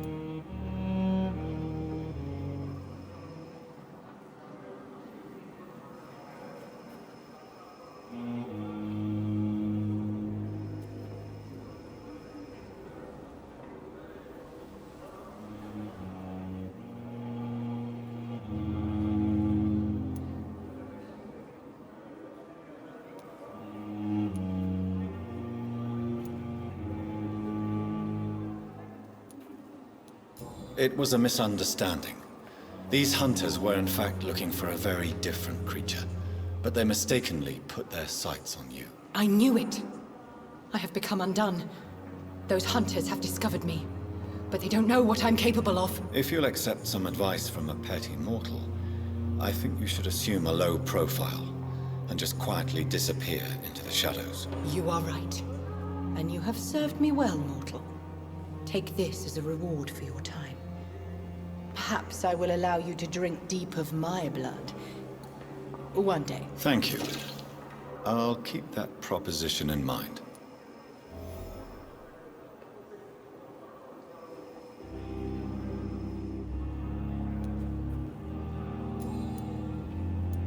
Tell me, Thelma, what do you really know about vampires? I saw one and he saw me. I watched him hunt and kill. I saw his terrible wounds heal as his victim died. And then I knew I was saved. You mean you actually saw a vampire? Here in London? Yes. And it has been the answer to my pain. I must drink and kill to regenerate my decaying body. I am a vampire too!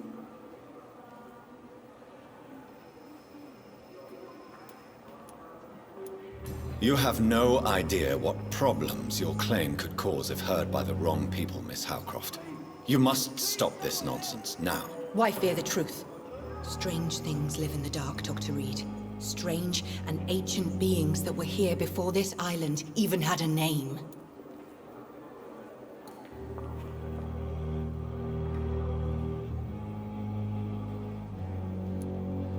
Tell you, yeah. You have... Wife.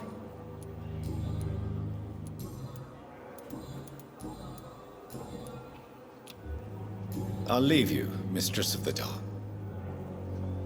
Good evening. I need blood. I'll leave you, Mistress of the Dark, to your nocturnal activities.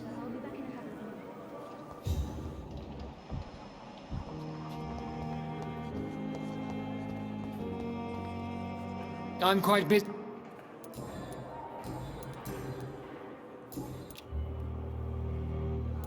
Thank you for your...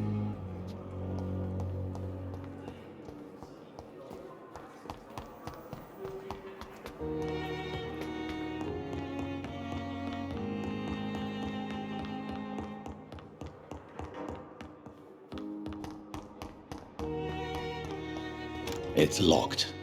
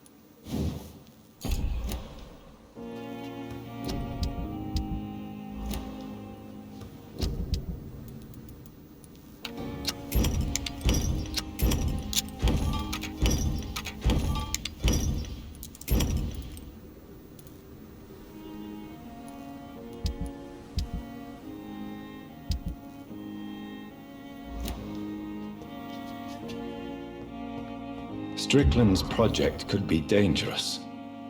I have a mind to report him to Dr. Aykroyd.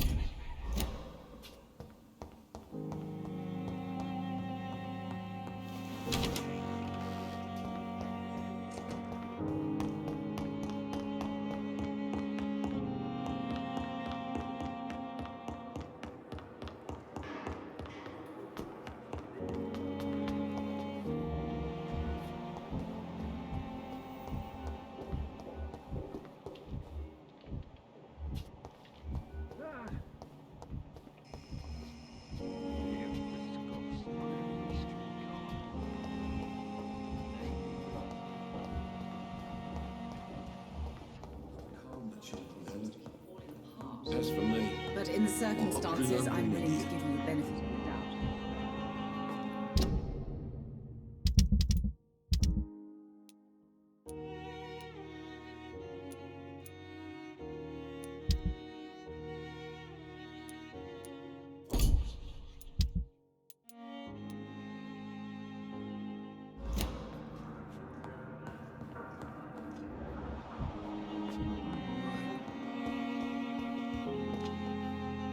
Good evening, Dr. Strickland. And good evening to... I have managed to improve the mixture by diluting it. Have you ever heard of Sir Joseph Francis Olive, or the placebo effect? No, I don't think so. Why? A placebo is a substance or procedure that has no actual physical effect. You made a placebo of my project. Why? Research has established that a placebo, as long as the subject believes in the effect, can provoke a positive physiological reaction. Really? That's fascinating.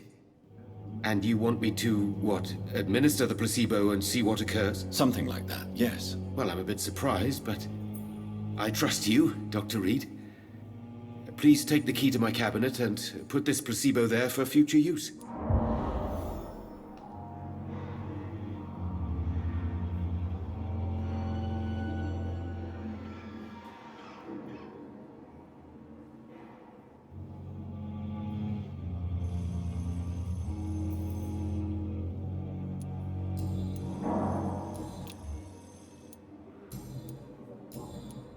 Goodbye, Dr. Strick.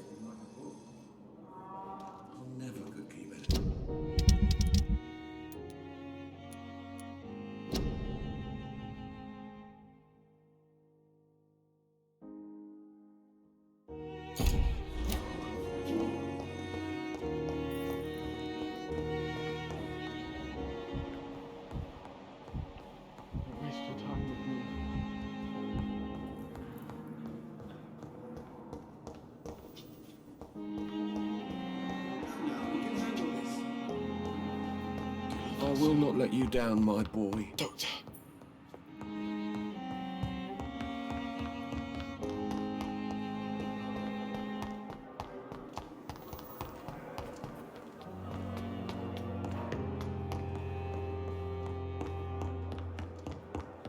Not now!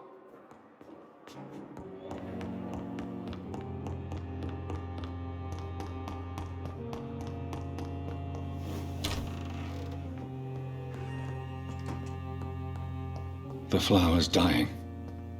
It needs water.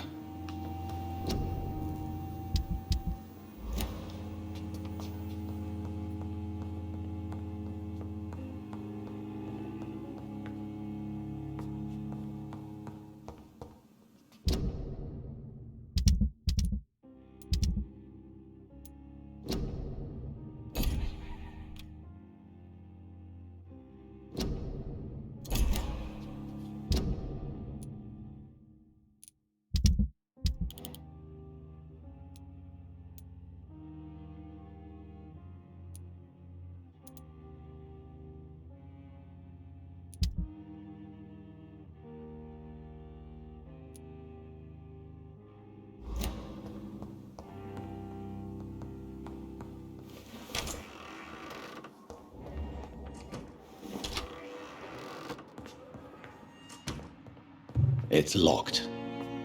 At least Strickland can't kill anyone with this formula.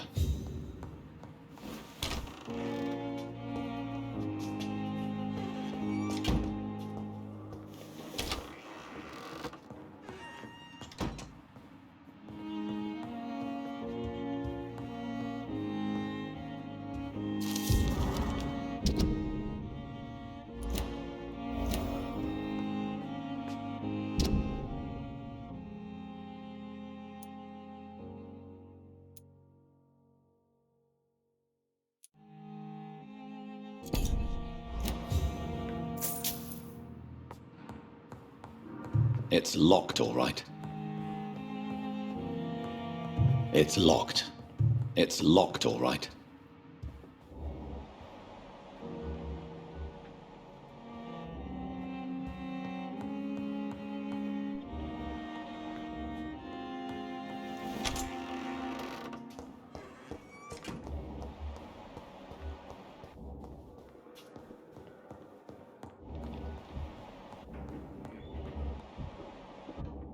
Later.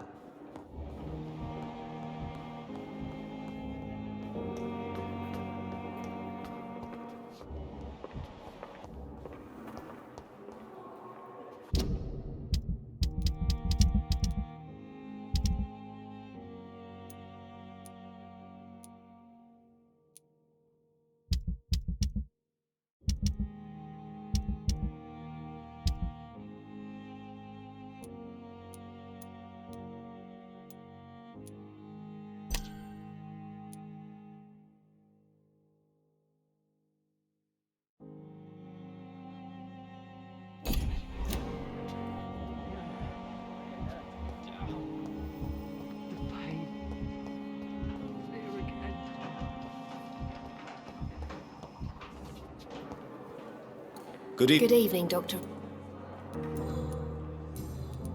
Goodbye, nurse. I will not let you down, my boy. Good evening. And good evening. Goodbye.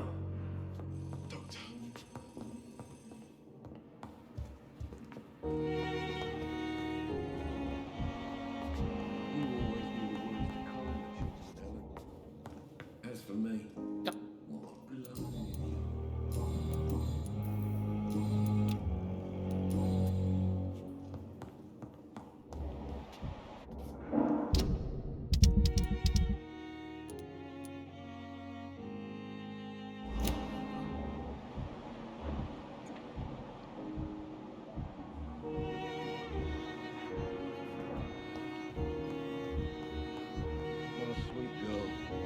This hospital seems to be falling apart. Good evening, But in Mr. Goswick. circumstances, I'm willing to give you the benefit of the doubt.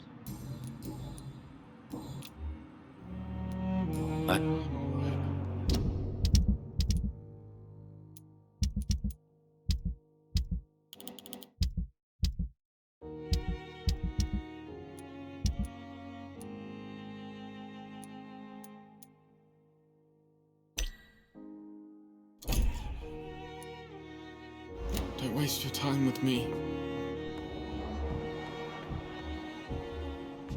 I will not let you down, my boy.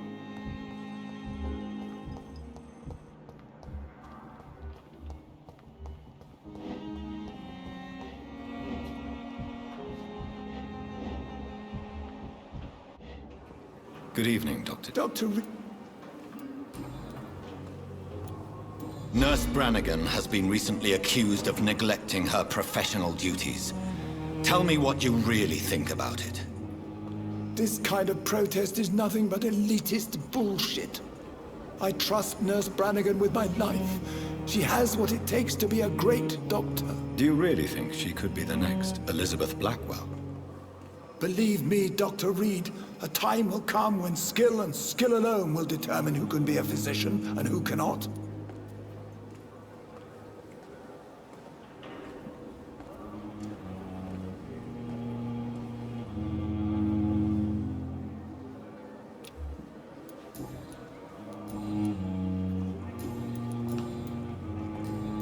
Goodbye, Dr. Tippett.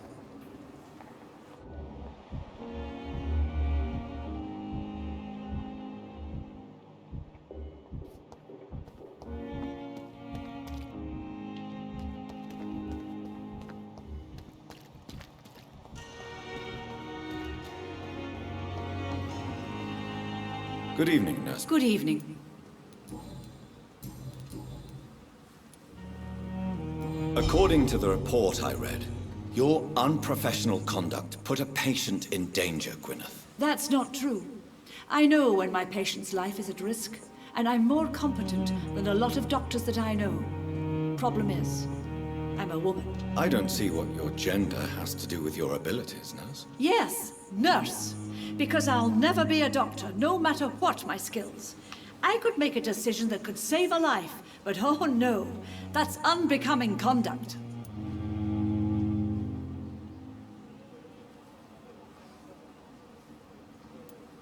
Have you heard of Elizabeth Blackwell? She was the first woman listed on the UK Medical Register. Change is slow, but it will come. And you will always have my support. To have the right to study shouldn't be determined by sex, skin, or wealth. That's all I'm saying.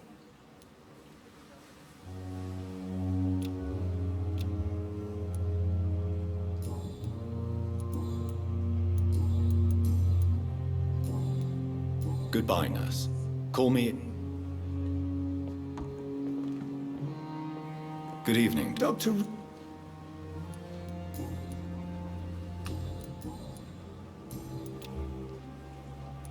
Goodbye, Dr. Tippett.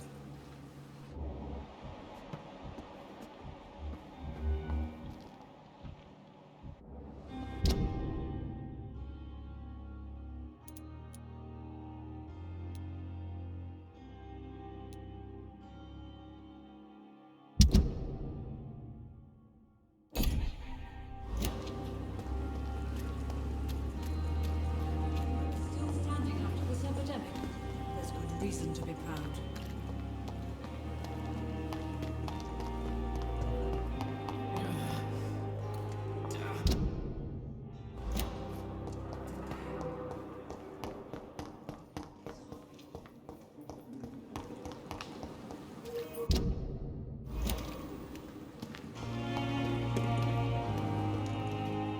Good evening.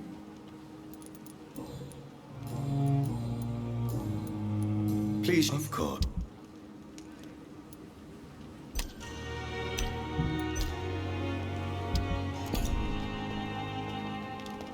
I cannot enter.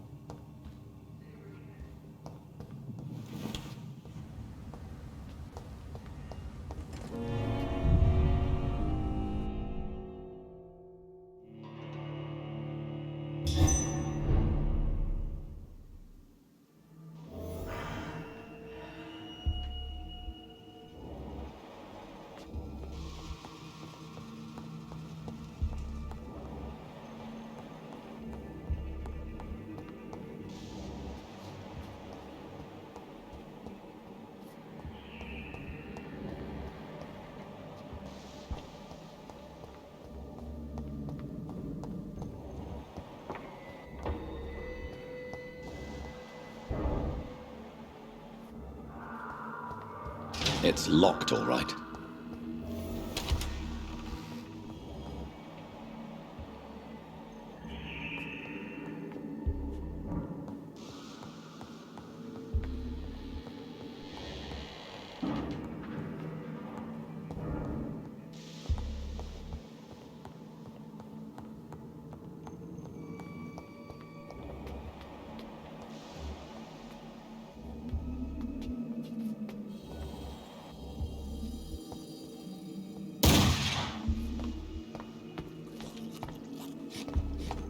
Behavior is similar to the infected William Bishop. Must be the same strain. This sickness moves faster than influenza. Balls of Mars, fortifiers. As popular as they are ineffective. But they do contain iron tartrate, and that might prove itself useful.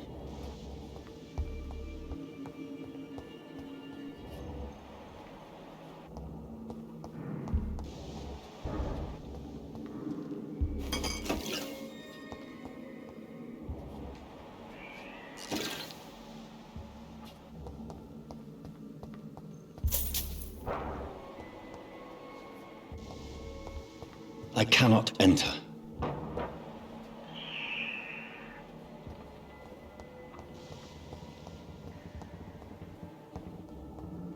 It's locked.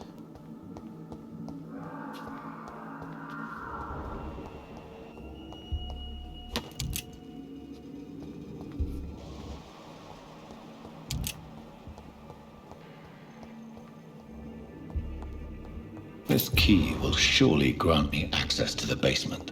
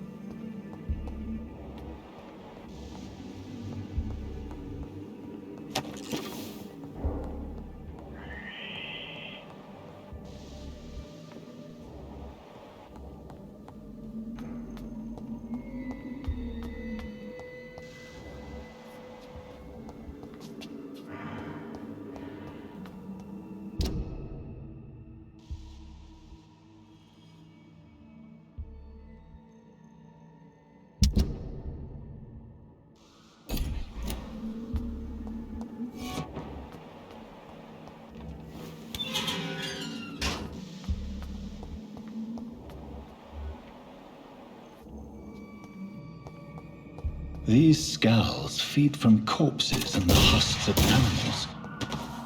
They're not after blood.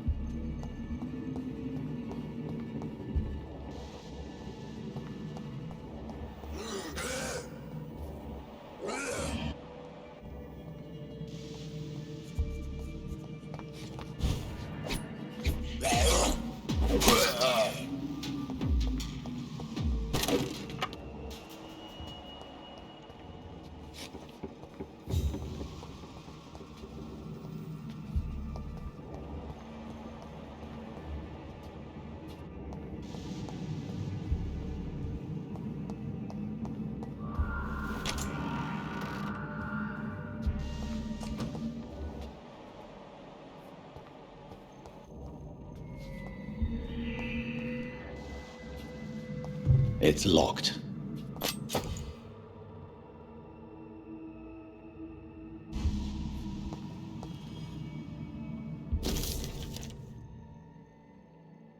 Mr. Connor's injuries don't match the report. I'd better look into this.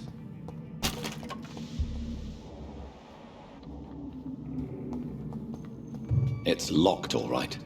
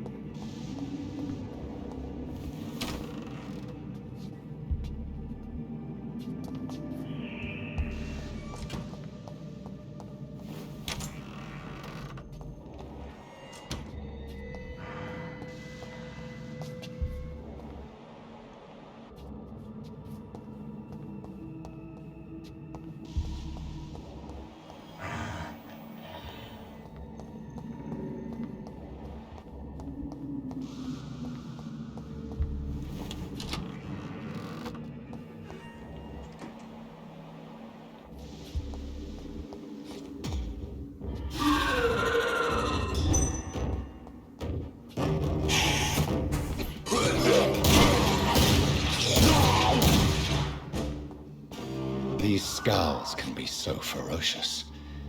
I'm not sure I can defeat them without becoming stronger. To drink blood is so tempting.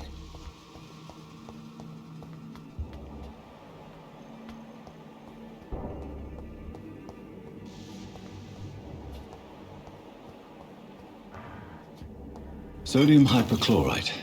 Dangerous to administer, but efficient in the proper dosage.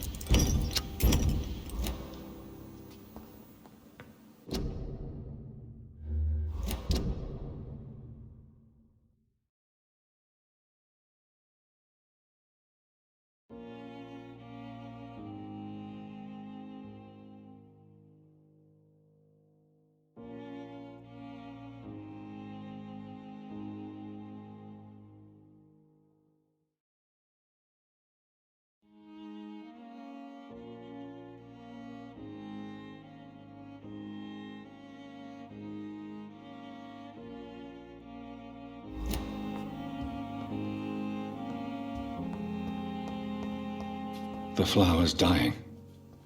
It needs water.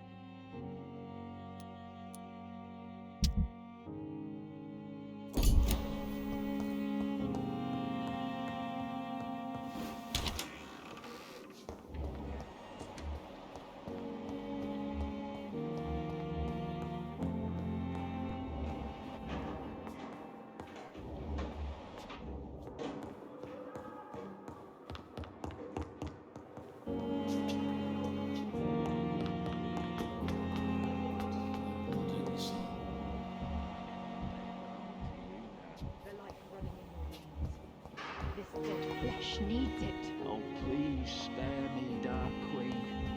Spare your obedient slave.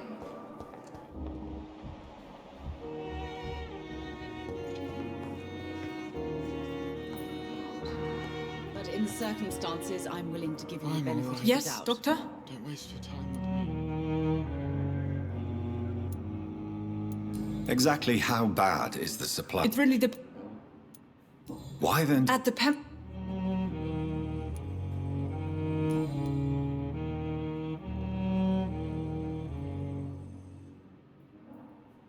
This hospital seems to be falling apart. But in the circumstances, I'm willing to give you That's all for now, Nurse Crane, thank you.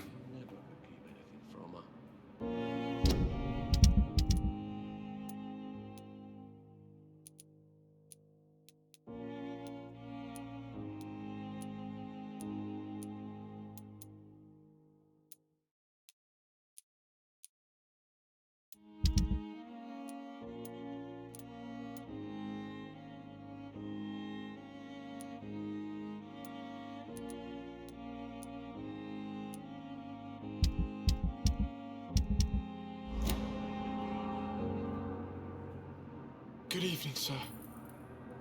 Doctor. We have some of the most brilliant minds in London at Pembroke.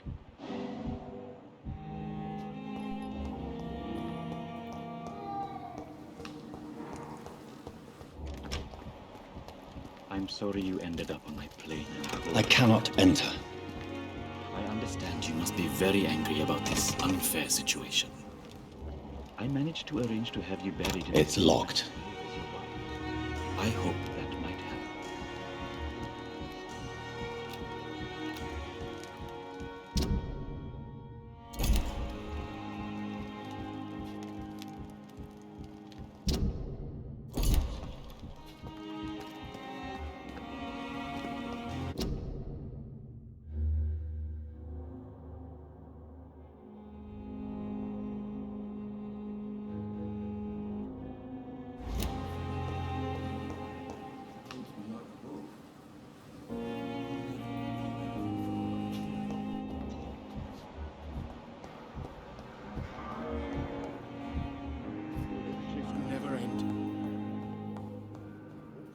Yes, Doctor?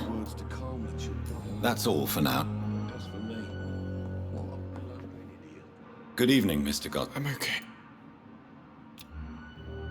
Do you need any help? Thank you, Doc. I have to go now, sir. But don't... Good evening, sir. Cannot let you down, my boy. Good evening. Sure we're making a difference.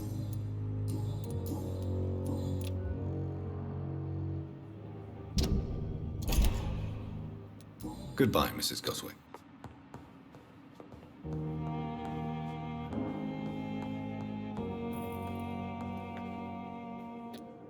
My sweet girl.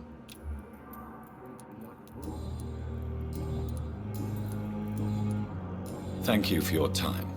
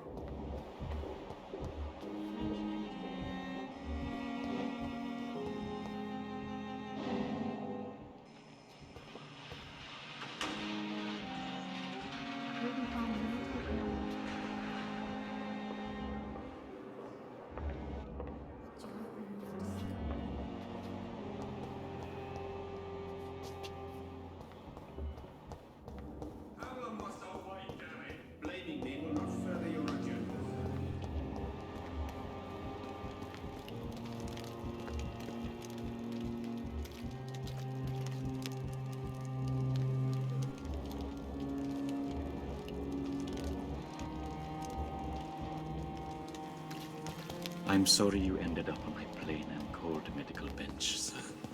I understand you must be...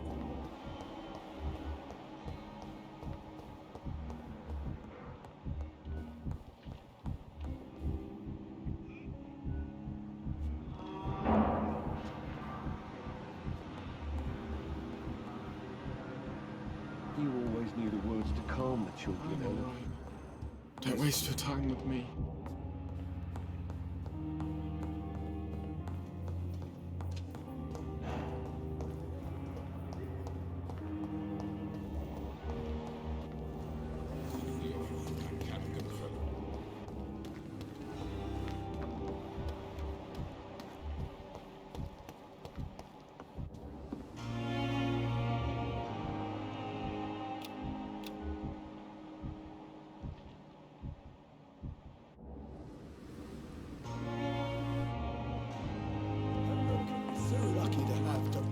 And I thought last time I met him in New York once. If only there were more of us, with less resignation and more determination.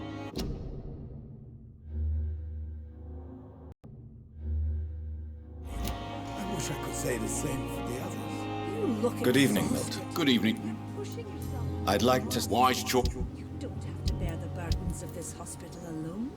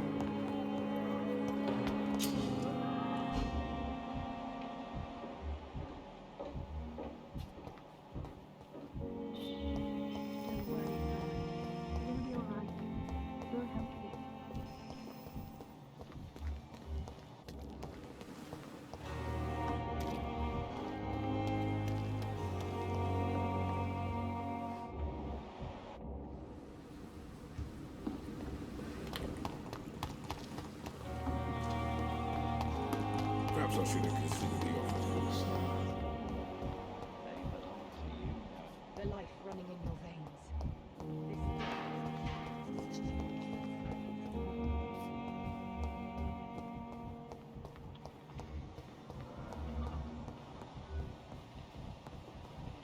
You always knew the words to calm the children, Helen. As for me...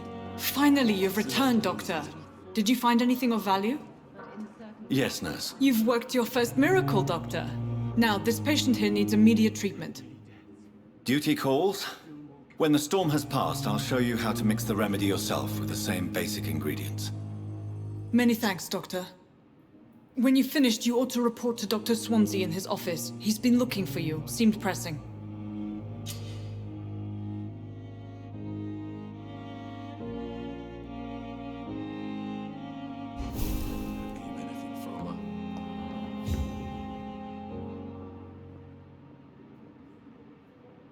Good evening, sir. Good evening, Mr. Goswick. I'm okay. Do you need any help? Thank you, Doctor.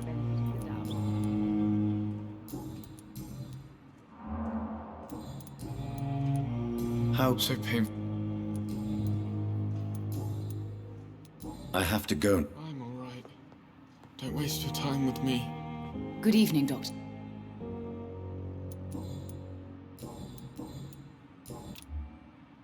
Goodbye, Mrs. Goswick.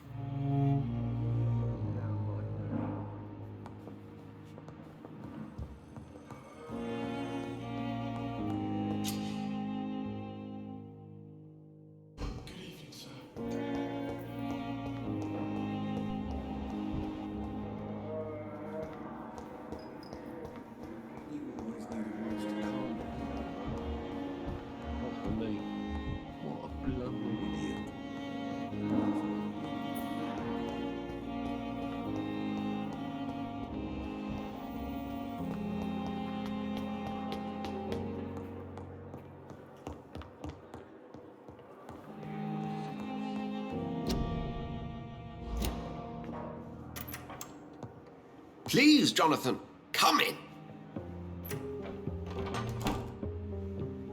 Fascinating, is it not? In the last decade, so many mysteries have been brought to light with our microscopes. The human body, biology's penultimate frontier. The more we explore its boundaries, the less we're able to trace a clear line between life and death.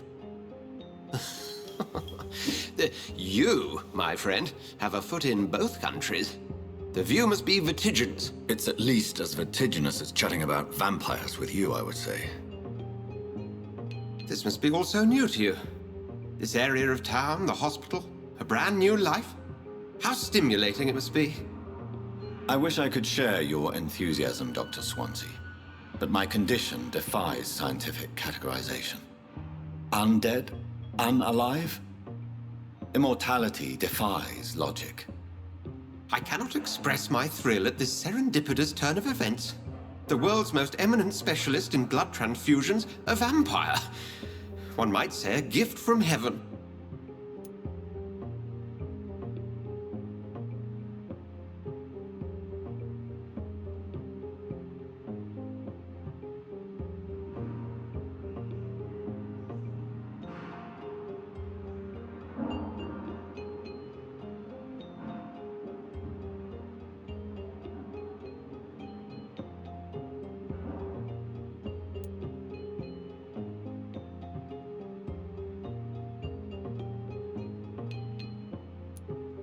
It may seem strange, but your words have brought me some comfort here.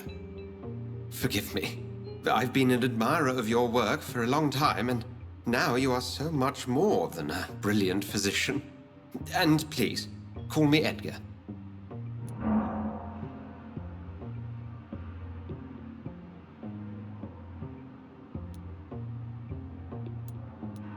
I'm not some doe-eyed student, Edgar. I understand we both have something to gain from this relationship. Very well. I have a task for you, Jonathan. Something that will require all your newfound skills. Please, go on. The Pembroke only survives through the generosity of our benefactors. Unfortunately, our main donor has found herself in a bit of a bind. Now, if you could help her out... A spokesman or politician is what you need. That's not my calling. And until I come to understand what has happened to me, I require discretion. Discretion is in order, Jonathan. Lady Ashbury has recently received rather indelicate correspondence that, if revealed, would jeopardize her position. And you would like me to eradicate this threat? By the stole, of course not. I would just like you to pay her a visit. Her ladyship is certainly near the tents outside, tending the sick. You can't miss her. Look for someone impossibly delicate. Accepted. I'll see what kind of trouble Lady Ashbury is in.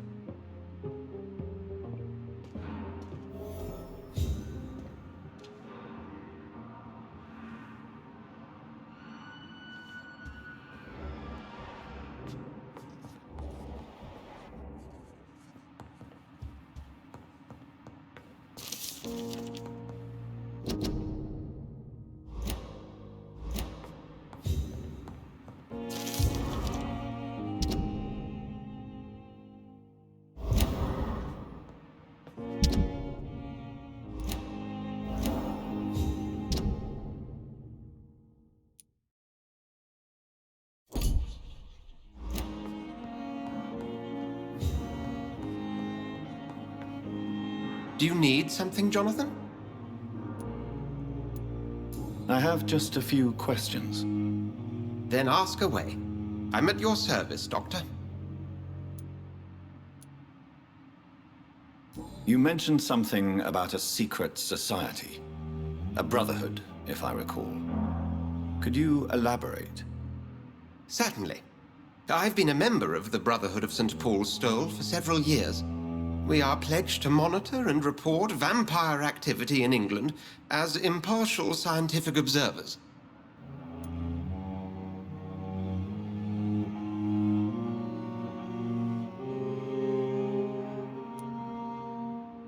That explains your nightly wanderings about the docks and the questions you ask. I feel it wasn't mere coincidence that led us to that part of town. There was something as yet unseen that set those chain of events in motion.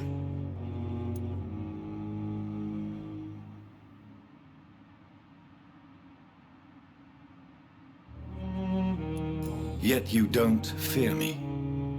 And still, you know the monster that lurks beneath the civilized surface. The Brotherhood has studied your kind for centuries. We believe you are as supernatural as a lion is to a gazelle.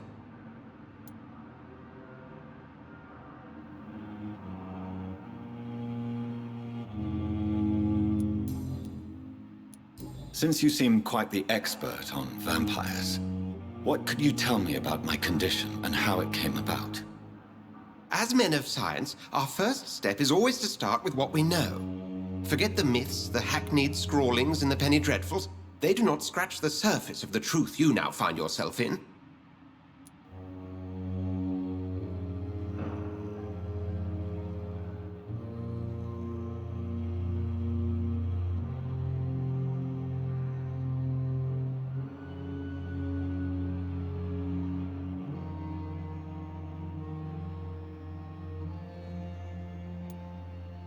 The sun.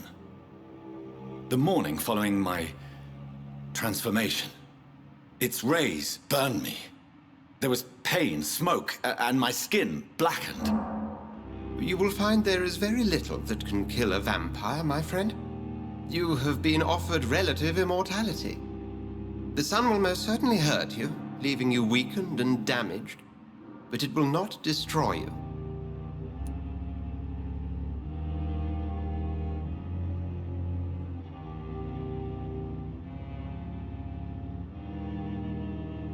Must I take a life to live? You are a vampire. You feed, and blood is the sole sustenance that can sustain your immortal frame. And only a living creature contains the nourishment you require.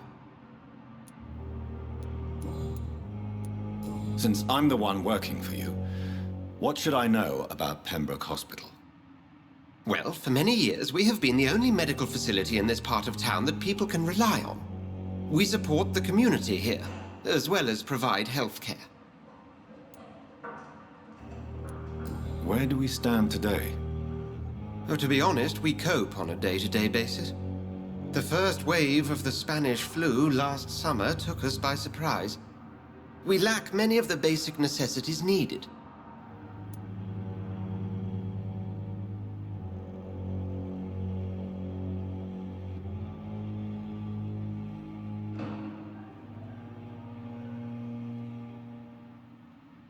What do you expect of me?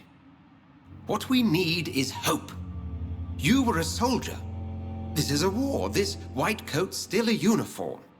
We fight to help the poor, the sick of the East End, the forgotten.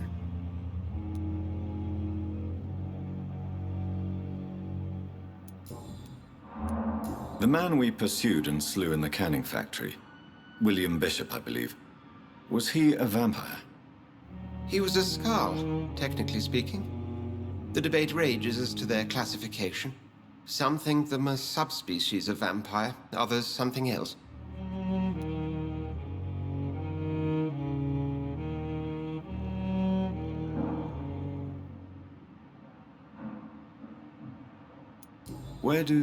How do Skulls come into existence? The name means slave. The etymology may indicate that they are a lesser species of vampire. From what I know, vampires tend to despise them.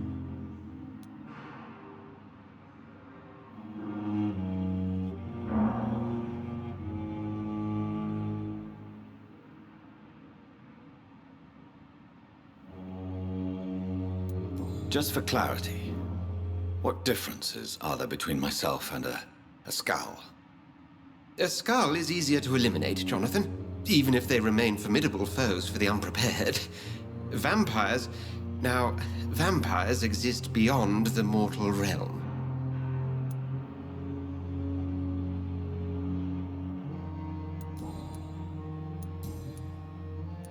We'll see each other again soon, Edgar.